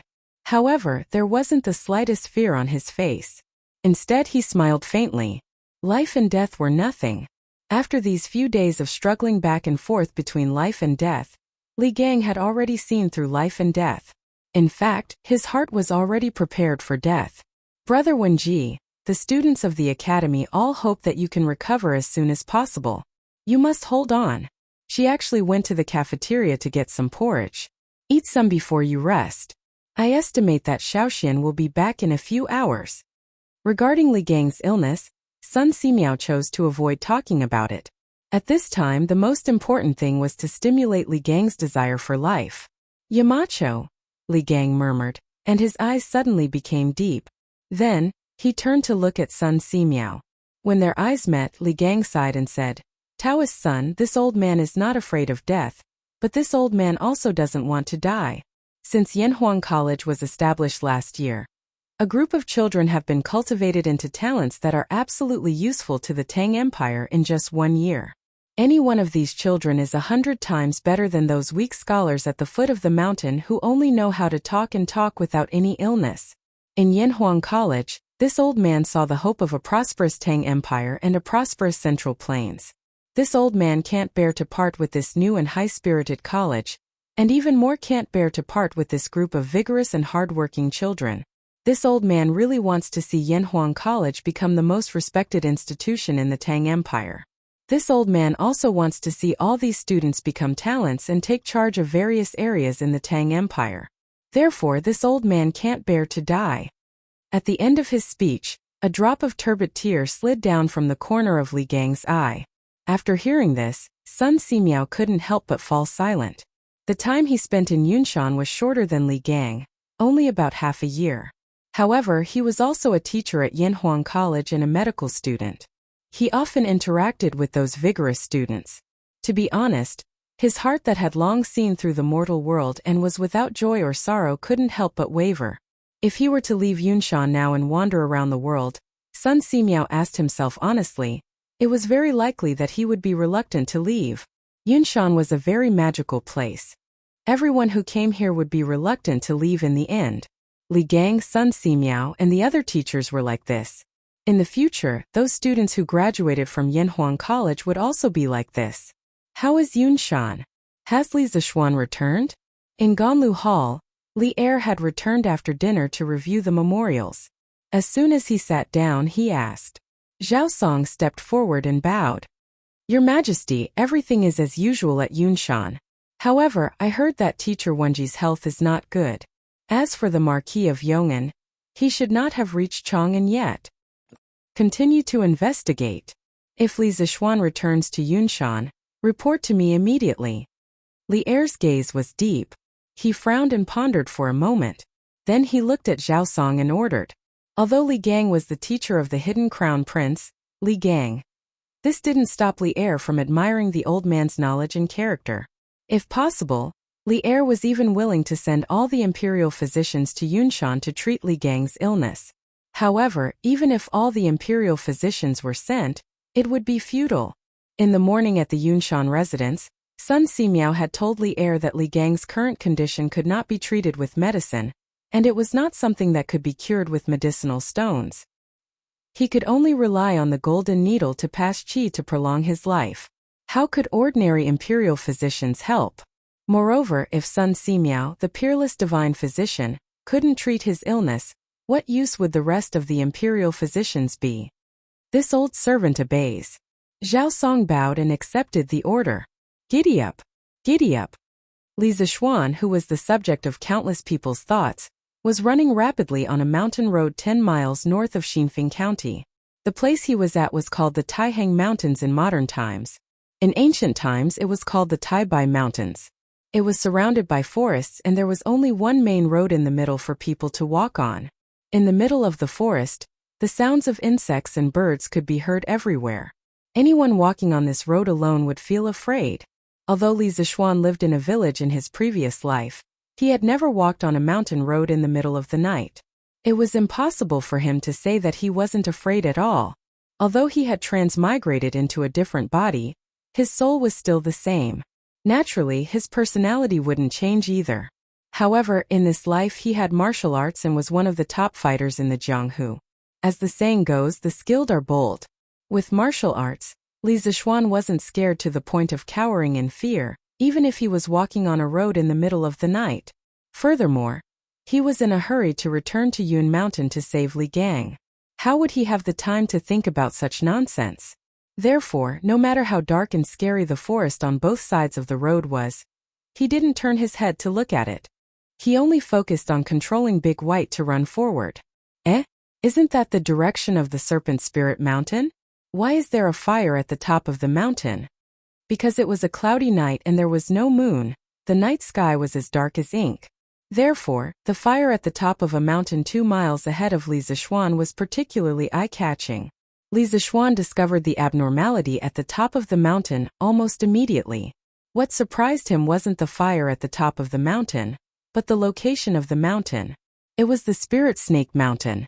Back then, Li Zishuan had driven the celestial lamp to the top of the Spirit Snake Mountain and bombed it from all directions. Therefore, he was very familiar with the location of the Spirit Snake Mountain. He was very sure that the mountain with the fire was the Spirit Snake Mountain. Strange! The 7 cultivators of true virtue has already been exterminated. Why is there still a fire at the Spirit Snake Mountain? Could it be that there are still remnants of the 7 cultivators of true virtue living there? Li Zishuan frowned and couldn't help but mutter to himself in a low voice. Although he had all kinds of doubts in his heart, he didn't have any intention of changing his route. After all, the most important thing right now was to return to Yun Mountain and save Li Gang. Li Junjian, you're crazy. The dragon head said that no lights are allowed on the Spirit Snake Mountain at night. Who told you to light a fire? On the Serpent Spirit Mountain, a burly man in gray clothes saw someone burning a bonfire on the edge of the cliff in the west. He hurriedly walked forward and recognized the identity of the man beside the bonfire. Then the burly man in gray clothes sternly scolded. Lord Meng. The man sitting beside the fire was Li Junxian. When he heard someone coming from behind him, he quickly stood up and said, Lord Meng, my brothers went down the mountain today and caught a chicken. I happen to be good at roasting chicken, so I wanted to roast a chicken in the middle of the night to show my respect to Lord Meng. Lord Meng, please forgive me. Please don't report this to the dragon head. After saying that, Li Junxian waved the roasted chicken with a wooden stick in his hand. The rich and fragrant aroma of chicken immediately rushed toward the man in gray. The man in black's expression froze for a moment before he laughed heartily. Haha. Since it's your kind intention, I won't be polite. Quick. Put out the fire and don't let anyone see it. Yes, Lord Meng. Chapter 1569. Mr. Wenji. After Li Zishuan got off his horse, he didn't even have time to rest. He directly rushed into the courtyard and sensed the fluctuation of true energy in the room near the west side. Then without thinking he walked in that direction and pushed the door open. Li Zixuan's heart ached when he saw the haggard Li Gang lying on the hospital bed with his eyes closed. He felt both grief and self-reproach as he called out to Li Gang. "Xiaoxian, you're back." Sun Simiao's body trembled, which almost affected the acupuncture. After stabilizing his hands, Sun Simiao turned around and said excitedly. At the same time his tensed heart finally relaxed. However, this relaxation caused his entire body to become unsteady. Taoist Sun. Li Zixuan saw Sun Simiao's excited face at first, but then he put his hand on his forehead and his body swayed. He quickly stepped forward and supported Sun Simiao. At the same time a pure Taoist genuine qi, no, it was Taoist true essence, followed Li Zixuan's palm and passed into Sun Simiao's body from his back. Taoist Sun, your internal breath is almost exhausted. You'd better have a good rest. It was when he was transmitting his zhenqi to Sun Simiao to nurse his body that he found that Sun Simiao's meridians were dry. Thinking of the scene where Sun Simiao was injecting zhenqi into Li Gang's body before he came in, he instantly understood that old Sun's zhenqi was overused and his physical strength was exhausted. You can't rest. You can't rest. Brother Wenji's breath is weak, and his life is in danger. If he doesn't have genuine qi to sustain his life, I'm afraid he will die. Sun Simiao said tiredly. Suddenly, he felt that something was wrong and said in surprise, "Xiaoxian, your genuine qi. Did you make a breakthrough in your martial arts realm?" Sun Simiao found that the purity and quantity of genuine qi in Li Zixuan's body were completely different from before. He was shocked. Let's talk about this later. Taoist Sun, you sit aside and adjust your qi circulation. I'll transfer qi into Mr. Wenji's body. In this short period of time, Li Zixuan had already used his true qi to help Sun Simiao recuperate his body. Finished speaking, he removed his hand from Sun Simiao's back and went directly to the front of the bed. He saw that Li Gang's chest still had 3 golden needles sticking out. Seeing this, Li Zixuan couldn't help but rejoice in his heart. Fortunately, I found the acupoints. I only need to control the genuine qi to enter Li Gang's body through the golden needles. Otherwise, I may not necessarily be able to do acupuncture.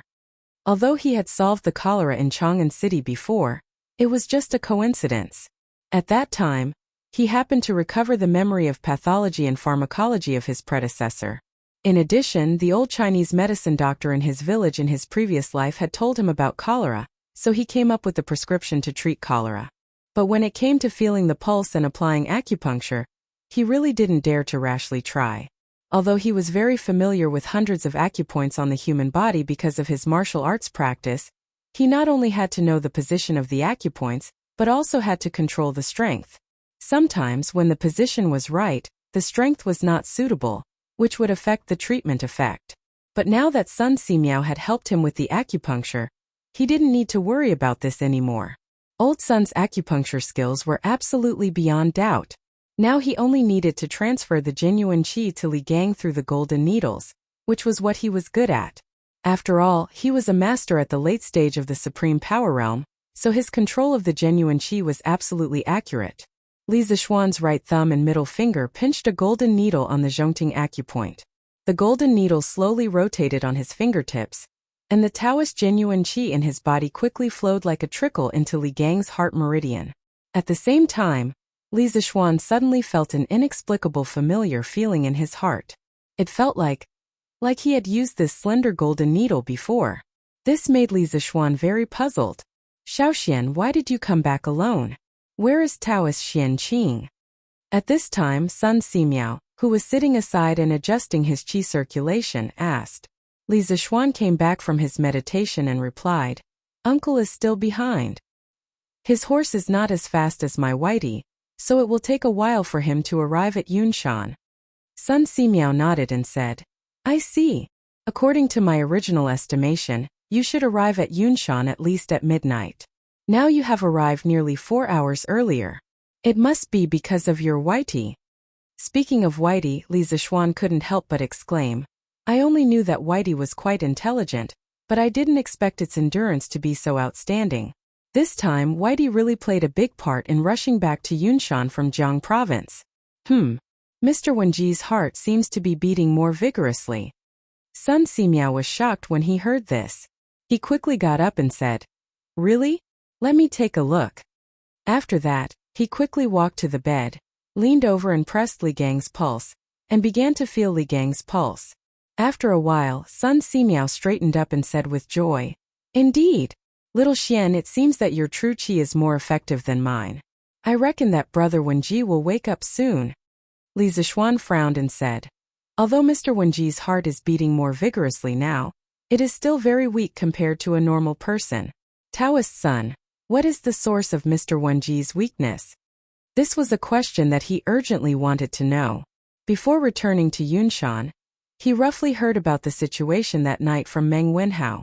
Logically speaking, Li Gang only suffered some superficial wounds at most. His life shouldn't be in danger.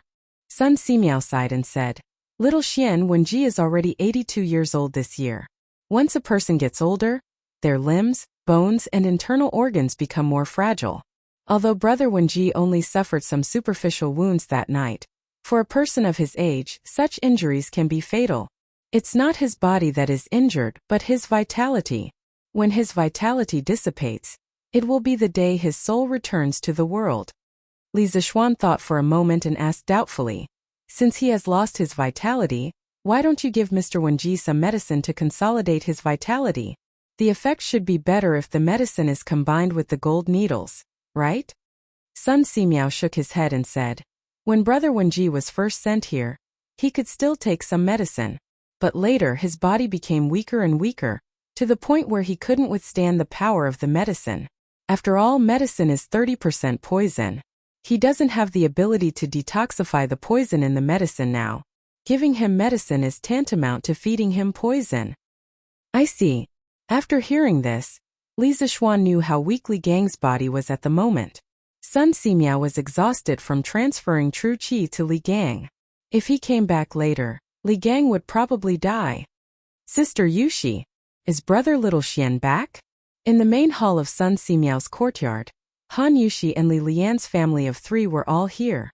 As soon as the two sides met, little Anren ran over quickly and looked up at Han Yushi. Compared to before, little Anren's face no longer had the innocent smile of the past. His eyes were also red. He must have cried many times this day. Looking at his pitiful appearance, Han Yushi bent down and stroked Li Anren's little face. She said affirmatively, "Yes, Anren, your brother little Xian is indeed back. He's now inside treating your grandfather. Let's wait outside now. Don't disturb him." Speaking of which, she saw Big White outside the courtyard just now. Naturally, she was sure that Li Zishuan had returned to Yun Mountain. Yes. Li Anren nodded heavily. Then, he looked up at Han Yushi with a hopeful expression and asked, "Sister Yushi, brother little Xian can definitely cure grandfather's illness, right?" Looking at the pleading in the depths of Li Anren's eyes, Han Yushi felt very uncomfortable. This reminded her of the way her mother looked at the doctors in the city when she was about to die. It was exactly the same as the way Li Anren was looking at her now. After a moment of silence, Han Yushi said softly, "He will. Anren, your grandfather's illness will definitely be cured.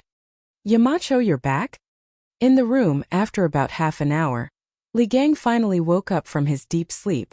After seeing Li Zishuan in front of him, Li Gang was pleasantly surprised. "Yes, I'm back. Mr. Wenji, I'm back late. I've made you suffer." Li Zishuan's nose twitched, and he almost cried out. Li Gang was already at the age where he could enjoy the rest of his life. Why was he still working hard on Yun Mountain? Why was he injured? In the end, wasn't it because of him, Li Zishuan? It's this old man who made Yamacho worry and run around. Alas, once a person gets old, they'll become useless. Li Gang didn't want Li Zishuan to blame himself too much, so he quickly took over the conversation and said, "Mr. Wenji, please don't say that. You're the anchor of Yanhuang College. You can't fall. I'll definitely cure you." Li Zishuan said anxiously as he channeled his true qi into his body.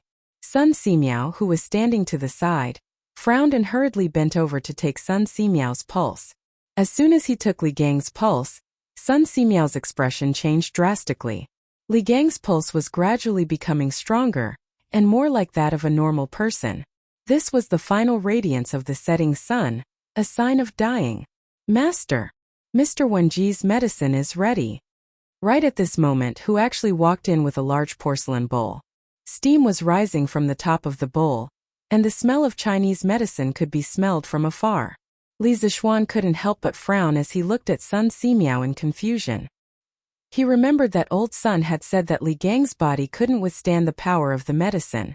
What did Hu mean by bringing a bowl of medicine over? Put it down. Although he noticed Li Zishuan's puzzled look, Sun Simiao didn't explain anything. Instead, he said to Hu calmly, "Yes, master."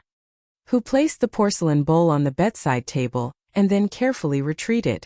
Li Zishuan's nose twitched and he took a few deep breaths. He was familiar with medicine and medicinal properties, so he instantly smelled the herbs in this bowl of medicine. Mountain ginseng, purple placenta, deer antler, Panax notor ginseng amber. Li Zishuan's expression abruptly changed. There was nothing wrong with the prescription itself, and it was even a top-notch prescription for replenishing qi. However, the problem lay in the fact that this prescription was too good.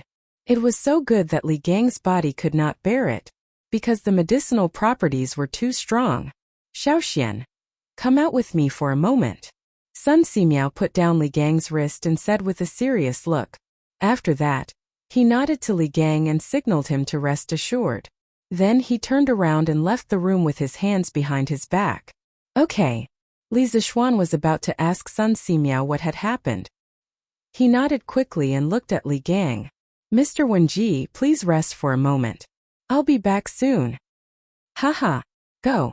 Ever since he woke up and saw Li Zishuan, the smile on Li Gang's face never stopped. This was because Li Zishuan was his obsession. Being able to see Li Zishuan one last time before he died could be considered as fulfilling one of his wishes. Li Zishuan got up and followed Sun Simiao out of the room.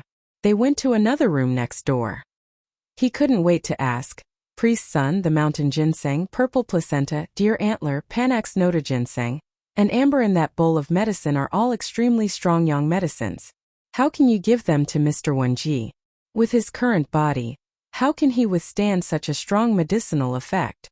Sun Simiao turned around and looked at Li Zishuan.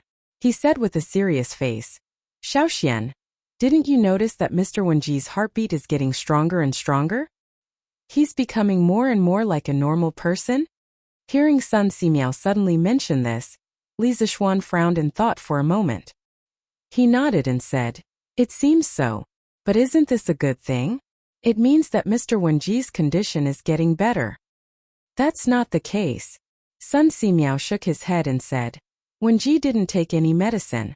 How can his breath and pulse get stronger and stronger? It's like a pool of water without a source.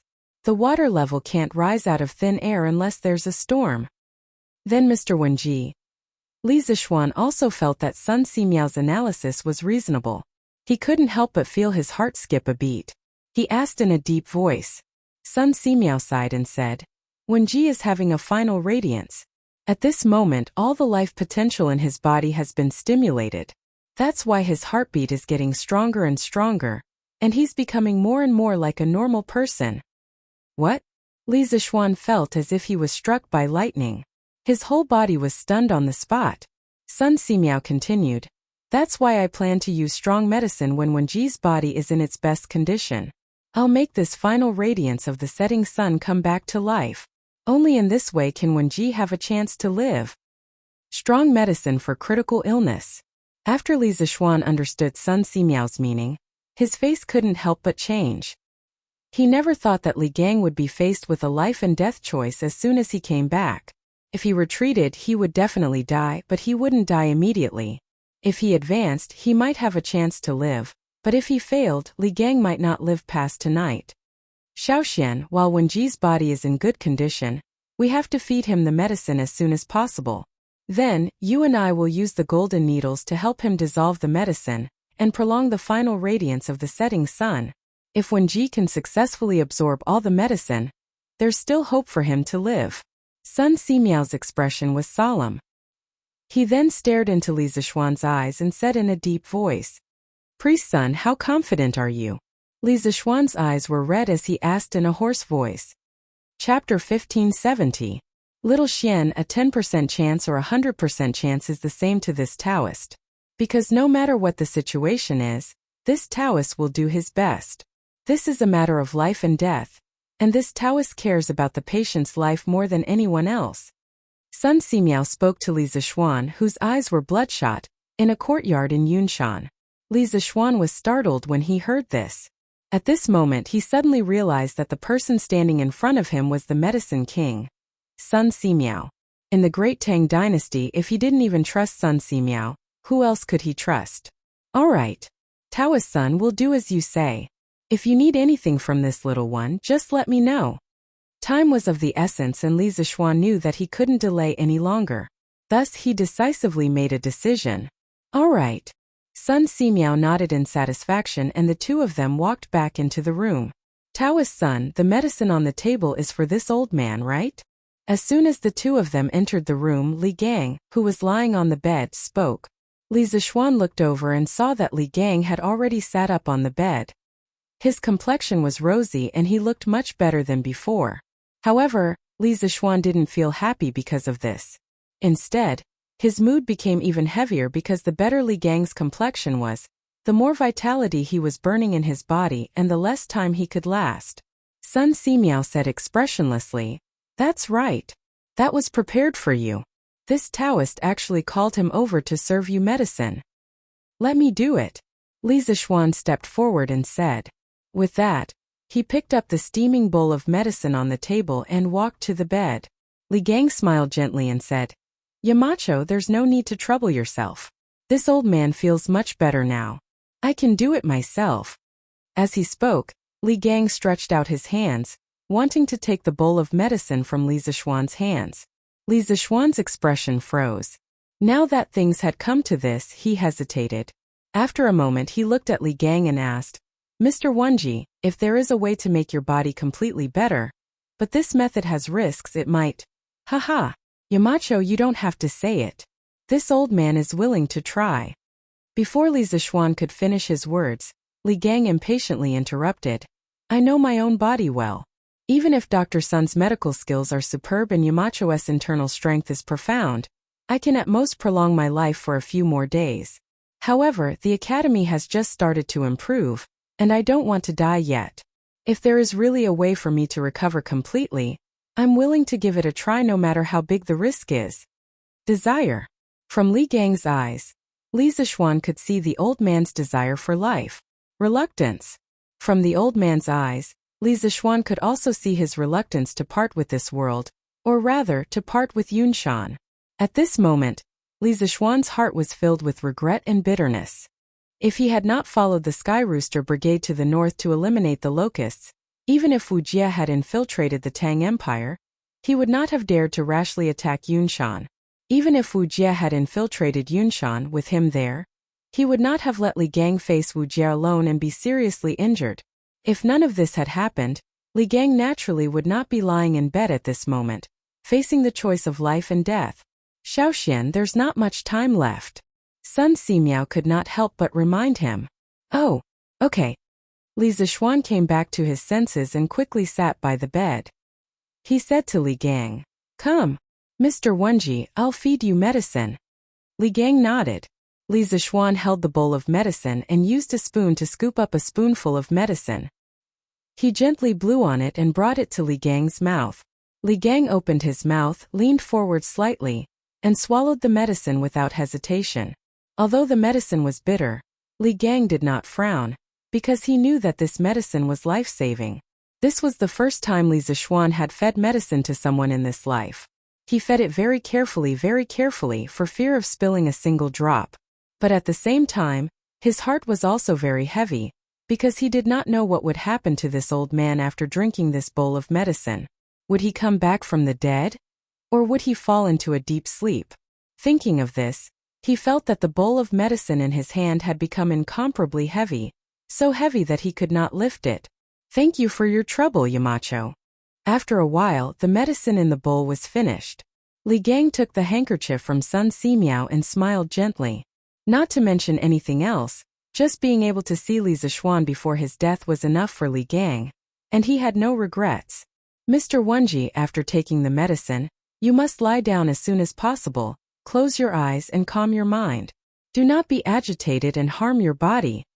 Seeing that Li Gang had finished taking the medicine, Sun Simiao quickly went forward and reminded him.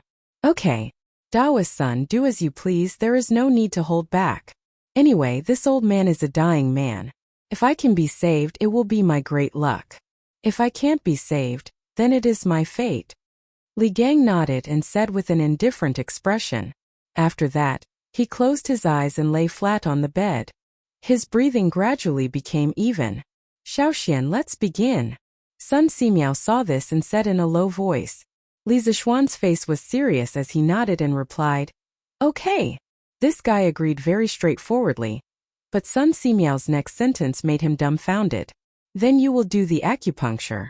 This poor Taoist will tell you which acupuncture points to use. Ah, son. Priest's son, aren't you going to do the acupuncture? Hearing this, Li Zishuan was dumbfounded. Sun Simiao said helplessly, Mr. Wenji's heart pulse is weak. The person who performs the acupuncture must use qi to control the needle. In my current condition, I can't perform the acupuncture for a long time. Only you Xiaoxian can do it for me. Li Zishuan said with a bitter face. But, priest's son, I am not good at acupuncture. Sun Simiao heard this and said with a shocked face. How is that possible? When priest Spirit Void was alive, his acupuncture skills were unparalleled in the world. As his last disciple, how can you not be good at acupuncture? Xiaoxian, are you lying to this poor Taoist? Li Zishuan touched his nose and said embarrassedly. Priest's son, last year when I was in the Zhongnan Mountains, I was accidentally beaten down a cliff by the mountain bandits. There are some things in the past that I can't remember clearly, including the acupuncture skills that my master taught me. This kind of strange thing happened? Sun Simiao said with some disbelief.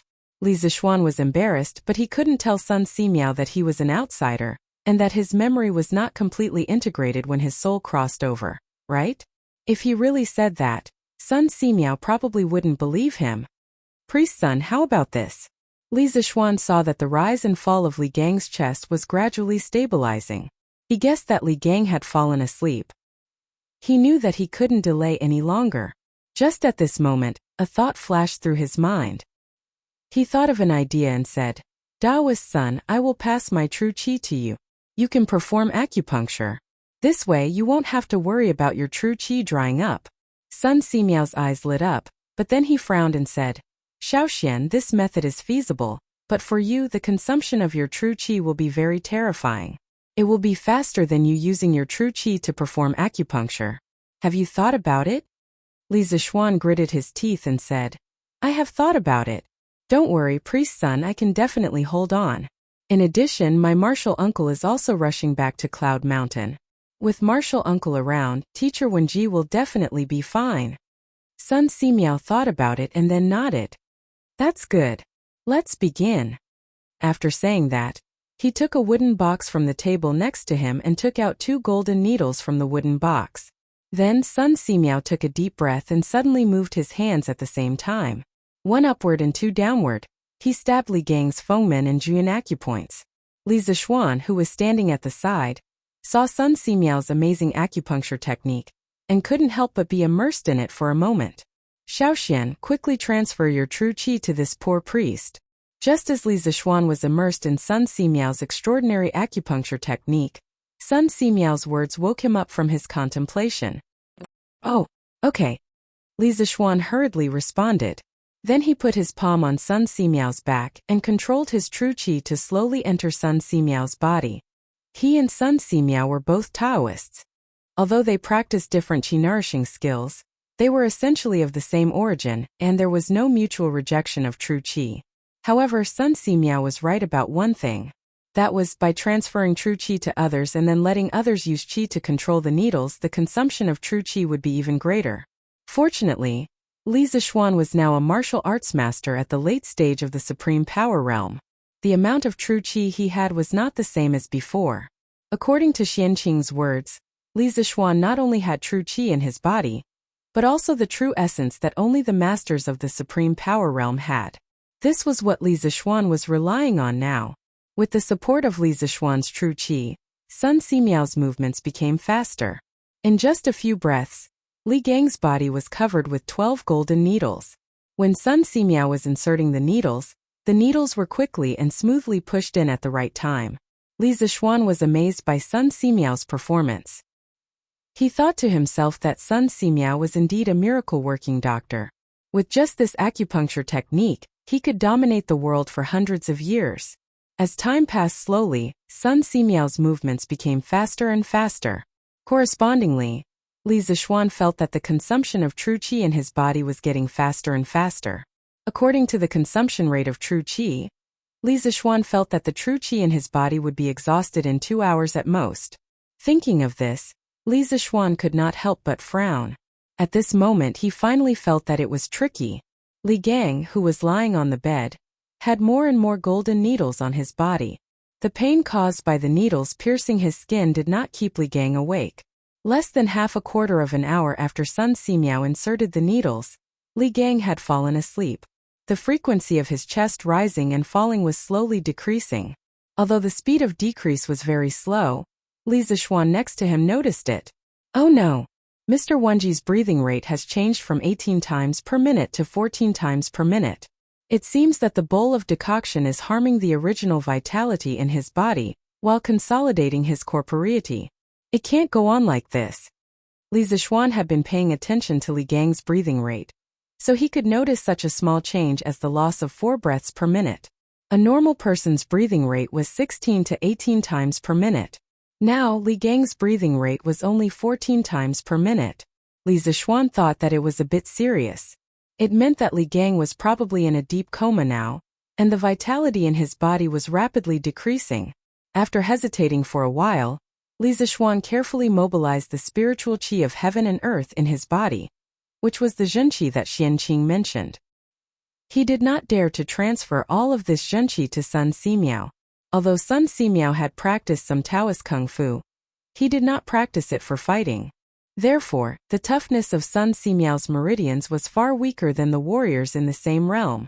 For this reason, Li Zishuan separated a very small trace of the zhenqi in his body, pushed it out of his meridians, and then passed it to Sun Simiao through his palm. Sun Simiao's body suddenly trembled because he suddenly felt a very lively and vigorous qi enter his body. Then, this trace of qi was not under his control at all. It directly drifted out of his meridians, followed his palm, and then followed the golden needle in Li Gang's chest and drilled into Li Gang's heart meridian. Humph! Li Gang, who was in a deep sleep, suddenly groaned.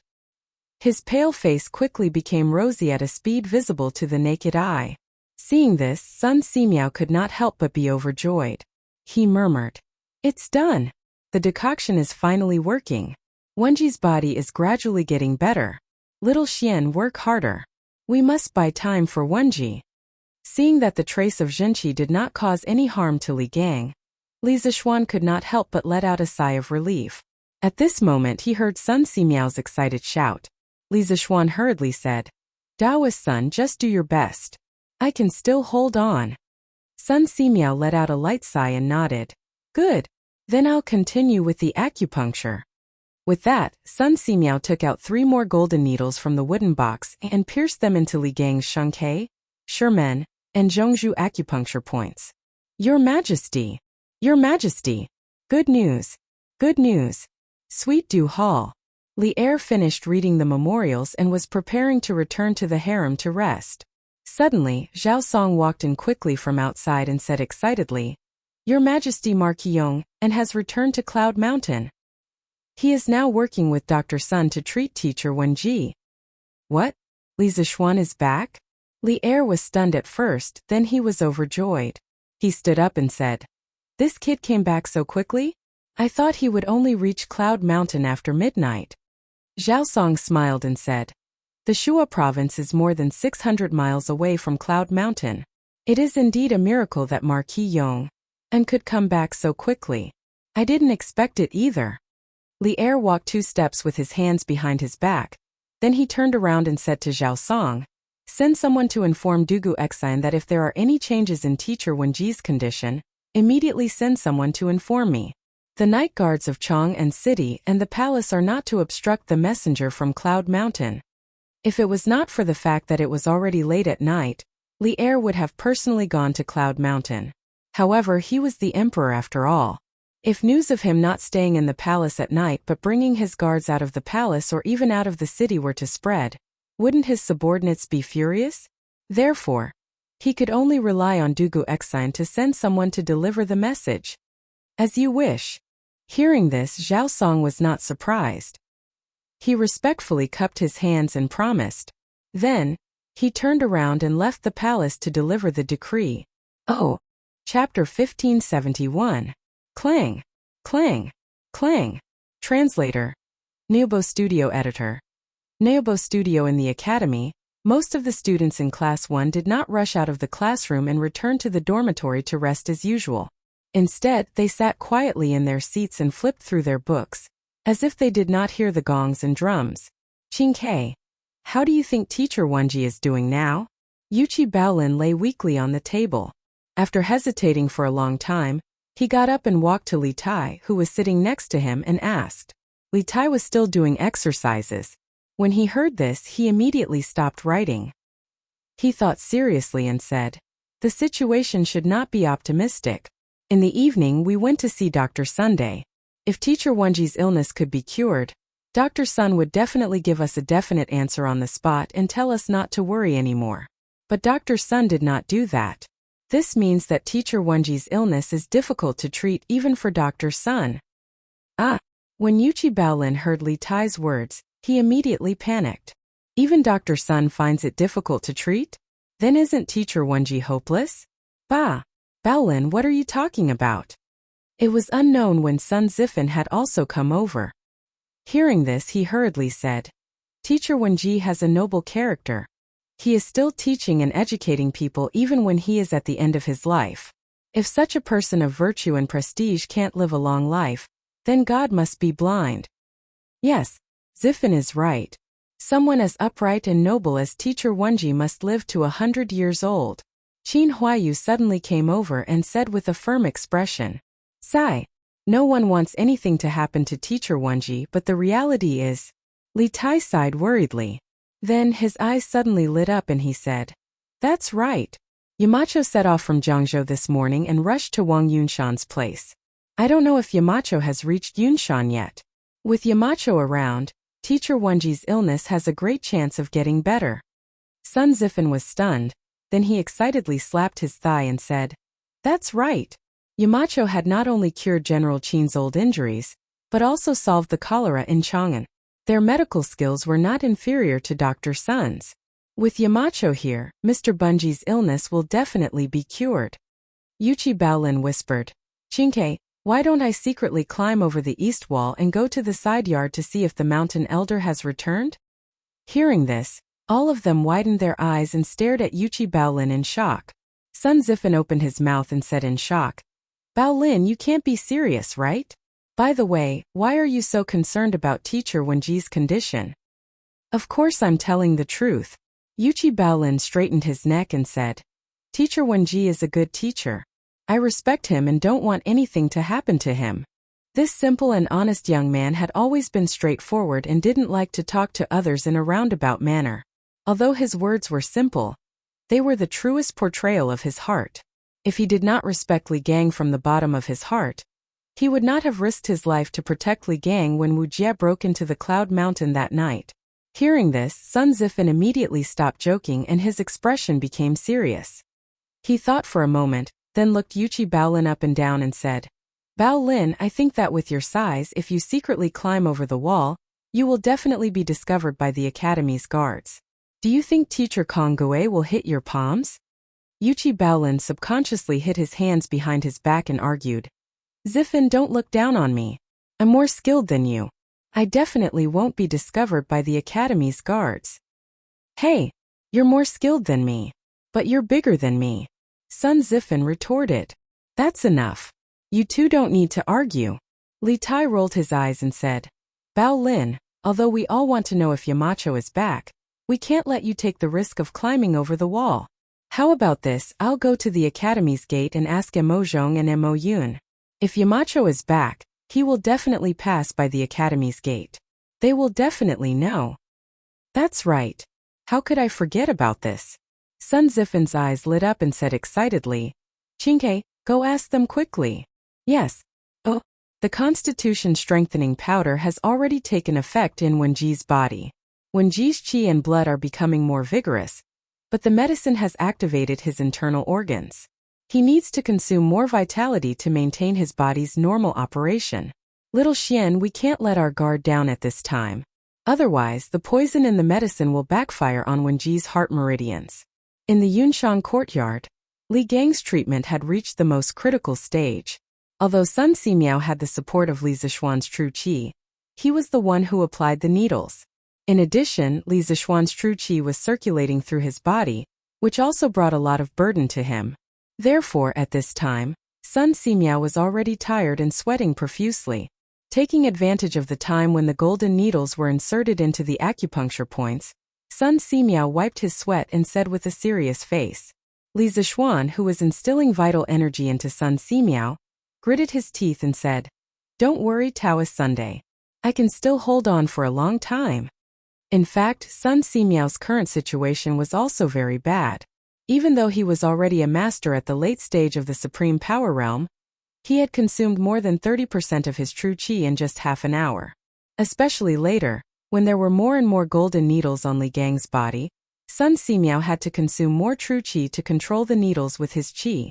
At the rate of consumption, it was estimated that an ordinary martial artist at the Supreme Power Realm would have run out of true qi at this time. Half a month ago, there were 3 Zhongshe realm martial artists on Yunshan Mountain. It was reasonable to say that there was no shortage of people who could instill vital energy into Wenji's body. However, the problem was that the other 2 Zhongshe realm martial artists of the academy were seriously injured by Wuxia that night. Dugu Duxing and Dugu Duxing were still injured. Li Zishuan naturally couldn't be so heartless as to call them over to help instill vital energy into Wenji's body. Good. Next, this poor Taoist will perform a series of needles to completely open up Wenji's heart and lungs. Xiaoxian, you have to be mentally prepared. The amount of vital energy required for the series of needles will be several times more than before. Sun Simiao nodded lightly. He took out 8 golden needles from Li Gang's abdomen and head while instructing Li Zishuan. Li Zishuan took a deep breath and said, Don't worry, Taoist Sunday. This little one is ready. Good. Sun Simiao responded. Then, he took out a golden needle and pierced it into the huagai acupoint above the heart like lightning. Then his fingers moved slightly, and the golden needle stood on Li Gang's body and began to vibrate spontaneously. Then Sun Simiao didn't stop. He took out another golden needle and pierced it into the Yutong acupoint. A moment later, this golden needle also began to vibrate spontaneously. After that, Sun Simiao did the same thing and used the golden needles to pierce the Zhongting, Fanwei, Tonggu, Yumen, and Shunfeng acupoints. Li Gang's Yuxiong acupoint suddenly showed a situation of 7 needles. Moreover, these 7 golden needles were all trembling involuntarily under the effect of Sun Simiao's true qi. If one was close enough, they could even hear the trembling of the golden needles. Xiaoxian, speed up the infusion of vital energy. Only the most crucial step is left. Sun Simiao held the 8th golden needle and took a deep breath as he spoke to Li Zishuan. Okay. Li Zishuan gritted his teeth and replied. Then, he controlled more vital energy and channeled it into Sun Simiao's body through his palm. Sun Simiao had only practiced some qi nurturing techniques. The toughness of his meridians was far from Li Zishuan's, and even worse than Yuqi Baolin's. Suddenly receiving such a powerful amount of vital energy, his face quickly began to redden. Suppressing the pain from his meridians, Sun Simiao held the 8th golden needle in his hand and quickly pierced it into Li Gang's Lingshu acupoint. Clang! Li Zishuan, who was in the middle of instilling vital energy into Sun Simiao, suddenly heard an extremely clear metallic sound. After the 8th golden needle pierced in, the remaining 7 golden needles on Li Gang's Yuxiong acupoint actually began to vibrate at the same frequency and amplitude as the last golden needle. Chapter 1572. Uncle Master. In the courtyard of Yunshan, Li Zishuan looked at the big hand that was grabbing his wrist and saw Xian Qing standing behind him. Li Zishuan felt a lump in his throat and shouted excitedly, as if he had finally found someone to rely on. Xian Qing's hair was still a little messy, and there were many wrinkles on his clothes. He must have ridden too fast on the horse, causing his clothes and hair to become messy. These were some insignificant details, but when it came to Qianqing, it was incredible. In Li Zishuan's impression, his uncle master not only paid attention to his appearance, but he was also a little bit of a neat freak. Whenever he saw him, he would be elegant and clean. If there was a word to describe Qianqing, it would be perfect. In terms of appearance, he perfectly fit the ancient definition of a gentleman. "Uncle Master, you're back." After being stunned for a moment, Li Zishuan finally came back to his senses and turned around excitedly. According to his estimation, Qianqing would need at least an hour to come back. Now that Qianqing suddenly appeared, it was a complete surprise for Li Zishuan, because he finally didn't have to be in a dilemma, and Li Gang could finally be saved. "Yes, Uncle Master is back." Qianqing patted Li Zishuan's shoulder and smiled faintly. His smile seemed to have some kind of magical power, which made people unable to help but calm down. "Husband, just now someone rushed into the courtyard indirectly." At this moment, Han Yushi came to the door and said to Li Zishuan inside. Just now, a black shadow had barged into the courtyard indiscriminately. What was even worse was that after the black shadow entered the courtyard, it didn't go anywhere but rushed straight to Li Gang's room. Han Yushi was worried, so she personally came over to check on the situation. Li Zishuan quickly walked over and said to Han Yushi, "Wife, that person is not anyone else. He's your husband's uncle master. Don't worry, go back to the main hall to accompany Xiaowanren and the others." "So it is martial uncle." Han Yushi heaved a sigh of relief. During the day, she had heard from Li Er that not only was Li Zishuan coming back today, but Li Zishuan's martial uncle from Mount Longhu's celestial master Dao was also coming back. "Then husband, I won't disturb you anymore." After saying that, Han Yushi looked at Li Zishuan reluctantly. Speaking of which, although Li Zishuan had returned to Yunshan for quite some time, this was the first time the couple had met. In addition, Li Zishuan had gone to the north for disaster relief for more than 10 days. How could Han Yushi not miss him? However, this was the critical moment to save people. Han Yushi also understood that Li Zishuan couldn't be delayed, so she decisively took the initiative to leave. After watching Han Yushi leave, Li Zishuan couldn't help but feel a little heartache as he looked at her thin and beautiful back. However, he adjusted his mentality in the blink of an eye. He reached out to close the door and then turned to the bedside. He pointed at Qianqing and introduced him to Sun Simiao. "Dao's son, this is my martial uncle. What do you think about my martial uncle starting the needle?" Without waiting for Sun Simiao to speak, Qianqing said, "Dao's son, tell me how to start the needle. Although my medical skills are not as good as senior brothers, I think I should be able to start the needle." Sun Simiao nodded and said, "I've heard that Daoist Qianqing cultivates both medicine and martial arts. With you starting the needle, I'm naturally relieved." "Good. Let's start over there." Qianqing didn't hesitate at all. He directly stepped forward and came to the bedside. He took a deep breath and was ready to start the needle for Li Gang. Sun Simiao slowly opened his mouth and said, "Concentrate and calm your qi. Let the qi go to the dantian. Break the blue spirit in Shao Hai. Move a part of the genuine qi to the thumb. Start with the genuine qi. Break the acupoints with the genuine qi, and then start the needle." Sun Simiao explained the method of starting the needle with the 8 wandering dragon needles. Qianqing carefully started the needle according to the method taught by Sun Simiao. As the golden needles were removed from the 8 acupoints on Li Gang's upper body one by one, Qianqing's expression didn't become relaxed. Instead, he frowned more tightly. At this moment, Li Zishuan was concentrating on observing Qianqing's method of removing the needles. He didn't notice the change in Qianqing's expression at all. When the last golden needle was removed, Qianqing's expression finally changed greatly. He couldn't help but say, "Oh no! Mr. Wenji's heart meridian is deteriorating rapidly. I'm still a step late. The genuine qi has hurt his heart meridian." "What? How could this be?" Hearing this, Li Zishuan was shocked. He hurried forward to check on Li Gang's condition. Sun Simiao also came over. After checking, his expression changed greatly and he said, "It's true that I'm a step late. What should we do?"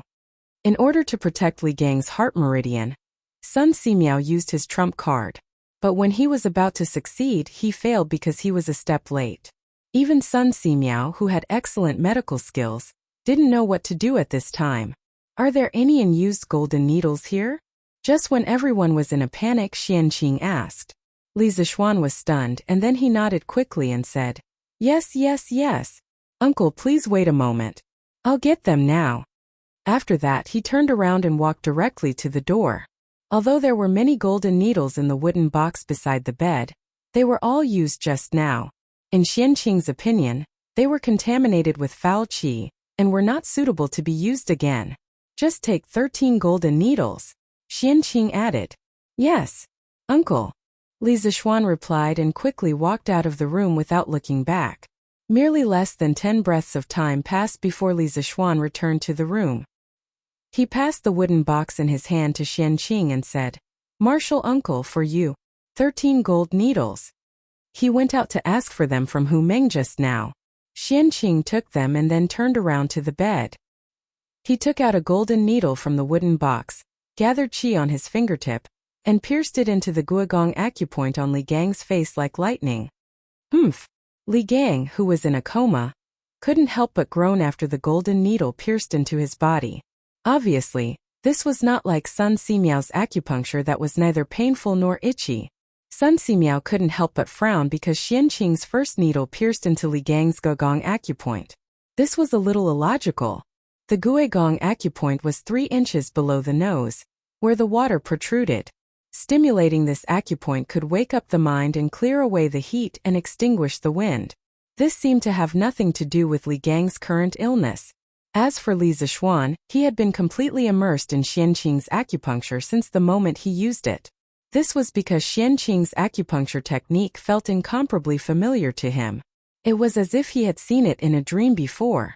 Under the control of qi, the golden needle rotated 13 times in Li Gang's guogong acupoint. Then Xianqing took out another golden needle and did the same thing, piercing it into Li Gang's guoxin acupoint. Then guoxin acupoint, guoxin acupoint, guoxin acupoint. In just a few breaths, Xianqing had already pierced 6 needles. In terms of the speed of acupuncture, he was faster and more decisive than Sun Simiao. Watching him perform acupuncture was like watching him kill enemies on the battlefield. One sword cut off a melon's head, clean and neat. There are 13 acupoints for people who are suffering from 100 evils. For the body of needles, it starts from guogong acupoint, then guoxin acupoint, guoxin acupoint, guoxin acupoint, guoxin acupoint, guoxin acupoint. 13 ghastly needles. The ghastly 13 needles. At this moment, Sun Simiao had already seen through Xianqing's acupuncture technique. He suddenly came back to his senses and exclaimed in disbelief. The Ghost Gate 13 needles was created by Bian Ke during the Warring States period. The corresponding 13 acupuncture points were Ghost Seal, Ghost Palace, Ghost Cave, Ghost Fortress, Ghost Road, Ghost City, Ghost Hall, Ghost Pillow, Ghost Heart, Ghost Leg, Ghost Faith, Ghost Camp, Ghost Song and Ghost Minister. Those with weak heart meridians and insufficient vitality would never relapse after being cured by the ghastly 13 needles. It could be said to be a medical miracle.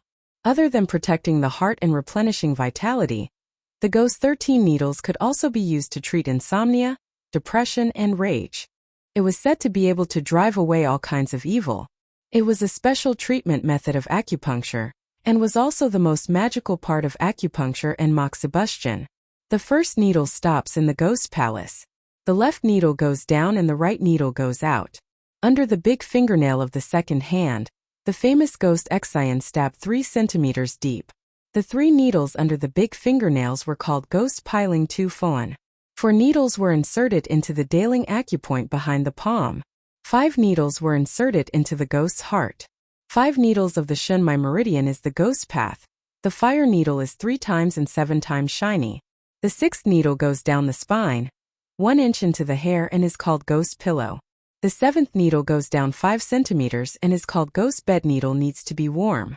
The 8 needles are called Ghost City. From the left to the right you must remember. While Sun Simiao was shocked, Li Zixuan's eyes blurred and he muttered to himself, Is this the acupuncture technique of the Ghost Gate 13 needles? Sun Simiao's heart was in turmoil. He stared at Li Zixuan as if he had seen a ghost. Because just half an hour ago, Li Zixuan told him that he didn't know how to use acupuncture. But now, how could he explain these words that came out of Li Zixuan's mouth? Was he pretending to be stupid before? Or did he have an epiphany at this moment? Sun Simiao was puzzled, but he was more inclined to the latter guess. Li Zixuan had an epiphany at this moment. That's right, Li Zixuan did have an epiphany at this moment. To be precise, he finally found the memory of the previous owner of his body using acupuncture to save people. In his memory, spiritual master Lingshu's best acupuncture technique was the Ghost Gate 13 needles. Under his influence, the previous owner of this body had already memorized the acupuncture technique of the Ghost Gate 13 needles. He also had a lot of acupuncture experience.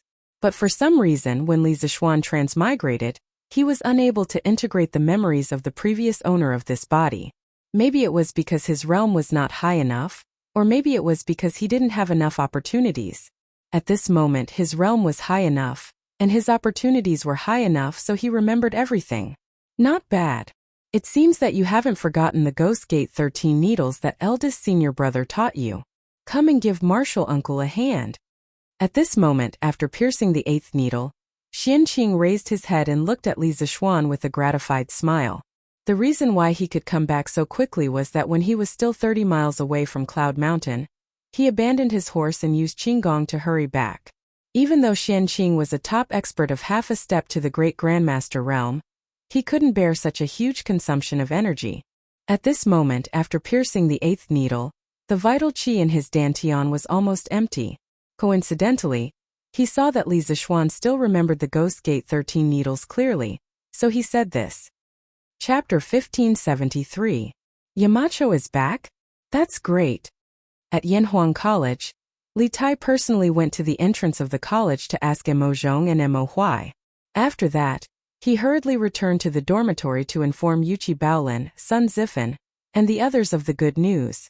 After hearing the news, Yuqi Baolin couldn't help but shout excitedly. This idiot's voice was loud to begin with. With this shout, all the students in the classroom who hadn't returned to their dormitory could hear him. Baolin, what did you say? Yamacho is back? Where is he? What? Yamacho is back? How is that possible? As soon as Yuqi Baolin finished speaking, 6 or 7 students immediately surrounded him and asked all at once. Li Tai rolled his eyes at Yuqi Baolin. Yuqi Baolin scratched his head awkwardly, and then explained to the surrounding students. Qingke just went to the entrance of the college to ask Brother Mo Zhong. I heard that Yamacho has returned to Yunshan and is currently treating Teacher Wenji's illness at the side courtyard. After receiving confirmation from Yuqi Baolin, Class 1's dormitory instantly boiled over with excitement. Yamacho is really back. Doesn't that mean that Teacher Wenji can be saved? I remember that Yamacho's medical skills are very good. Yamacho also knows medical skills? Why wouldn't they? Duki's old injury was cured by Yamacho. If you don't believe me, you can ask Huayu. Also, the cholera in Chang and was solved by Yamacho. In that case, Yamacho can really cure Teacher Wenji. That's great. There's finally hope for Teacher Wenji's recovery. Many students hugged each other excitedly. Although no one in the college had purposely announced the severity of Li Gang's illness, Li Gang had not appeared in the college for several days. This was very telling, especially this evening, when they were led by Li Tai to visit Li Gang at the side courtyard of Yunshan. However, they were stopped by Sun Simiao. At that moment, all of them understood that Li Gang was critically ill. Now that they suddenly learned that Li Zixuan had returned to Yunshan, they finally saw hope. They saw hope for Li Gang's recovery. Alright. It's getting late. Go back to the dormitory. There's an exam tomorrow morning. Don't forget what Wenji told you. Li Tai couldn't help but say. Oh, there's still an exam tomorrow. Go back and sleep. Even if it's for Teacher Wenji, we must do well in the exam tomorrow. Yes, that's right. Sister Yushi, why hasn't grandfather come out yet? Is grandfather's illness very difficult to treat and brother Shaoxin can't treat it? In the side courtyard of Yunshan, little Onren's eyes were fixed on the door inside. He wanted to know how his grandfather was lying inside, But he didn't dare to go forward and see for himself because he was afraid that his peeping would affect Li Gang's treatment. After waiting for a long time, Li Anren finally couldn't help but look up at Han Yushi and ask, "Anren, don't bother your sister Yushi." Li Lian's wife hurriedly pulled Li Anren to her side and reprimanded him. Then, she looked at Han Yushi apologetically. Han Yushi shook her head and said softly, "It's okay. Anren is also worried about his grandfather's health. He's so filial at such a young age. I can't wait to like him. How can I be tired of him?" After saying that, Han Yushi walked to Li Anren, bent down, and touched Li Anren's little face with her hand. She said softly, "Anren, the ones treating your grandfather's illness now are the 3 best doctors in the world. Your grandfather will definitely be fine." Well, in Han Yushi's heart, her husband was omnipotent. There was nothing wrong with giving him the title of one of the best doctors in the world. 3? How can there be 3? Brother Xiaoxian and Dr. Sun should only be 2, right? Li Anren counted with his fingers and analyzed with a serious face. Han Yushi couldn't help rubbing Li Anren's little head and said, "There was another person who entered that room just now. Did Anren forget? That person is your brother Xiaoxuan's martial uncle. His medical skills are also very good." "Oh, then my grandfather will definitely be fine." Li Anren thought for a while and nodded heavily. Creak. As soon as Li Anren's voice fell, the door of the inner room was pushed open from the inside. Li Lian and his wife Han Yushi and Li Anren, 4 people, 8 eyes suddenly looked at the door in unison. They saw Li Zishuan walking out first with a relieved smile on his face. Behind him was the arrogant and cold Xian Qing, as well as the kind-looking son Simiao. "Brother Xiaoxian, how is my grandfather?" Li Anren was the first to react. Then he strode his little legs and ran quickly towards Li Zishuan. "Haha, little Anren. Your grandfather is fine." Having just pulled Li Gang back from the gates of hell, Li Zishuan was in a good mood. When he saw Li Anren running towards him, he quickly bent down, lifted Li Anren up and laughed loudly. "Really? Brother Xiaoxian, is grandfather really fine? Can I go in and see grandfather?" Li Anren's eyes widened, and his little face was full of surprise. Li Zishuan smiled and nodded. "Of course you can." After that, he put Li Anren on the ground again and said, "But Anren, don't stay in there for too long. Your grandfather has just recovered from a serious illness and needs to rest more. Do you understand?" It was said that filial children were more likable. Li Anren was the kind of other people's child who was cute, filial and had good grades. Li Zishuan also liked this little guy very much. He had thought more than once in his heart that it would be great if he could have such a sensible son in the future. Yes. Anren will just watch for a while and leave in a while." Li Anren nodded solemnly and then quickly ran into the inner room. Li Lian and his wife already knew that their father-in-law, had been saved. Both of them were excited and went forward to bow to Li Zishuan. "My father is seriously ill and bedridden. Fortunately, Dr. Sun, Priest Xianqing and Marquis Yong'an tried their best to save him. Li Yin will remember your kindness in saving my father. If the 3 of you have any requests in the future, even if it means going through fire and water, I, Li Lian, will do my best to repay you." After that, the couple bowed to Li Zishuan, Sun Simiao and Xianqing solemnly. "Brother Lian's sister-in-law, please get up." When Li Zishuan saw this, he quickly went forward to help Li Lian up, and used his eyes to signal Han Yushi to help Li Lian's wife, Lu Shi, up. Chapter 1574. With Yamacho's words, the guards of the Mo family can die without regrets. In front of the gate of Yanhuang College, Mo Huai's eyes were red as he solemnly bowed to Li Zishuan. Can they really die with no regrets? Li Zishuan raised his head with a heavy heart and looked at the dark sky in the distance. He sighed softly and said, "Who would want to die if they could live? Even ants drag out their lives, let alone humans. We are not them, so how can we know that they can die without regrets? They all died because of Yanhuang College and because of me. I can't absolve myself from the blame." Li Zishuan was not a sentimental and weak young master who could not bear to see blood. Since he inexplicably transmigrated to the Tang Empire last March, he had personally beheaded many villains in the past year. It was reasonable to say that he was indifferent to the life and death of others, but that was only for the lives of outsiders. The guards of Yanhuang College had accompanied Li Zixuan for a long time. Now that they had suddenly left, Li Zixuan could not help but fall into deep self-blame. He felt that these people had died because of him. If he had not tricked Mo Huai would not have gathered all the remaining disciples of the Mo family to Yanhuang College. Naturally, those disciples of the Mo family would not have been killed by Wuxia, who had sneaked into Yunshan. This was the cause of the past, and today's karma was planted. Yamacho. Seeing Li Zixuan's dejected face, Mo Huai took a step forward and wanted to comfort him. But as soon as he spoke, he was interrupted by Li Zixuan. Mr. Mo, you don't have to comfort me. I'm fine. After saying that, Li Zixuan forced himself to calm down. Then he looked at the teachers of the academy and said in a deep voice, "From tomorrow on, Yanhuang College will set up a Hall of Heroes. The memorial tablets of all the guards who died in the attack on the academy will be displayed in the Hall of Heroes of the academy. They will be respected by the teachers and students of the academy forever. The academy will take care of the families of these heroes. I, Li Zixuan, swear to God that as long as I am alive, I will never let the families of these heroes suffer any grievances. If I violate this oath, I shall be punished by heaven and earth." Yamacho no. As soon as Li Zixuan's voice fell, everyone's expression changed. One had to know that the ancients revered the heavens and earth and attached great importance to oaths. Under normal circumstances, no one would make such a heavy oath like Li Zixuan. Li Zixuan shook his head. He did not care about these things. Anyway, he would definitely do what he said. Naturally, he did not have to worry about breaking his oath and being punished by the heavens. Enough. It was getting late. The academy has an exam tomorrow. Gentlemen, please go back and rest. After a short pause, Li Zixuan cupped his hands and said to the crowd, "Yamacho, you should also rest early." The teachers of the academy all cupped their hands and said to Li Zixuan.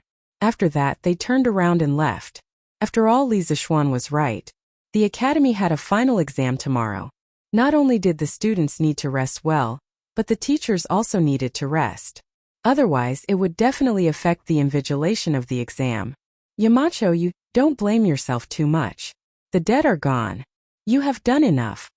Yin Silu followed behind them and hesitated for a while. In the end, he still walked in front of Li Zixuan and said in a serious tone, "Yes." Li Zixuan faintly nodded his head. As for whether or not he took it to heart, only the heavens knew. Yin Silu sighed and turned around to leave. At this time, the bearded man also walked over and said his first sentence of the night. "Yamacho, you have become stronger again."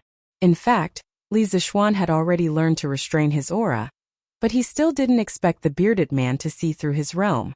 He was slightly surprised at first, but then he smiled bitterly and said, "So what if I become stronger? I still can't save the academy's guards." The bearded man frowned. He didn't expect Li Zixuan to be depressed to this point because of a few guards. After thinking about it, the bearded man advised in a deep voice, "Yamacho, life and death are predestined. It's a pity that the academy's guards were sacrificed, but this is their fate. Even if they don't stay in Yanhuang College, even if Wuxia doesn't attack at night, they are likely to encounter other dangers. In addition, if Yanhuang College wants to stand tall in the world, it will certainly encounter a lot of troubles and accidents in the future. Yamacho, you are a person who does great things. Don't be depressed because of a few lives." "Yes, I got it." Li Zixuan narrowed his eyes and replied. The bearded man knew that Li Zixuan wasn't someone who could be persuaded with just a few words. Thus, he gave up and said indifferently, 2 days later, after my injuries have healed, I will be going out to sea. This time I will really leave. Yamacho, take care." Li Zixuan was stunned and said with slight surprise, "So soon?" The bearded man replied, "It's already the middle of July. If I don't leave now, I won't be able to leave. I won't say anymore, I will go back to rest. Yamacho, you should also rest early." Chapter 1575. Husband, it's time to get up. Oh, wife, it's not dawn yet. Sleep a little longer. Husband, you have to attend the morning court today. Get up quickly. Oh, I'm not getting up. There are so many civil and military officials in the court. It doesn't make a difference whether I'm there or not. If I don't go, His Majesty may not find out. Wife, don't be noisy. Let me sleep a little longer. Husband, are you getting up or not? I'm not getting up. Husband, are you getting up or not? Ha ha ha ha. I'll get up, okay? Wife, stop scratching me. After a tough struggle, Li Zixuan finally got up from the bed reluctantly. It turned out that even a martial arts master at the late stage of the Grandmaster realm was afraid of being scratched. In addition, Li Zixuan couldn't help but sigh. His wife seemed to have been led astray. Before Han Yushi got married, due to her family background, not only did she have to take care of her father, but she also had to take care of her younger brother. She could be considered half of the Han family's pillar. Therefore, at that time she had to be hardworking and strong to support half of the family.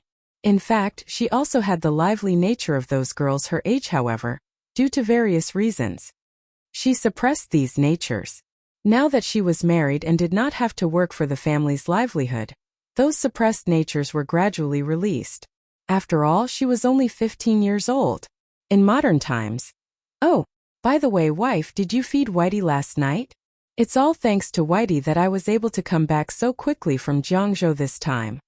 In fact, before Han Yushi woke Li Zixuan up, she had already prepared breakfast, Yangchan noodles. Li Zixuan asked in a muffled voice as he slurped the noodles in his bowl. Compared with him, Han Yushi's table manners were more elegant.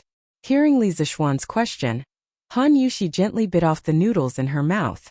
After swallowing, she said, "As soon as you came back last night, I asked General Liu to feed Whitey with the best grass. Husband, don't worry about him." Oh, my wife is so thoughtful. Li Zixuan was slightly relieved. Suddenly he felt that something was wrong. He thought for a moment, then stared and asked, "Aya, oh right. Wife, after I go to the morning court, prepare some breakfast for Junior Marshal Uncle. When your husband returns from the morning court, we'll go back to Lantian County together in the afternoon. Junior Marshal Uncle is the closest person to me on Mount Longhu other than Master. I must bring him to see father and mother." Husband, Junior Marshal Uncle, he woke up long ago. Han Yushi hesitated for a moment before she spoke. "Ah, little Marshal Uncle is already up? Where is it?" Li Zixuan was stunned. He quickly put down his bowl and chopsticks and looked around. Han Yushi was speechless. "Husband, don't look for him. Little Uncle Master went out early in the morning to practice his swordplay. He said that Cloud Mountain was beautiful and full of spiritual energy. It was a treasure land for cultivation, and it was a pity not to practice his swordplay early in the morning. Then he went out with his sword. He even said that we don't have to wait for him to eat. Oh, Junior Marshal Uncle is really diligent." Li Zixuan murmured with emotion when he heard that. This guy didn't feel ashamed at all. Instead, he continued to shamelessly pick up his bowl and slurp it down. This was because his ambition had never been to cultivate martial arts. The reason why he was able to reach his current realm was basically all due to luck and luck. It was just that his inadvertent cultivation had reached a martial arts realm that ordinary martial artists would never be able to reach in their lifetime. If this were to spread out, it was estimated that a bunch of envious and jealous people would come knocking on his door and chop him to death. "Oh, I'm done eating. Wife, your culinary skills are really getting better and better. A bowl of Yangchan noodles is even better than delicacies from the mountains and seas." After a moment, Li Zixuan put down his bowl and chopsticks, stood up and rubbed his stomach as he spoke with satisfaction. Although it wasn't appropriate to eat too much for breakfast, Han Yushi's Yangchan noodles were really too delicious. Li Zixuan couldn't help but finish a big bowl. "Husband, you're talking nonsense again." Han Yushi rolled her eyes and said angrily. However, although she said this, her heart was quite sweet. Before she got married, she was already very good at cooking. However, after marrying into the Li family, she realized that there was always someone better than her. Li Zixuan's culinary skills were completely incomparable to hers. However, she didn't retreat because of this. Instead, she began to study cooking diligently. In just a short year, Han Yushi's culinary skills were already unparalleled in the Li family. Logically speaking, as the wife of Marquis, She didn't need to cook personally. However, she really enjoyed the satisfied expression on Li Zishuan's face when he ate the food she cooked, just like just now. Hey, your husband isn't talking nonsense, Li Zishuan said with a smile. Fortunately, I married you back. Otherwise, with your culinary skills, if you opened a restaurant, then our family's drunken immortal restaurant would completely have no customers.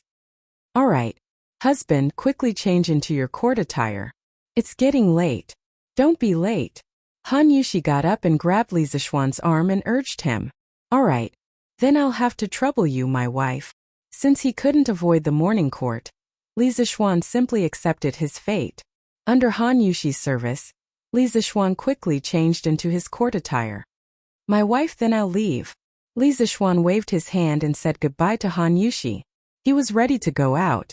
Xiao Xian, martial uncle, will go with you. At this moment, a person suddenly appeared at the door. It was a handsome and cold man in white. It was Xian Qing. What?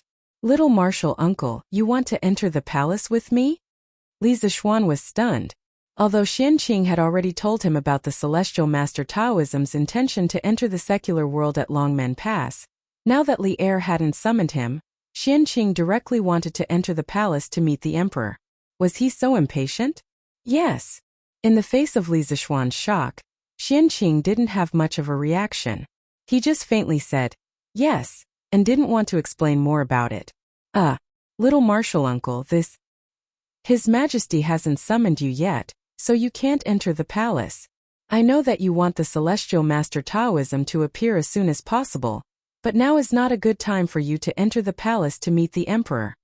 After hesitating for a moment, Li Zishuan said to Xian Qing. Xian Qing frowned and said, Xiao Xian, aren't you the founding marquis? Is there no way for His Majesty to summon you? He just wanted to complete the task given by Feng Lingzi as soon as possible, and then return to Mount Longhu to cultivate. In his eyes there was only the sword. In his opinion, Li Zishuan was now favored by the emperor, so there must be a way for Li Er to summon him. Martial uncle, do you really want to see His Majesty today? Li Zishuan's face became serious and he asked seriously. Yes. Sooner rather than later. Xian Qing also nodded seriously. That's good. Martial uncle, come with me to Chang. You can wait outside the palace for a moment. After I enter the palace, I'll find a chance to ask His Majesty to summon you. Li Zishuan thought for a moment and decided. Okay. Wait for a moment, I'll go and get something. Xian Qing nodded, and then his face became a little unnatural.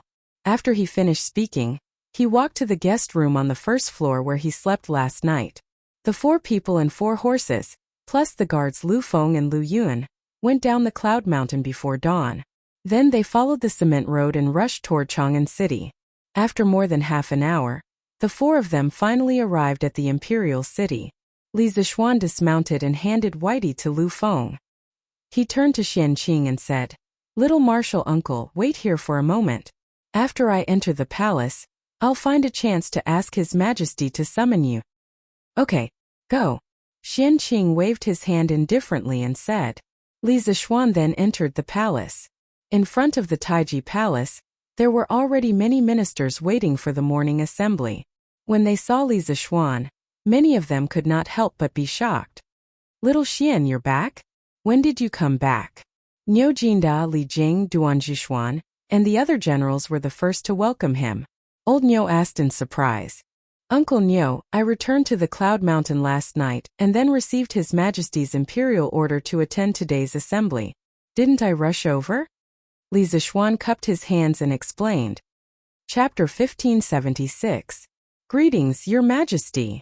Rise, all my beloved subjects. In Taiji Palace, after a round of greetings, the morning court session officially began. Before the morning court session, I have a piece of good news for all my beloved subjects.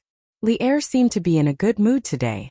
Before the officials went forward to report to the court, he spoke first. Hearing this, all the officials in the palace perked up and listened carefully to what Li Er was about to say. Li Er paused for a moment, then smiled and said, Last night, with the help of Dr. Sun, Daoist Xian Qing, and the Marquis of Yong'an, teacher Wenji is out of danger. He only needs to rest for a few days to fully recover. What? Wenji's illness is cured? Hearing this, the palace was instantly filled with the whispers of the officials. Li Gang was an old official of 4 dynasties. Not only did he have a good reputation among the scholars, but he was also familiar with many of the officials under Li Er's rule. Xiao Yu was one of them. Previously, when they heard that Li Gang was seriously ill, Xiao Yu and the other old officials had even formed a group to visit Yunshan, but they were all stopped by Sun Simiao. Now that they heard that Li Gang's illness was cured, Xiao Yu and the other old officials who had dealings with Li Gang were all overjoyed. Teacher Wenji has been through 4 dynasties. He is upright and outspoken, serving the country and the people. Can be said that he is loyal to the core. Fortunately, the Marquis of Yong'an, Dr. Sun, and Daoist Xianqing have saved Teacher Wenji's life and saved our Tang Empire from losing a good official. This is a joyous matter. Congratulations, Your Majesty. The first person to stand up was not Xiao Yu. There was someone who was even more enthusiastic than him, and that was Wei Zheng. This time the old flame didn't scold anyone. Instead, he stood up to congratulate Li Er. This made old Li wonder if the sun had risen from the west. Congratulations, Your Majesty. All of the civil and military officials, regardless of whether they were familiar with Li Gang or not, all of them clasped their hands towards Li Er with joy. This was the reputation of an old official of 4 dynasties. Li Er was in a good mood.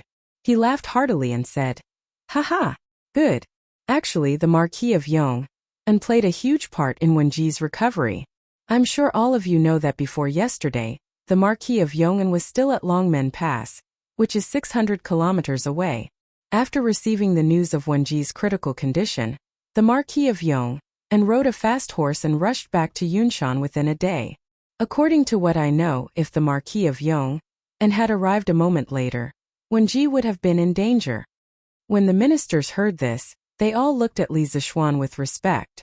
Li Zishuan had transmigrated here. Although his skin had become thicker, he still couldn't handle so many hot gazes. Hence he quickly stepped forward and cupped his hands. "Your Majesty, you flatter me. This official only did what he should have done." What he said was the truth. Li Gang was a teacher from Yanhuang College. This time he was injured because of Yanhuang College. Treating Li Gang was his duty. He had never thought of this as a merit.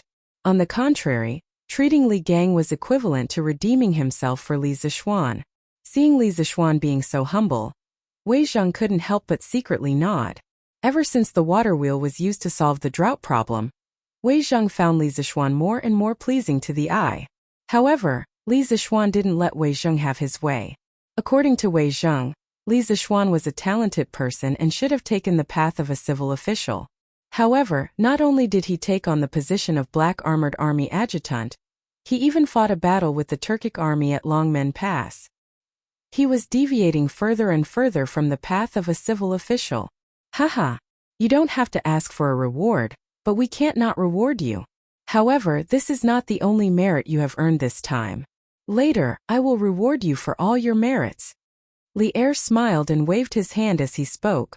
In fact, the reason why old Li was so concerned about Li Gang's matter, and specially brought this matter to the morning court, was inseparable from Li Er's appreciation of Mr. Li Gang's personality and charm.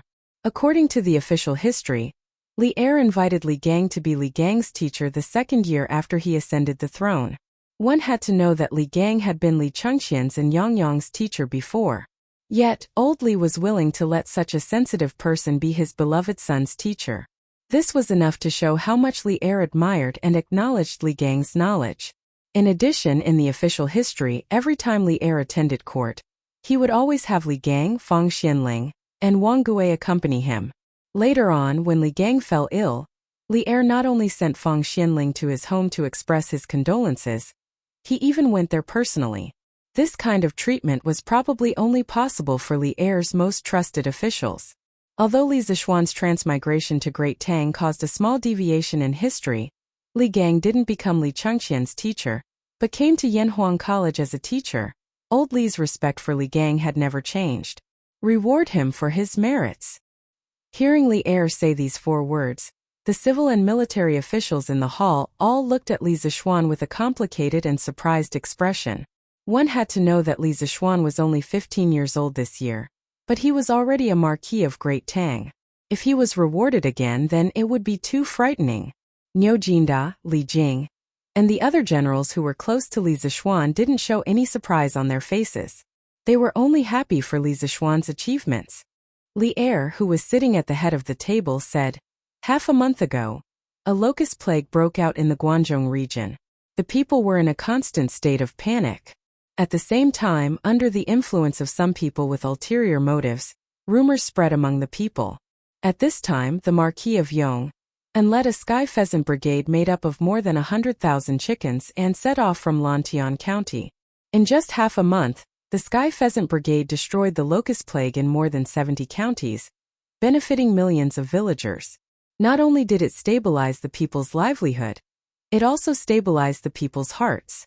Since ancient times, every time there was a locust plague, there would be countless people who would leave their homes and become homeless. The tragedies of selling children and children would be endless. But now our Great Tang is facing a locust plague. The scale and severity of the locust plague far exceeded the past, but with the help of the Marquis of Yong and Sky Pheasant Brigade, not only did Great Tang not have a large number of refugees, the locust plague was also stabilized and controlled in the shortest time possible. The Marquis of Yong and has contributed greatly to all of this. It had been nearly half a month since the locust plague began, and the Sky Pheasant Brigade's disaster relief work was nearing its end. In the Great Tang, more than 100 provinces and counties had been affected by the locust plague. In this half a month, the Sky Pheasant Brigade had saved more than 70 provinces and counties. There was no time to save the remaining 20 to 30 provinces and counties. This was because half a month was enough for the locust plague to finish eating all the crops. The people of these provinces and counties could only rely on the imperial court to provide relief food. But speaking of which, it was much easier for the imperial court to provide food for 30-some provinces and counties than for 100-some provinces and counties. Given the Great Tang's current grain reserves, there was no problem in providing relief food to 30-some provinces and counties at the same time. Thus, Li Zishuan's Sky Pheasant Brigade had done Li Er a great favor this time. Otherwise, the Great Tang would have suffered a great loss. At the very least, once the disaster relief was over, the imperial court would not have the energy to organize an army to attack the steppe. Li Zishuan's Sky Pheasant Brigade had greatly reduced the losses caused by the locust plague. It was precisely because of this that Old Li had the confidence to issue a war mobilization order to the officials of the 6 bureaus. Within 3 months, the officials of the imperial court would organize an army of 300,000 and set out for the steppe. Your Majesty, the Marquis of Yong, and first built the water wheel to alleviate the drought and feed the people. Now, he is using the Sky Pheasant Brigade to eradicate locusts and stabilize the people. This old subject believes that the Marquis of Yong and has rendered great service to the country and should be rewarded. As soon as Li Er finished speaking, Wei Zheng stepped forward and said. Although Wei Zheng was unwilling to see Li Zishuan promoted too quickly, Old Wei was wholeheartedly convinced by Li Zishuan's great contribution in eliminating the locust plague. In the words of the modern people, Li Zishuan did not deserve to be slandered this time. Fang Xianling frowned and wanted to object. However, after thinking about it carefully, he felt that it would be unreasonable if he did not reward the Marquis of Yong'an's great contribution. This was a contribution that would make people wholeheartedly convinced and unable to have any thoughts of objecting. Thus, he stepped forward and clasped his hands. Your Majesty, the Marquis of Yong, and has put an end to the locust plague and prevented the Great Tang from starving. He has rendered great service to the country and the people. He should be rewarded. Zhang Sun Wuji's eyes flashed and stepped forward. Your Majesty, Prime Minister Fang is right. This old official agrees. The old cunning fox's thoughts were actually quite complicated. Li Zishuan became the Marquis of the Great Tang Empire at such a young age. To be honest, even he was shocked by the speed of his promotion. Now that Li Zishuan had made another great contribution, Zhang Sun Wuji was no longer as fearless as his name suggested. To be honest, he was starting to feel some fear towards Li Zishuan. He was afraid that in a few years, Li Zishuan would directly replace the positions of these old fellows. As for these old fellows, they could only retire early. However, even though he had fear in his heart, Zhang Sun Wuji could not directly object at this moment. This was because Li Zixuan was also a staunch official of the Crown Prince's faction. If he were to object at this moment, wouldn't he be leading an internal strife? The influence would be very bad. Your Majesty agrees. Fang Xianling and Zhang Sun Wuji expressed their opinions one after another. Very quickly, the position of the civil officials appeared to be one-sided. Your Majesty agrees. The military camp led by Niu Jinda and Li Jing also bowed and seconded at this moment. This was Li Zixuan. If it was someone else, they might not be able to get the support of both the civil and military camps at the same time. As the person involved, Li Zixuan could be said to be extremely conflicted at this moment. Firstly, he really did not want to be promoted. This was definitely not a lie. He really did not want to be promoted. His current official position was enough for him to live a carefree life for the rest of his life. The higher the official position, the greater the responsibility. If old Li were to arrange another important position for him, wouldn't he be busy to death every day? But on the other hand, if he were to reject the reward under such circumstances, wouldn't he hurt the hearts of people like Niu Jinda and Li Jing who were sincerely thinking for him? Would he be labeled as someone who did not know what was good for him? After weighing the pros and cons in his heart, Li Zixuan gritted his teeth and finally took a step forward. He bowed and said, Your Majesty, the matter of the Sky Pheasant Brigade going up north to exterminate the locusts was not done by me alone. That was done by His Highness King of Shu, Changchumo, and hundreds of children from the Han family village and Plum village who worked tirelessly for thousands of miles. Until today, they are still exterminating the locusts in the north. Compared to them, this little bit of merit that I have is not worth mentioning. If Your Majesty wants to reward me, I implore Your Majesty to reward me along with these children. If not, I will not be able to accept this reward. Chapter 1577. Translator. Hinyi Translations Editor. Hinyi Translations. Actually, Li Zixuan didn't have any other intentions when he wanted to help Li Zixuan keep the Academy's confidential files. It wasn't because he coveted Li Zixuan's knowledge and wanted to take it for himself. The scrolls themselves were of no use to him, as only the people of the Yanhuang Academy could understand them. The reason why Li Er wanted to personally take over the safekeeping of the Academy's scrolls was mainly to prevent the scrolls from being stolen by people from other countries. Overall, it was a form of protection for the Academy. But no matter what, those confidential files were the core secrets of the Academy, and the crystallization of the wisdom of all the Academy's teachers and students. Once Li Er touched those files, Li Zixuan would inevitably have a knot in his heart. That was why he came up with such a method of raising the first and then suppressing the second, but Li Zixuan rejected it. It had to be said that old Li truly valued Li Zixuan. Otherwise, he would not have been so cautious and overcautious. In any era, capable people would not only be respected, they would also receive preferential treatment. In the entire Great Tang, the only people who could receive such treatment from Li Zixuan were probably Fang Xianling, Zhang Sun Wuji, Qin Xiong, and the other founding ministers who had accompanied Li Er in his campaigns. Xiaoxian. You. Hearing Li Zixuan reject Li Zixuan's reward again, Niu Jinda couldn't help but feel anxious. He wanted to persuade him, but Li Jing stopped him. Jinda, don't be rash. Xiaoxian should have his own considerations. Li Jing's eyes flashed with wisdom as he spoke softly to Niu Jinda. But, Sai, forget it. This old man won't meddle in other people's business. Niu Jinda still wanted to say something, but when he saw Li Jing shake his head slightly, he sighed softly and said. Sitting at the head of the table, Li Er was silent for a moment. Finally, he looked at Li Zixuan and said, Since you insist on not receiving a reward for this matter, then I will not force you. However, you must be rewarded for curing civil and order and eliminating the plague of locusts. Marquis Yong'an, if you have any reward you want, feel free to tell me. Li Er was slightly disappointed that his wishful thinking had failed. However, he did not blame Li Zixuan because he did not want to create a rift between him and Li Zixuan.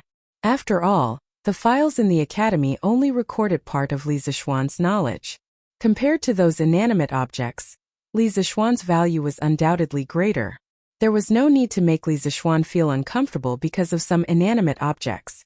Capable people all had pride. Li Er understood this very well. He could also tolerate such people.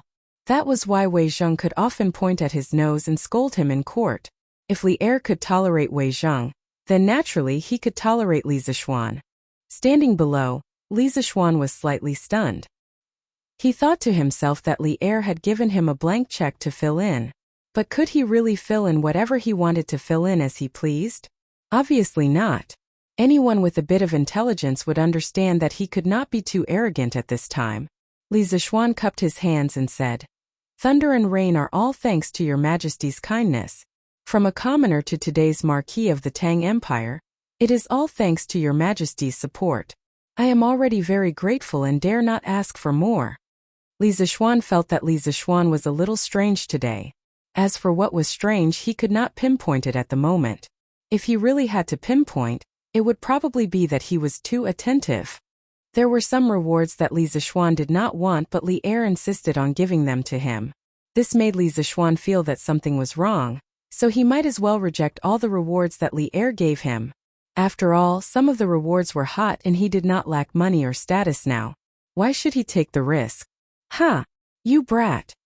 Although Li Er did not understand what Li Zishuan was thinking, he was still angered by Li Zishuan's slippery personality. He pointed at Li Zishuan and said, "You do not dare to ask for extravagant things, but I want to reward you." After saying that, he looked at the officials in the hall and said loudly, "Marquis Yong, and has performed meritorious service by treating the civil officials and eliminating the locusts. I wish to promote him to the Crown Prince's junior tutor, and bestow Weinan County as his fief. I will also reward him with 100,000 yuan and 1,000 pieces of silk. The children of the Han and Mei villages who participated in the disaster relief will each be rewarded with 10 pieces of silk. Do any of my beloved officials have any objections?" This time Li Er only promoted Li Zishuan by 1 rank, from the original junior tutor of the Crown Prince to the current junior tutor of the Crown Prince. He still did not promote Li Zishuan's title, because above the Marquis was the Duke. A 15-year-old Duke was too shocking to hear. Unless Li Zishuan had made a great contribution by destroying a country, Li Er would not allow Li Zishuan to be promoted to the position of Duke in such a short period of time. However, among these rewards, the most important one for Li Zishuan was his fief. Li Er directly bestowed the entire Weinan County to him as his fief. This was not a small amount. One had to know that Weinan County was under the jurisdiction of Chang. Unlike Lantian County, every inch of land in the capital was worth an inch of gold. This was not only the case in modern times but also in ancient times. Usually, the counties near Chang and were not directly bestowed to officials. However, Li Zishuan was different. His fief actually covered 2 counties near Chang. No one in the current imperial court could compare to this kind of favor. Right now, there was not a single marquis or duke who could surpass Li Zishuan in both quantity and quality of fief. At this moment, the officials in the imperial court couldn't help but look at each other after hearing Li Er's reward for Li Zishuan. This reward was indeed not excessive based on Li Zishuan's contribution in eliminating the locust plague. However, Li Zishuan already had Lantian County as his fief. Wasn't giving him Weinan County a little too much for a marquis? Your Majesty, Marquis Yong and Sky Rooster Brigade has saved countless lives. This subject has no objections to this reward. Xiao Yu stepped forward and cupped his hands. Li Zishuan cured Li Gang. This made Xiao Yu have a good impression of Li Zishuan. Furthermore, Li Zishuan's contribution in eliminating the locust plague was completely worthy of Li Er's reward. What reason did Xiao Yu have to not support this? This subject also has no objections. Wei Zheng also stepped forward. This subject has no objections. Finally, all the civil and military officials expressed their support. Li Er smiled and said, "Good. Then the reward for Marquis Yong and is decided." Since both the emperor and his subjects had agreed to this reward, what reason did Li Zishuan have to object? He could only bow and say, "This subject Li Zishuan thanks your majesty for the reward." Li Er nodded and then looked at the officials and said, "Everyone, if you have something to report, please report. If not, the court is dismissed." This meant that today's morning court had officially begun. After a moment of silence, Wei Zheng stepped forward and said, "Your Majesty, this subject has a report." Seeing that it was Wei Zheng, Li Er couldn't help but rub his eyebrows and said, "Dear subject Wei, please speak." Wei Zhang didn't hesitate and said in a deep voice, "Your Majesty, this time Yanhuang College's secret files were stolen. Although Marquis Yong and eventually took them back from Wuxia, everyone knows how dangerous it was.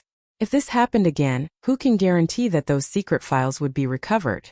And if those files that recorded the key technologies of Yanhuang College fell into the hands of outsiders, it would be a huge threat to our great Tang. Thus, this old subject pleads Your Majesty to allow the imperial court to safeguard these secret files for Yanhuang College." The moment the old troll said this, the officials immediately broke out into discussion. This was because they had also thought of this problem before. Li Er raised his eyebrows. Although he had this idea from the beginning, he definitely did not collude with Wei Zhang beforehand. Wei Zhang, who had always opposed him in the past, was secretly helping him today for the first time. This made Li Er feel a little uncomfortable for a moment. "Your Majesty, Left Minister Wei's words are reasonable." Unexpectedly, the one who stood out to support Wei Zhang wasn't from the civil officials' camp, but from the military camp, Qiu Xinggong. Under Niu Jinda's furious gaze, Qiu Xinggong clasped his fist and said, "Your Majesty, Marquis Yong'an's engineering has indeed created many advanced tools and weapons, which have greatly improved our great Tang's civil and military affairs. But if these things fall into the hands of outsiders, they will become sharp weapons for them to attack Great Tang.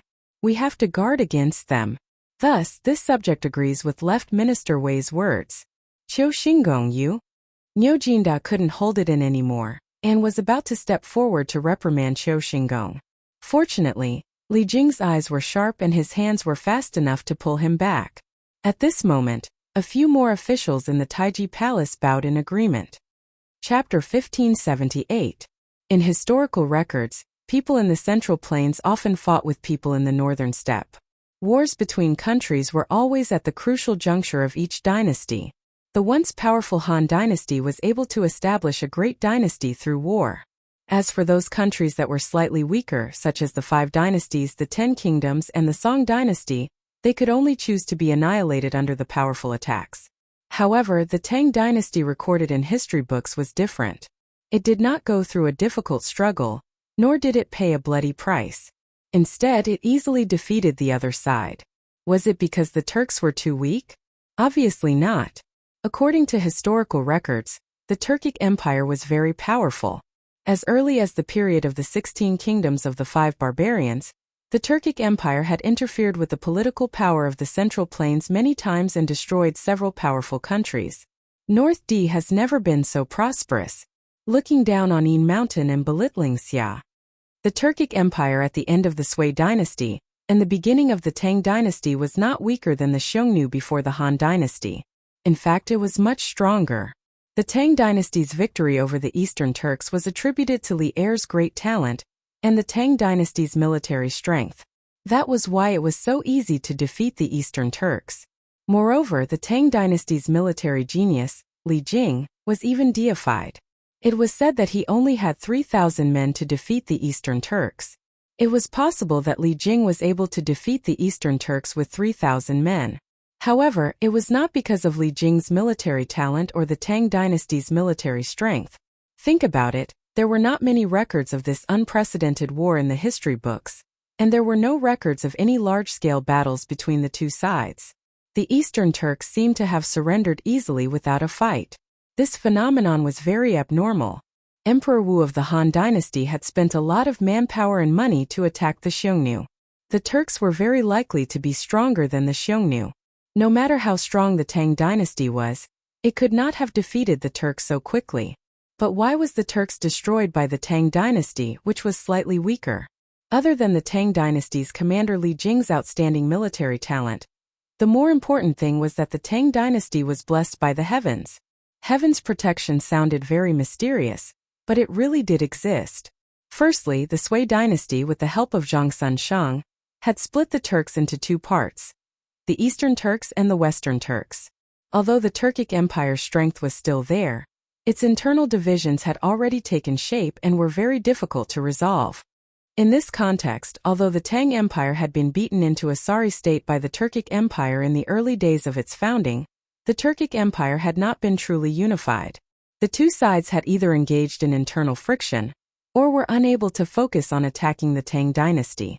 In addition, in history, when the Tang Empire was preparing to go to war with the Turks suddenly suffered from ice and snow disasters for 2 consecutive years. The history books recorded that in the first year of Zhenguan, heavy snow fell in the country, several feet of flat land, sheep and horses died, people starved. In the second year of Zhenguan, snow fell in midsummer in the country of Jieli. How serious was this disaster?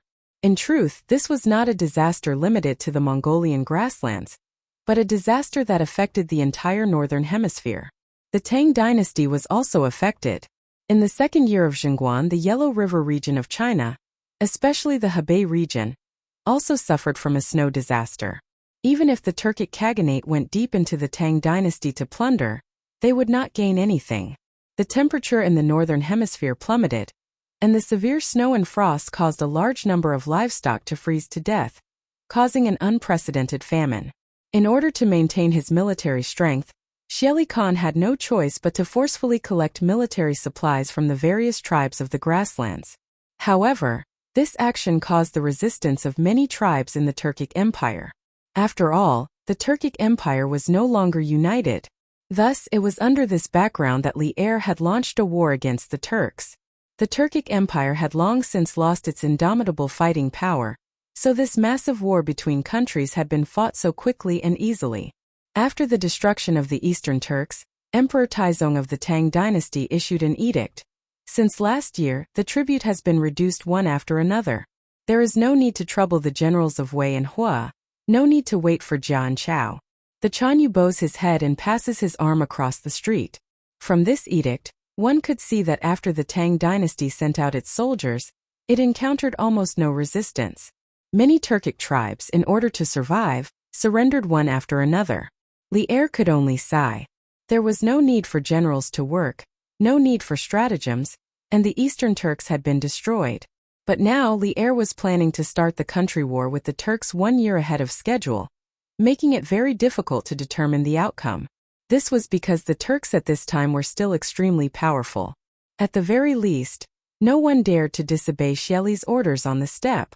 Thus, Li Zishuan was resolutely opposed to sending troops to attack the Turks in 3 months. Your Majesty, this subject believes that attacking the Turks at this time is extremely inappropriate. Within Taiji Palace, Li Zishuan struggled internally for a moment before clasping his hands and solemnly speaking. These words caused an uproar among the officials. All the officials knew that Li Zishuan was a warmonger.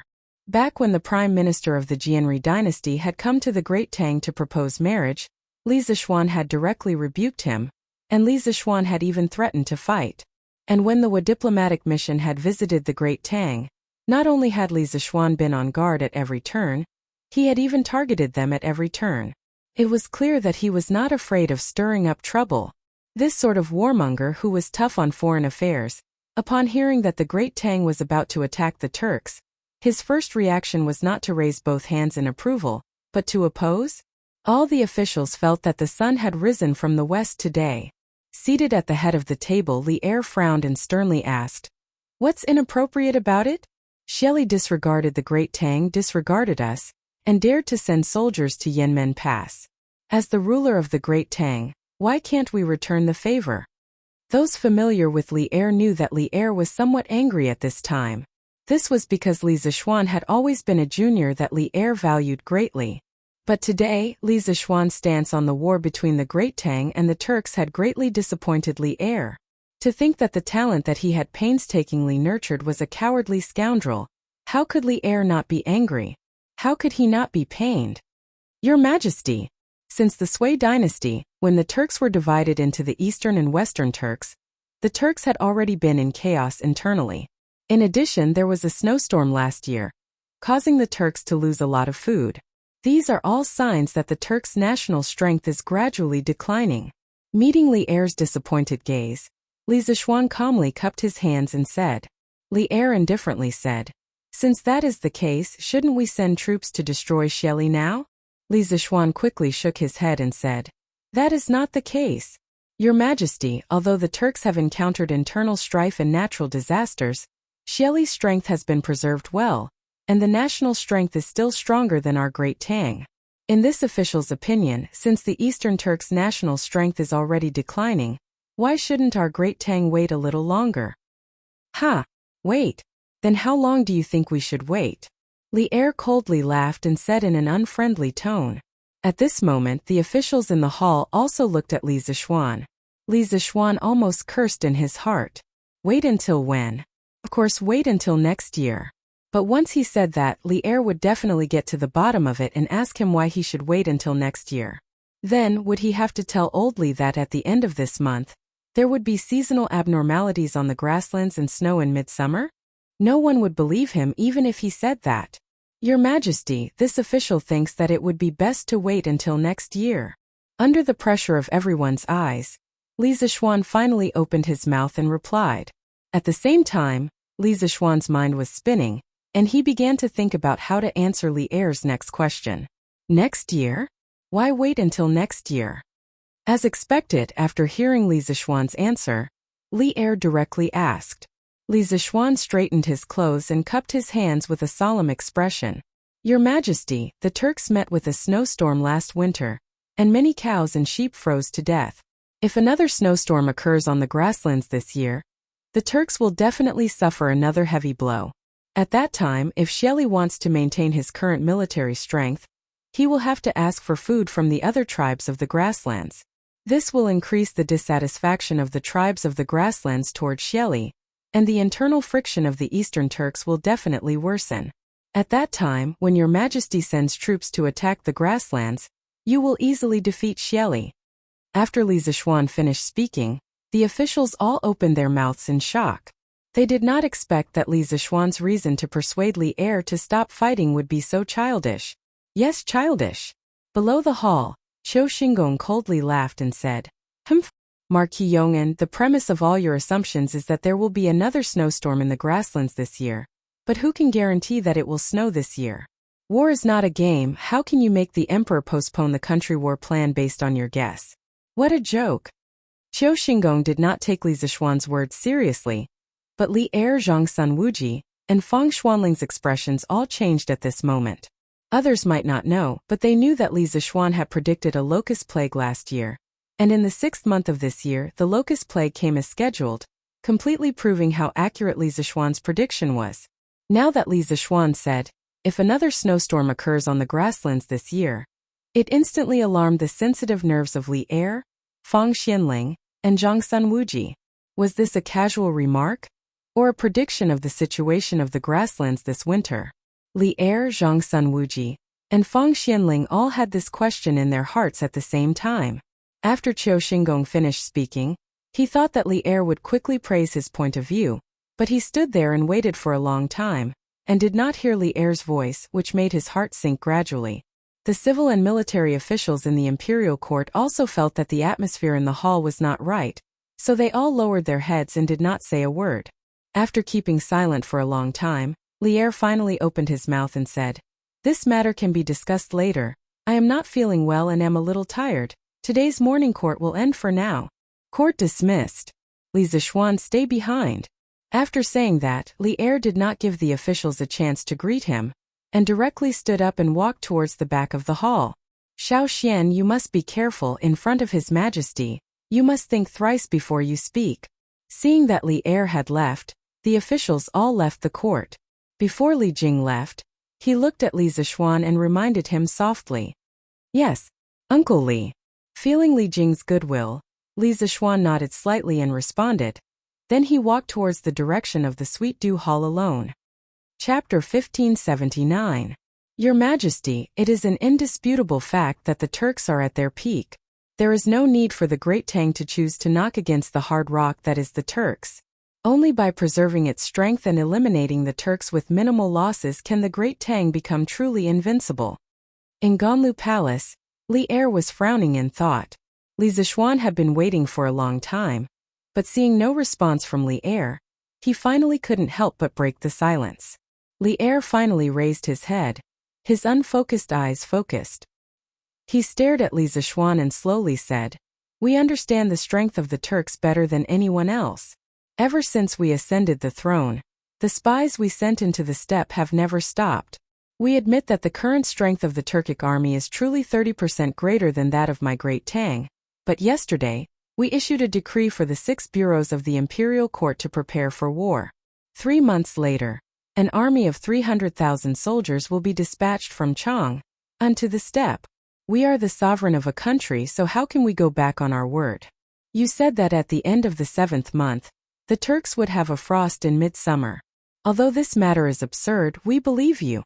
But even so, what can we do? Since ancient times, a sovereign has never joked. Do you want us to go back on our word and lose all our prestige? When that time comes, the Great Tang will definitely fall into chaos. Li Zishuan frowned and fell silent. Li Er's words were completely sincere. The problem now was not that Li Zishuan didn't believe him, but that the imperial decree to mobilize the Turks had already been issued. No matter how reasonable Li Zishuan's words were, Li Er couldn't possibly change his mind, right? If all the officials in the court believed that the Turks would have a frost in the 7th month, then things would be much easier. At that time, even if Li Er wasn't willing to withdraw the imperial decree, the officials would still force him to do so. But the problem was that the officials couldn't just rely on Li Zishuan's one-sided words to believe in something as absurd as midsummer frost. Thus Li Er was truly caught between a rock and a hard place. Your Majesty, this subject believes that the lives of the Great Tang's sons are the most important. If we can delay the attack on the Turks for a year, not only will our chances of victory be greater, our casualties will also be much lower. In comparison, this subject believes that the sovereign's words can also be taken lightly. After a long while, Li Zishuan once more spoke. At this stage, do you still think that we are a tyrannical and fatuous sovereign who would rather push countless Great Tang into the abyss of death for the sake of face?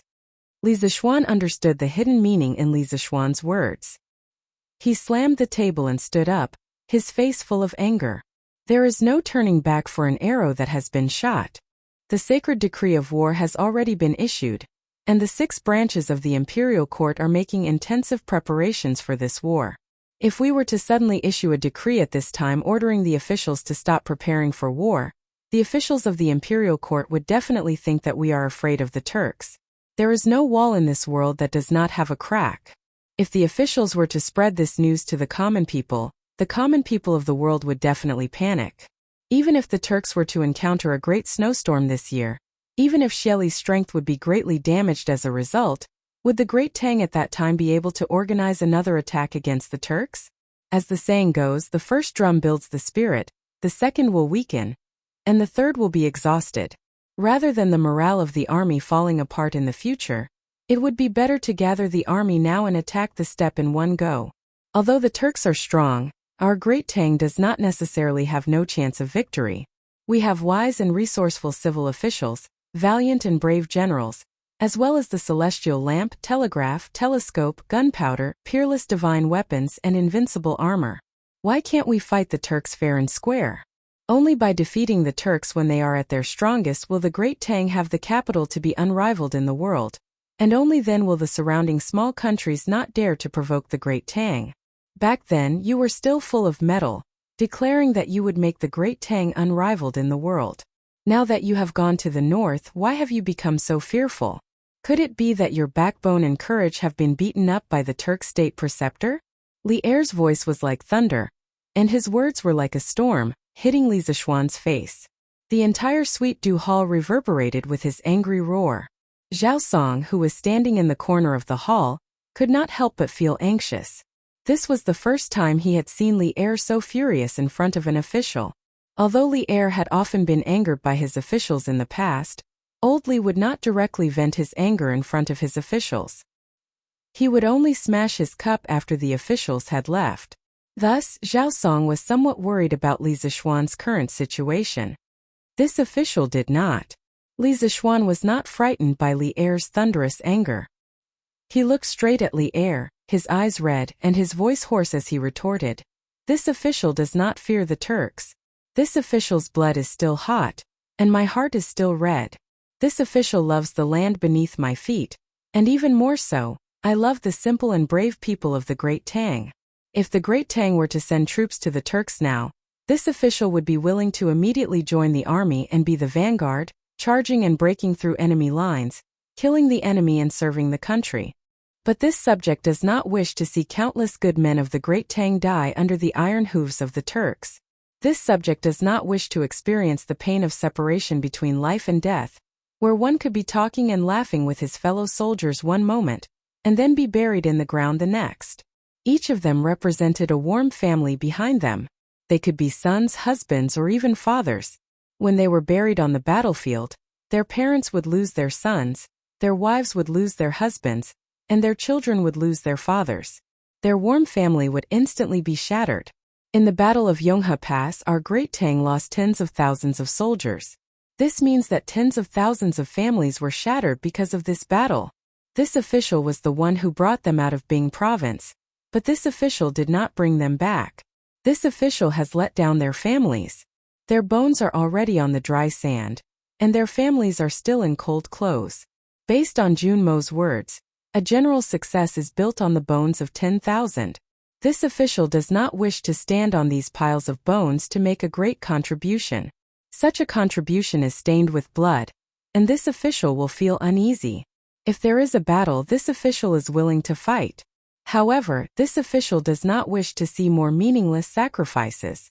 Your Majesty, please reconsider. Li Zishuan's eyes couldn't help but turn moist.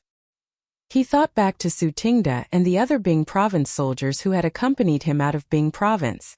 Just how high-spirited had they been when they had first left Bing province? They had believed that they could seize the advantage by anticipating the enemy's moves. But who could have expected the Turks to invest so much capital, dispatching 50,000 elite wolf cavalry?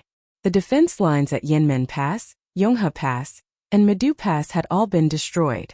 Meanwhile, of the 30,000 soldiers that Li Zishuan had brought out of Bing province, only several thousand were left. Every time Li Zishuan thought about this gruesome battle, he felt like a knife was being twisted in his heart. Based on Jun Mo's words, a general success is built on the bones of 10,000. From the late Tang poet Chao Song's 6 Years of Life, Li Zishuan was taken aback by this poem. After a few moments of silence, he stood up, a complicated expression on his face, and walked up to Li Zishuan.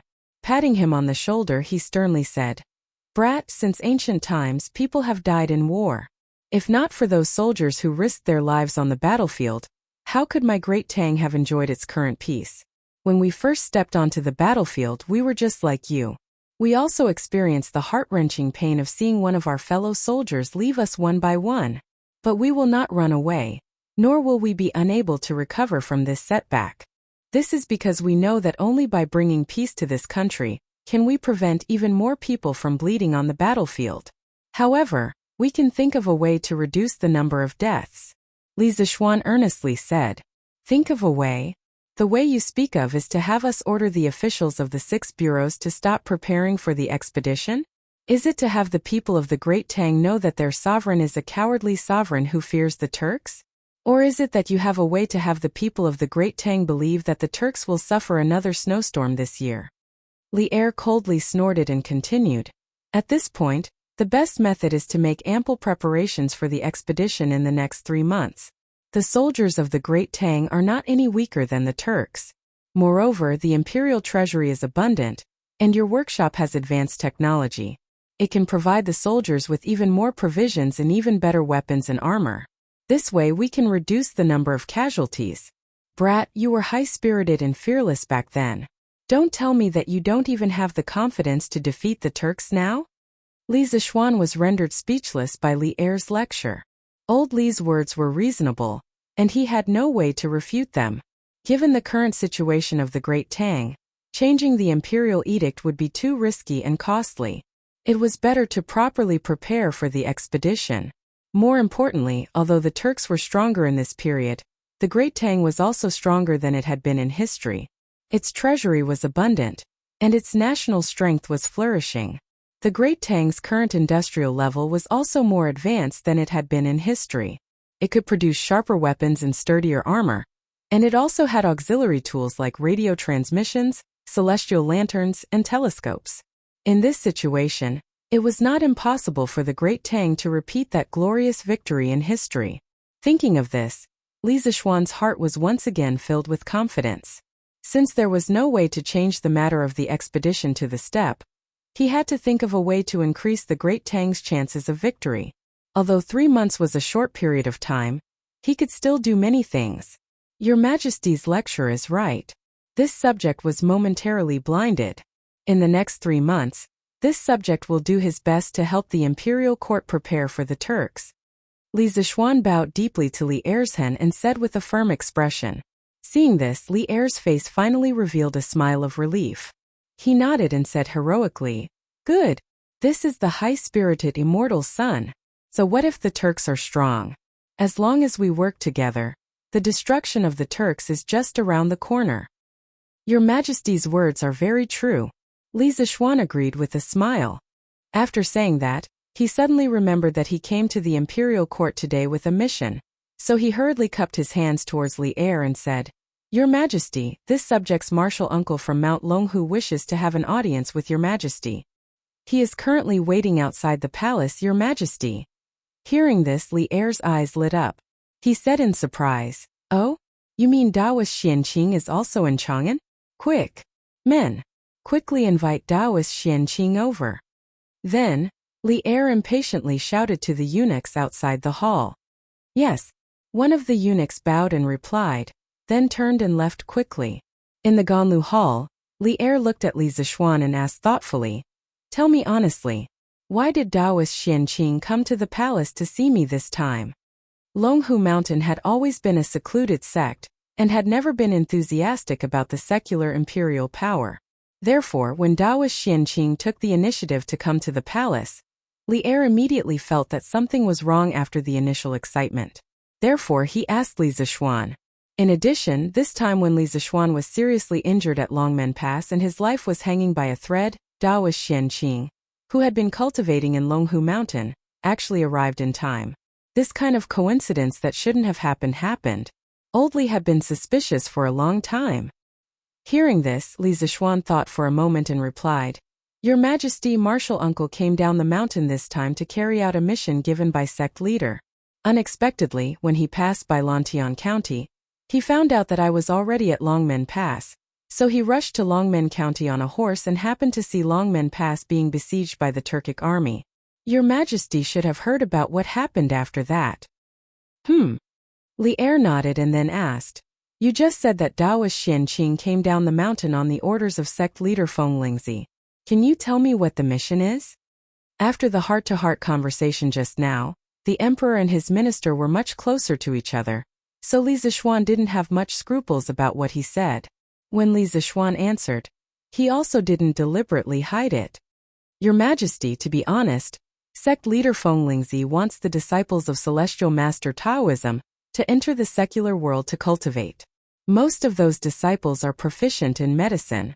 Sect leader also heard that I have set up a medical school in Yunshan and set up many joint medical centers all over the Tang Empire. Therefore, he wants those disciples of Celestial Master Taoism with excellent medical skills to enter the medical centers and take the pulse of the people. For the people of Taoism, saving the dying and healing the injured, and curing the diseases of the people, is also a kind of cultivation." "I see." Li Er's eyes lit up. After a pause, he nodded and said, "Good, good, good. With the help of the people of Celestial Master Taoism, this joint medical center of the Tang Empire will definitely become bigger and bigger. The people of the Tang Empire will definitely have less illness and more happiness. This is a great thing." The Tang Empire respected Laozi as their ancestor and regarded Taoism as their national religion. They took measures to promote Taoism and raise the status of Taoist priests. Emperor Gaozu of the Tang Empire, Li Yuan, stipulated that Taoism is great and Buddha is small, age first and then release later. After Li Er ascended the throne, he immediately reiterated that my origin is from the pillar, and collected the hidden and secret Taoist books of the Jin and Wei dynasties to spread the Taoism. As Taoism was beneficial to the orthodoxy and sanctity of the imperial power of the Tang Empire, Li Er had a very good impression of Taoism. When he heard Li Zishuan say that the people of Celestial Master Taoism of Longhu Mountain were planning to enter the secular world to cultivate, Old Li was naturally overjoyed. "Your Majesty, Taoist Master Xianqing is outside the hall." At this moment, a little eunuch ran in and bowed. Quickly invite Taoist Master Xianqing in." Li Er was shocked and said excitedly, Your Majesty, but Taoist Master Xianqing is unwilling to remove the sword case. The eunuch had a difficult expression. Li Zishuan quickly went forward and explained, Your Majesty, please forgive me. Little martial uncle is obsessed with swordsmanship and views swords as his life. He has never left his sword. Please forgive him, Your Majesty. I am willing to guarantee with my life that little martial uncle definitely has no ill intentions towards Your Majesty. Li Er smiled indifferently and said, It's fine. I believe you. Then he looked at the eunuch and said, What are you waiting for? Quickly invite Taoist Master Xianqing in. Yes, sir. Chapter 1580. Li Er had followed Li Yuan to rebel against the Sui dynasty when he was young. He had been fighting on the battlefield for nearly 10 years. Old Li was used to seeing life and death in those martial arts masters. Although Xianqing's strength was very high, Li Er was not afraid that he would suddenly attack in the Sweet Dew Hall. Firstly, his own martial arts were quite good. Secondly, Zhao Song and Li Zishuan were in the hall. Thirdly, he did not believe that Xianqing would suddenly attack and assassinate him in the Sweet Dew Hall. Since ancient times, only tyrants would be easily assassinated. Li Er had always been kind to the people ever since he ascended the throne. He had never done any evil deeds that angered the heavens and the people. As a member of Dao, there was no reason for Xianqing to assassinate him. Thus, Li Er did not mind that Xianqing carried the sword case in. Back then, he often met some generals who wore armor and carried weapons here. Why would he care about Xianqing bringing weapons into the hall? Li Er still had this little bit of tolerance. I am Xianqing. Greetings, Your Majesty. After a while, Xianqing came to the hall. After standing still, he bowed to Li Er and said. Li Er said politely, You don't have to be so polite. Come give him a seat. No matter what, Xianqing entered the palace this time representing the celestial master Taoism of Longhu Mountain. Li Er should give him the corresponding respect. Not long after, a chamberlain brought over a chair. It was an old-fashioned wooden armchair. With one look, one could tell that it was a pirated version that Old Li ordered people to copy from Li Zishuan. Xianqing had seen this kind of chair in Li Zishuan's house last night, so he didn't show much surprise. He cupped his hands towards Li Er and said, Thank you, Your Majesty. Then he sat down leisurely. Li Zishuan secretly curled his lips. He was also from the celestial master Taoism of Longhu Mountain. Why did he never enjoy this kind of treatment in the Sweet Dew Hall? Old Li was trying to discriminate between the two. After Xianqing sat down, Li Er smiled and said, The celestial master Taoism has been the leader of Taoism in the world for hundreds of years. I have always wanted to go to Mount Longhu to visit the leader of your sect, Taoist Fenglingzi, and discuss the great Tao of heaven and earth together.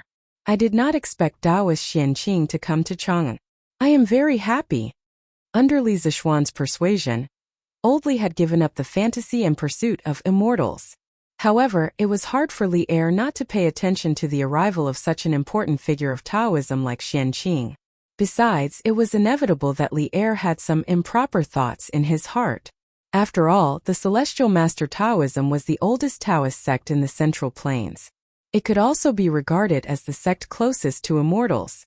Its founder Zhang Daoling was respectfully called Celestial Master Zhang by the world.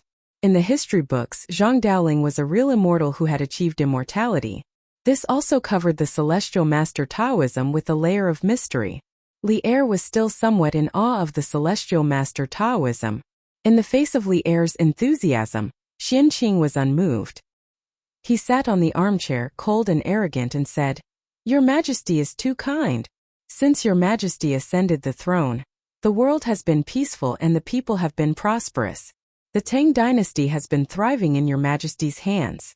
The head of the sect has admired Your Majesty for a long time, and has always wanted to come to Chang, and to pay respects to Your Majesty in person.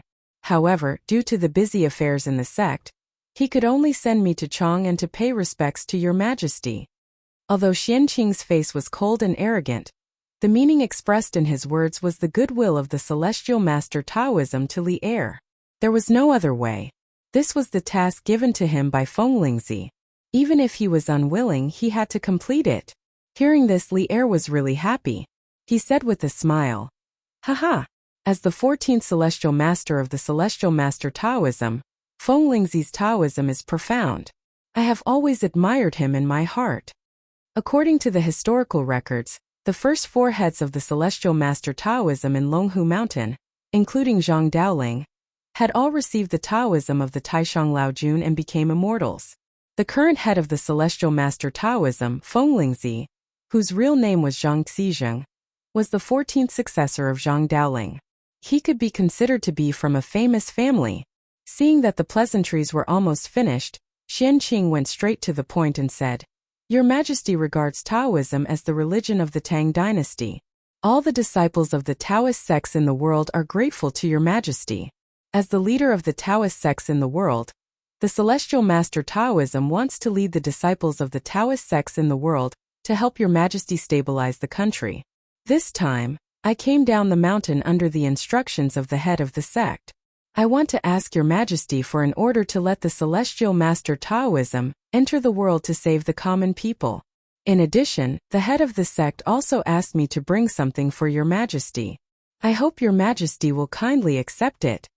After that, Xianqing took out a book with a blue cover from his sleeve. Li Zishuan, who was standing at the side, curiously stuck his head out to see what the book in Xianqing's hand was. However, Xianqing seemed to notice his action. He directly put the book into his sleeve and turned around, saying, Xiaoxian, I have something important to discuss with Your Majesty. You go out and wait for a while. After the discussion is finished, I will leave the palace with you. Yes, uncle. It was obvious that Xianqing had something to hide deliberately. This made Li Zishuan very confused. He secretly wondered what the mysterious content of the book was. Why did he have to hide it from him? In his impression, youngest uncle had never hidden anything from him. Li Zishuan, who was puzzled and a little uncomfortable in his heart, responded and cupped his hands to Li Er, saying, Your Majesty, if there is nothing else, I will take my leave first. Although Li Er did not understand why Xianqing had to do this, he was more curious than Li Zishuan about the content of the book in Xianqing's hand. Hearing this, he couldn't wait to wave his hand and said, Yes. Then Marquillon, you can leave first. Damn it.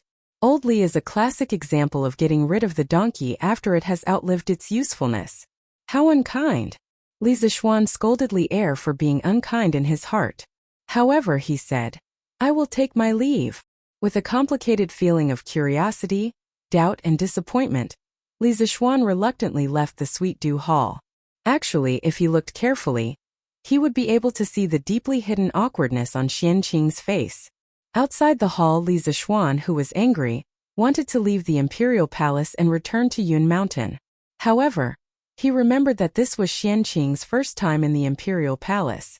If there was no one to lead the way, it would be easy for him to get lost. Li Zishuan could only wait patiently outside Tai Chi Palace. It was almost 10 o'clock in the morning. Li Zishuan thought to himself, the academy should be having their final exam right now, right? I hope that group of children can do their best and live up to old teacher Wenji's expectations. After returning to Yun Mountain, Li Zishuan knew more and more about the attack on the academy that night. This included Li Gang's passionate and righteous words when he faced Wuxia. This old man was originally a scholar. I know the 4 books and 5 classics. I am familiar with the records of the Grand Historian and the Book of Han. I only have a few plain clothes and no money. I only have a few hundred students. This is this old man's greatest asset. This old man respects the heavens and the earth, respects morality, and fears the people. You are just a barbarian. How can I be threatened by you? This old man knows that your martial arts are strong and invincible, but I want to see what you can do to me today. Thinking about these words now, Li Zishuan could not restrain his entire body from trembling, his blood vessels pulsing. His chest was filled with literary knowledge, his mind was as deep as a valley, his belly was filled with poetic and scholarly spirit. Li Gang's heart was filled with awe-inspiring righteousness, therefore, he was not afraid of ghosts and serpents, much less the Tuju's imperial preceptor, who was highly skilled in martial arts. Li Zishuan admired Li Gang even more for his courage and magnanimity. Fortunately, Li Zishuan successfully pulled Li Gang back from the gates of hell. Otherwise, Li Zixuan would still be in deep self-reproach. Little Xian, let's go. Back to Lantian. At some point in time, Xianqing walked out from the Taiji Palace and stood behind Li Zixuan. Little martial uncle? Li Zixuan raised his eyebrows in surprise and asked in surprise, Junior martial uncle, you finished your discussion with His Majesty so quickly? Yes. Xianqing faintly replied with a and did not say anything more. Li Zixuan didn't want to let go of Xianqing. He asked, Little martial uncle, the book you gave His Majesty, what's the content in it? Xianqing paused and didn't say anything. Li Zixuan suddenly thought of something and said in surprise, could it be that the book recorded the martial arts secret of the Celestial Master Sect? Little martial uncle, did you give His Majesty the secret of Taishan Sutra? Facing Li Zixuan's wild guess, Xianqing's face turned red. He finally couldn't help but say angrily, it's not a secret martial arts secret, and it's not Taishan Sutra. Little Xian, stop guessing. Go back to Lantian County quickly. Little martial uncle has something to discuss with priest's son. Oh, seeing that Xianqing was unwilling to tell him the content of the small book, Li Zixuan gave up and had to agree. Suddenly, he thought of something and asked, Little martial uncle, how was your discussion with His Majesty just now?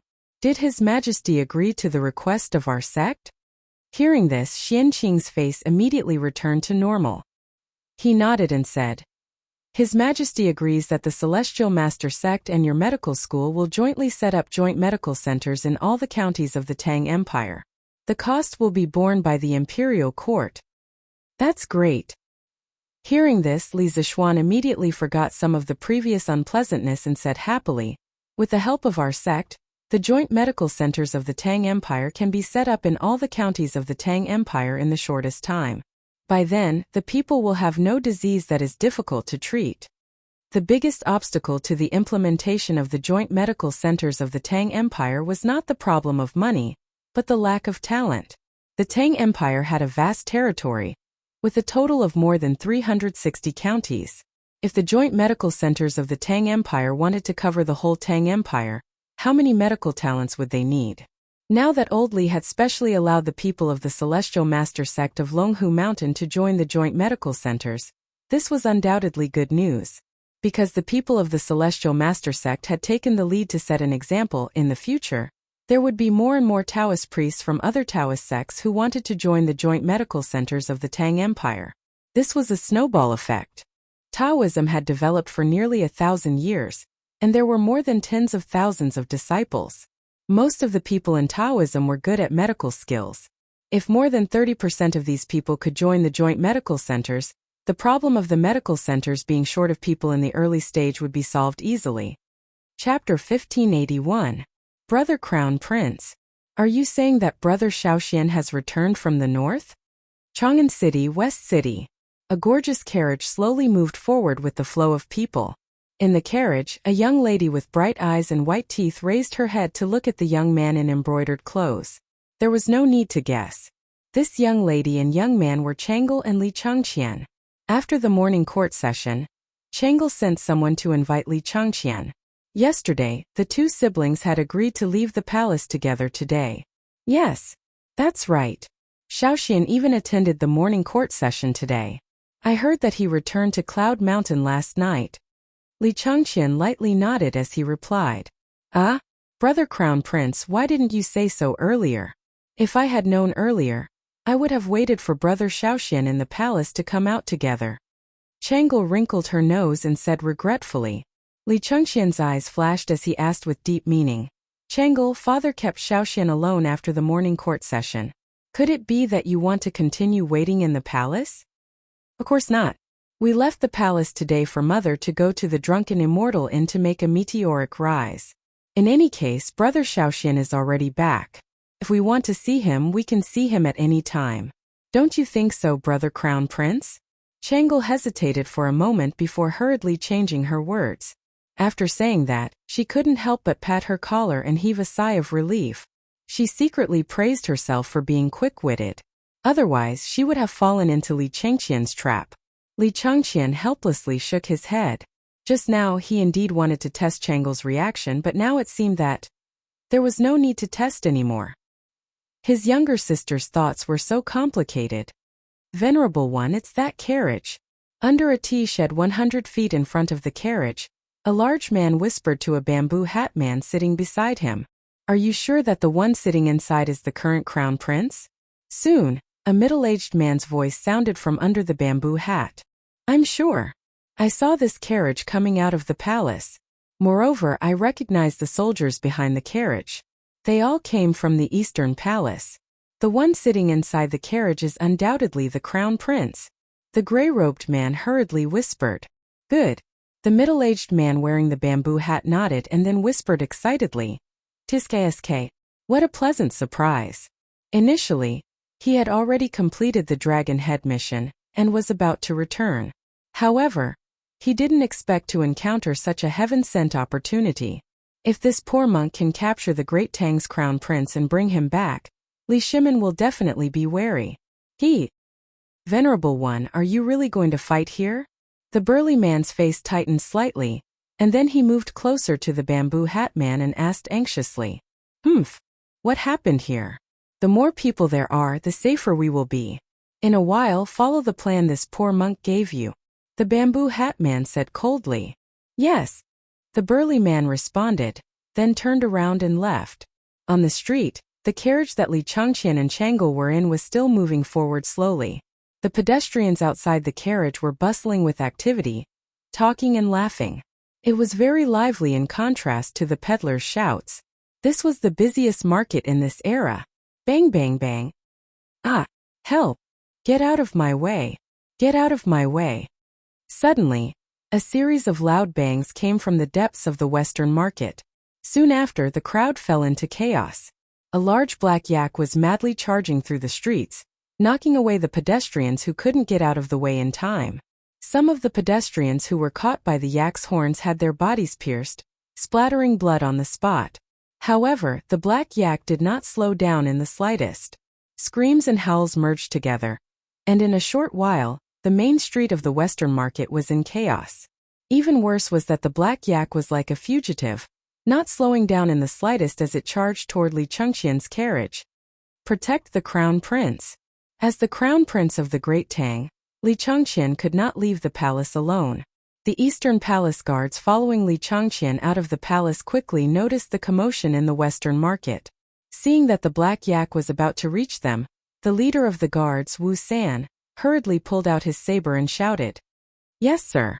10 some Eastern Palace guards answered in unison, and then they rushed to the carriage and stood in a row with sabers in their hands. Big brother crown prince. What's going on outside? As the carriage came to a sudden stop, screams and howls came from outside. Chang'e's face paled in fright as she grabbed Li Changqian's arm and asked. Assassination? There was a high chance that this was an assassination. Li Changqian's face was as cold as water. As someone who had lived in the depths of the palace for many years, he instantly sensed that something was amiss. He patted Chang'e's small hand and sternly said, Chang'e, you stay here. This solitude will go out and take a look. Even though Li Changqian already had a bad premonition, he had to step out at this time. If there really was an assassin, the assassin was probably coming for him. If he stayed in the carriage, he would only drag Chang'e down with him. As her elder brother, Li Changqian felt that he had the responsibility to protect his little sister. Wuxia, what's going on? Jumping out of the carriage, Li Changqian frowned and sternly called out. Your Highness! Quickly enter the carriage. There's a mad yak coming from the front. Li Changqian's carriage was a thick steel carriage specially made by the Odd Interest Pavilion. Ordinary arrows would not be able to penetrate it. At this critical moment, Wuxia placed his hopes on this heavy carriage.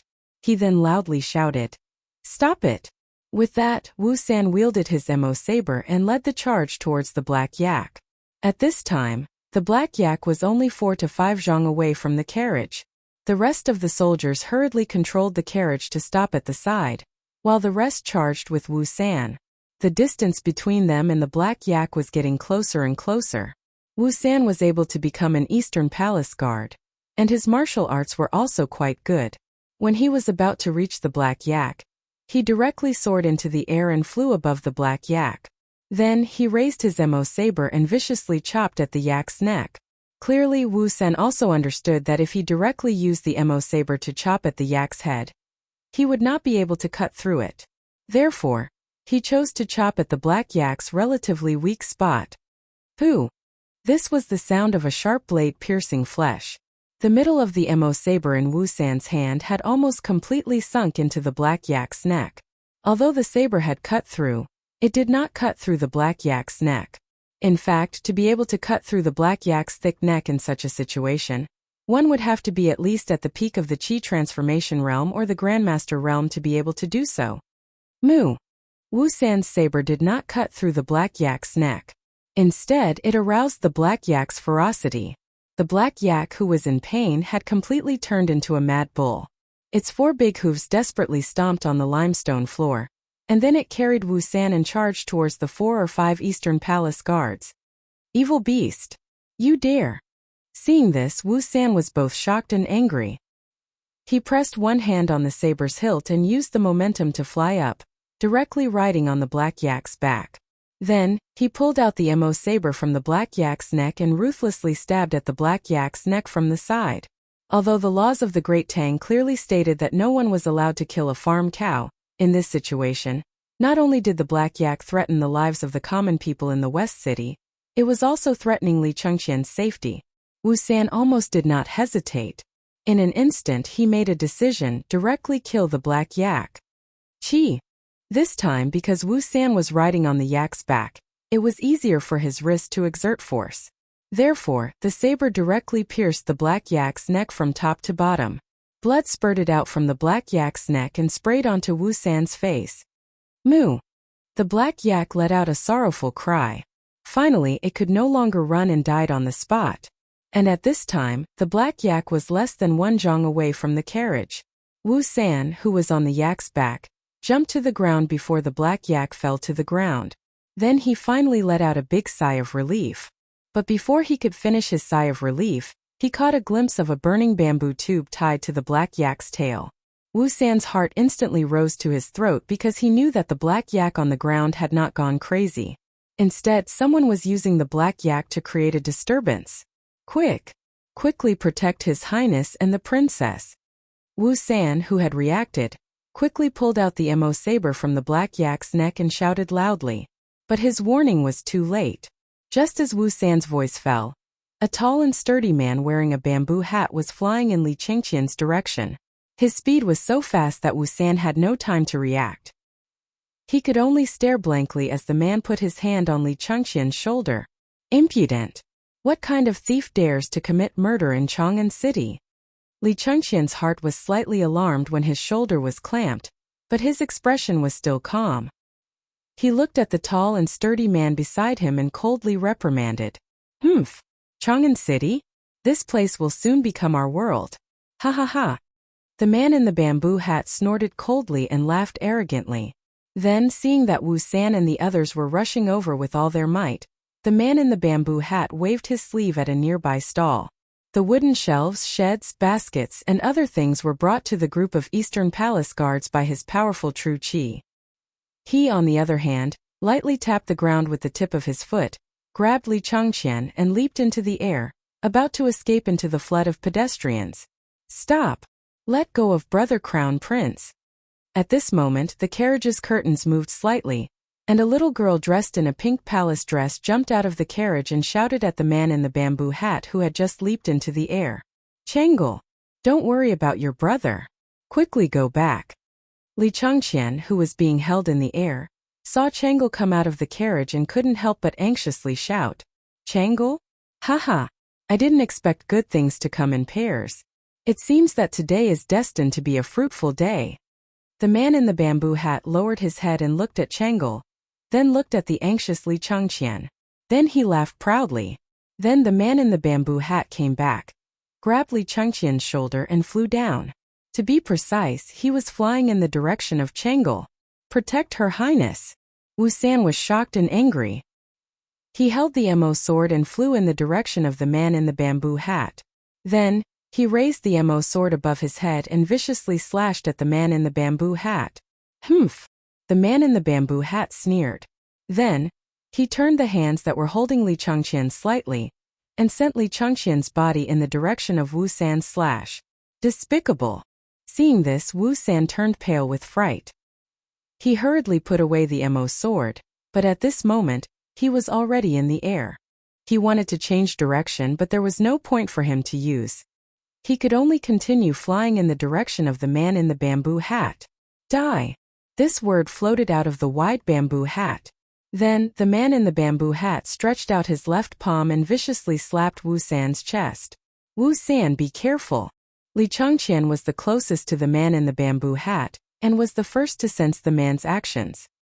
He hurriedly warned him loudly. But how fast was the man in the bamboo hat? By the time Li Chengqian finished speaking, that wide palm had already firmly imprinted itself on Wu San's chest. Wu San spat out a mouthful of blood. His entire body was like a kite with a broken string as he rapidly fell down. The fresh blood that was floating in the air reflected the morning sun, making it look very sorrowful. Protect the crown prince. Protect the princess. Quickly call for reinforcements. This was the death cry that Wu San used all his strength to let out before he landed. More than 10 Eastern Palace guards immediately swarmed in front of Chang'e with their Mo swords in hand.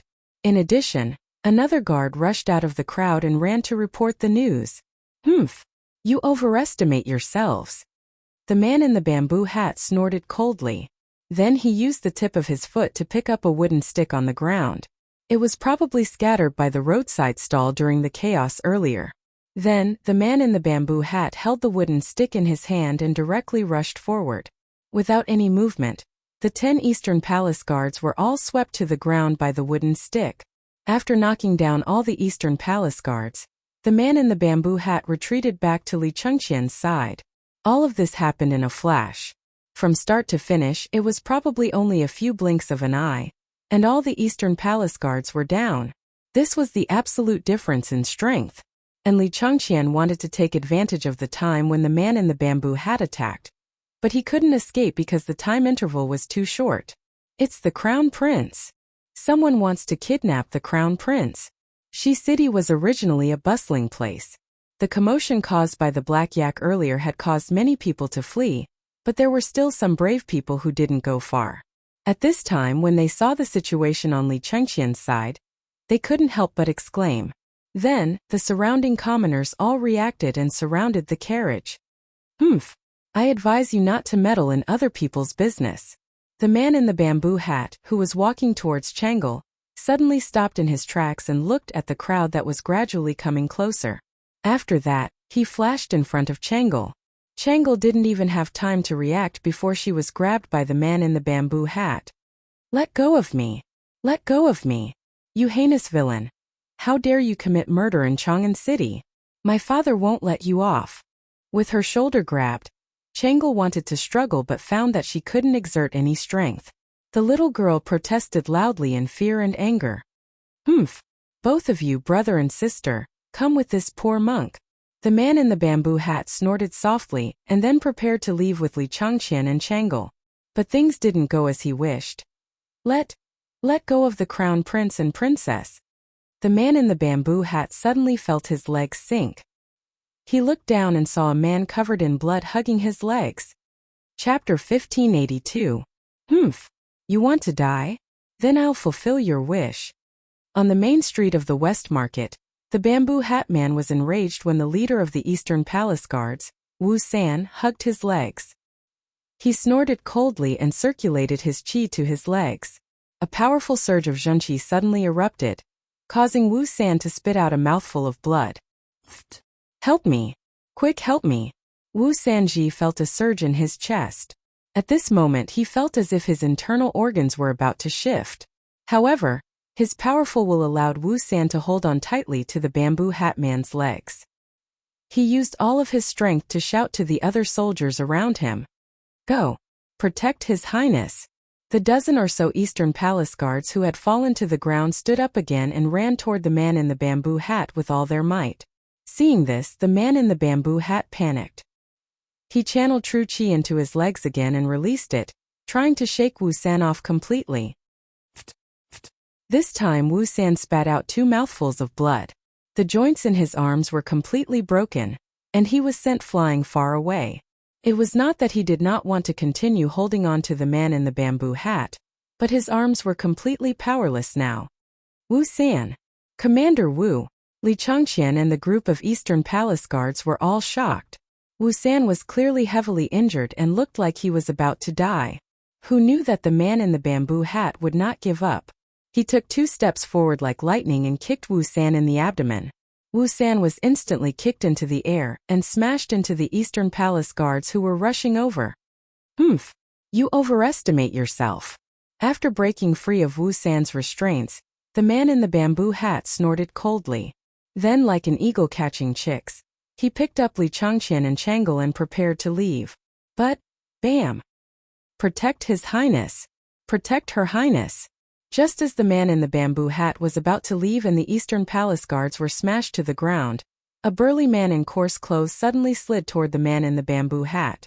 When he slid to the feet of the man in the bamboo hat, the burly man did not hesitate to imitate Wu San and hugged the man in the bamboo hat's legs tightly. After witnessing that brief exchange with the burly man on the ground as a demonstration, the surrounding commoners all followed suit and swarmed toward the man in the bamboo hat. Even if they knew that they were no match for the man in martial arts, what could they do? This was the capital under the emperor's feet. Kidnapping the crown prince and princess right under the emperor's nose. How was that just lawless? This was simply treason. The Tangs worshipped martial arts, especially the people of Chang. Their customs were more valiant than those of other places. Someone wanted to kidnap the crown prince and the princess right under the emperor's nose. As Tangs under the emperor's nose, they would not allow such a thing to happen. His Highness! His Highness! His Highness! His Highness! After a while, dozens of people from Chang'an City surrounded the man. They not only surrounded him but also hugged his legs tightly.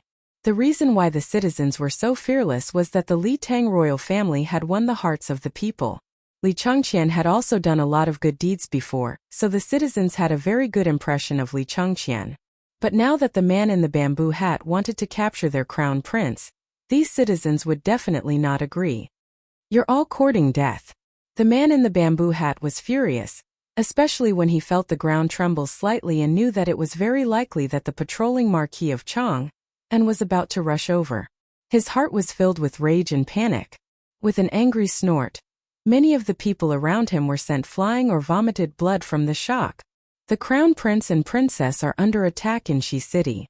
Soldiers in the city go to support them. The crown prince and princess are under attack in Shi City. Soldiers in the city go to support them. On the Vermilion Bird Avenue, Li Zishuan and Xianqing were chatting as they walked. Suddenly, a soldier appeared in their field of vision, and that soldier was running while panting. What? Changqian and Chang'e were under attack? Hearing that, Li Zishuan and Xianqing looked at each other and were shocked. He hurriedly urged Big White to come in front of the soldier and asked anxiously, "You said the crown prince and princess were under attack. Who attacked them? How are the crown prince and princess now?" Martin. The soldier looked up and saw that the person who asked was Li Zishuan. He immediately became excited and grabbed Li Zishuan's arm, saying excitedly, "Marquis, quickly go to Shi City and save the crown prince and princess. There is a thief wearing a bamboo hat and is extremely skilled in martial arts who wants to do something bad." Li Zishuan took back the academy's information from Wuxia at the Longmen Pass and became famous in the world. Now, who did not know that Li Zishuan could fight a great master alone? Therefore, after seeing Li Zishuan, the soldier who sent the message felt like he had seen his savior. Shi City. Extremely skilled in martial arts. Li Zishuan's eyes narrowed. Without any hesitation, he turned his horse around and said to Xianqing, "Young uncle master, I will go save the crown prince and princess. You go back to Yunshan first." Then, without waiting for Xianqing's reply, he kicked Big White's stomach and rushed to the west side of the city with his horse. "Little Xian, Uncle Master will go with you." Xianqing quickly made a decision and chased after Li Zishuan's back. He was not interested in fighting and killing at all. However, since the Celestial Master sect of Longhu Mountain had chosen to enter the world, now that he knew something had happened to Li Changqian, he had to help. Seeing that, the soldier who sent the message could not help but breathe a sigh of relief. He knew that with the help of the two masters, Li Zishuan and Xian Qing, it was basically settled. Even if the man in the bamboo hat was skilled in martial arts, he would definitely not be a match for Li Zishuan and Xian Qing.